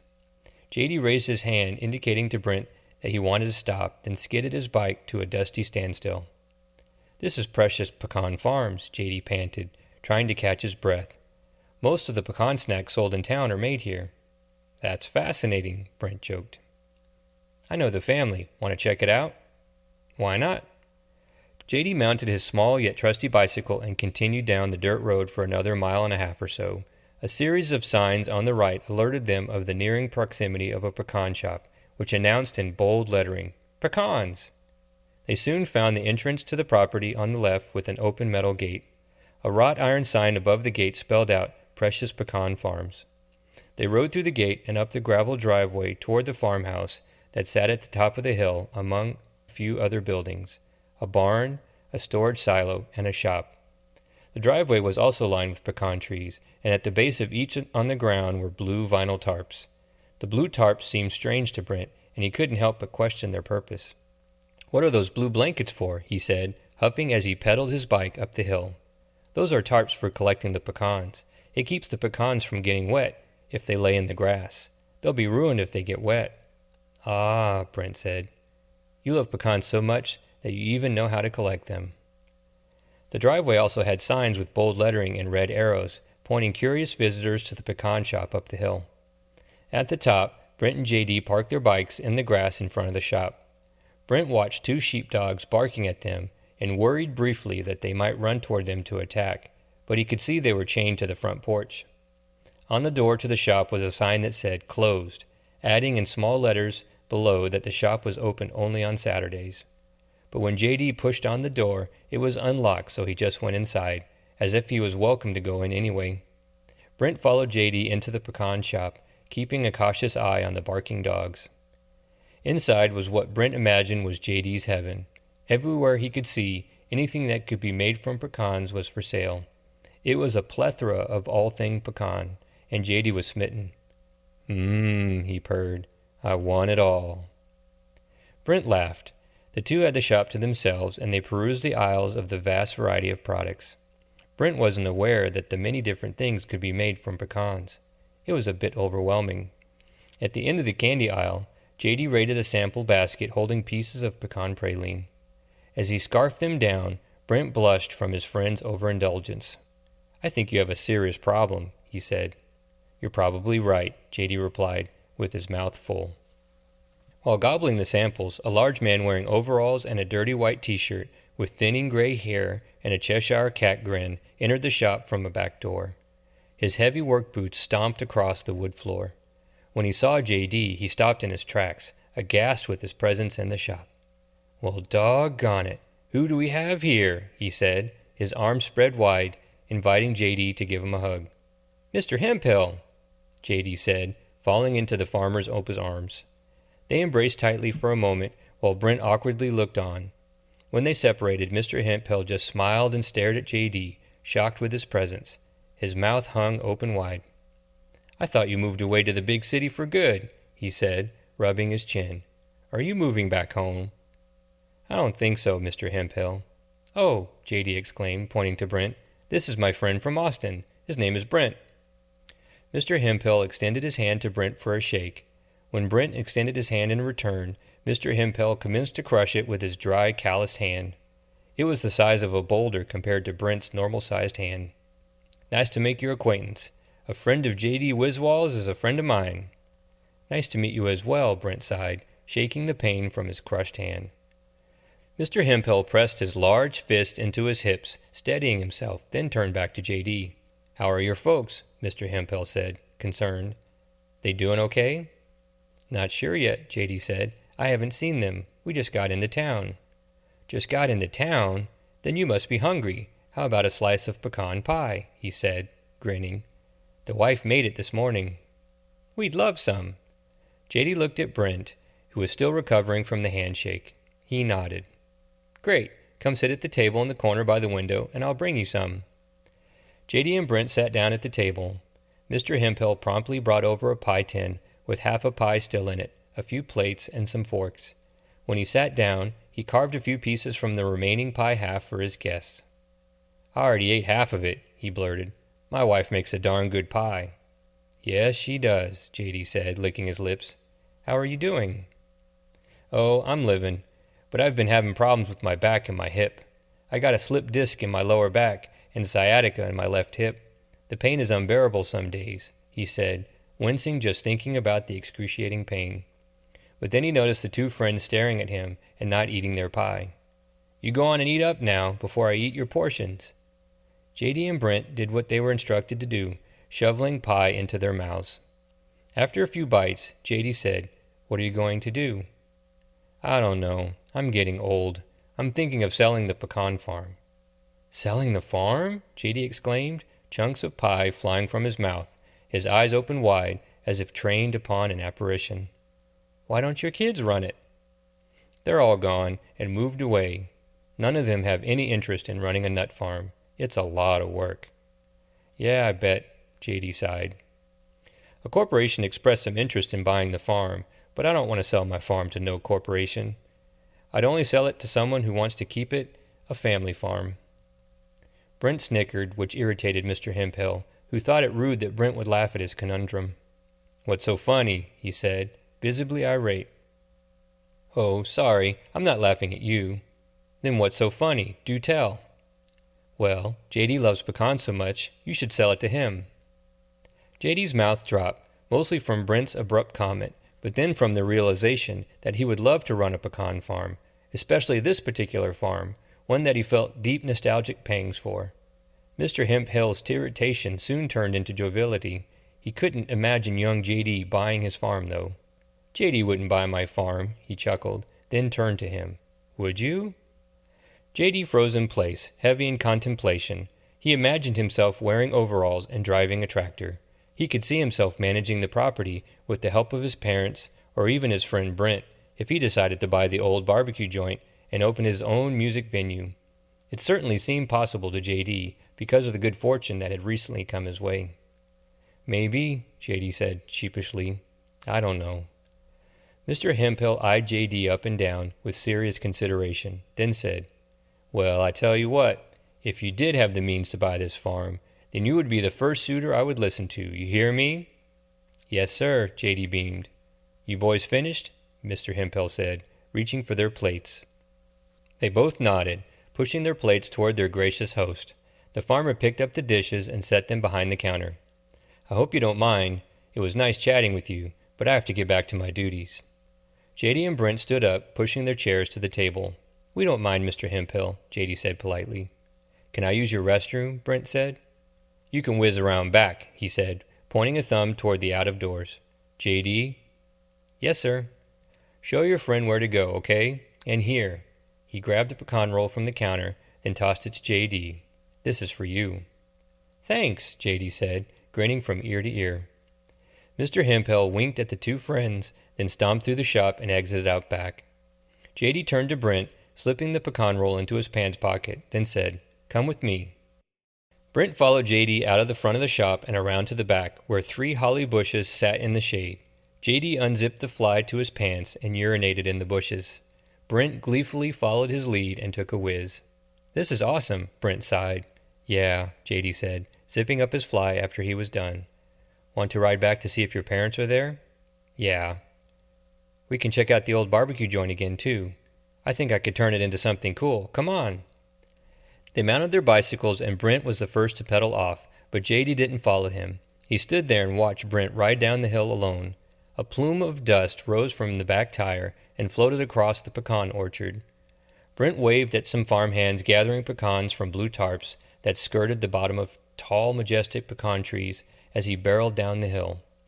As JD watched him, he was consumed by feelings of hope and optimism as he surveyed the vast farmland. Visions from his childhood flooded his mind, and he couldn't help but feel that he had stood in this very spot before and thought this very same thing, that maybe one day he would own this place. It seemed to him like he had done that before. Behind him, an engine roared to life, startling him. He turned around to see Mr. Hemphill sitting on a tractor, adjusting the gear shifter so he could drive the green machine over to the silo, probably to unload the trailer full of pecans that was hitched to it. The sheepdogs barked at the rowdy machine. He watched the farmer for a brief moment, then turned to see where Brent was. He was at the bottom of the driveway, standing next to his bike and waving back to JD.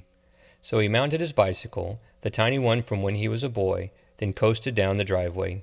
He raised his arms in the air as he careened down the hill, his fingers outstretched and the warm hill country breeze on his face.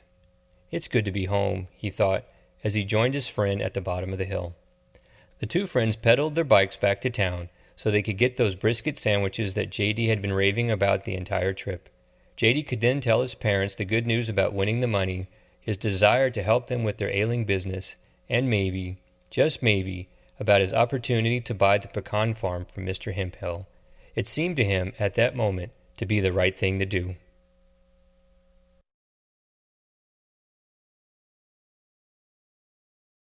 You have just finished listening to Squeeze a Prairie Dog, an American novel, read by the author, me, Scott Semegran. I hope you enjoyed it. Take care.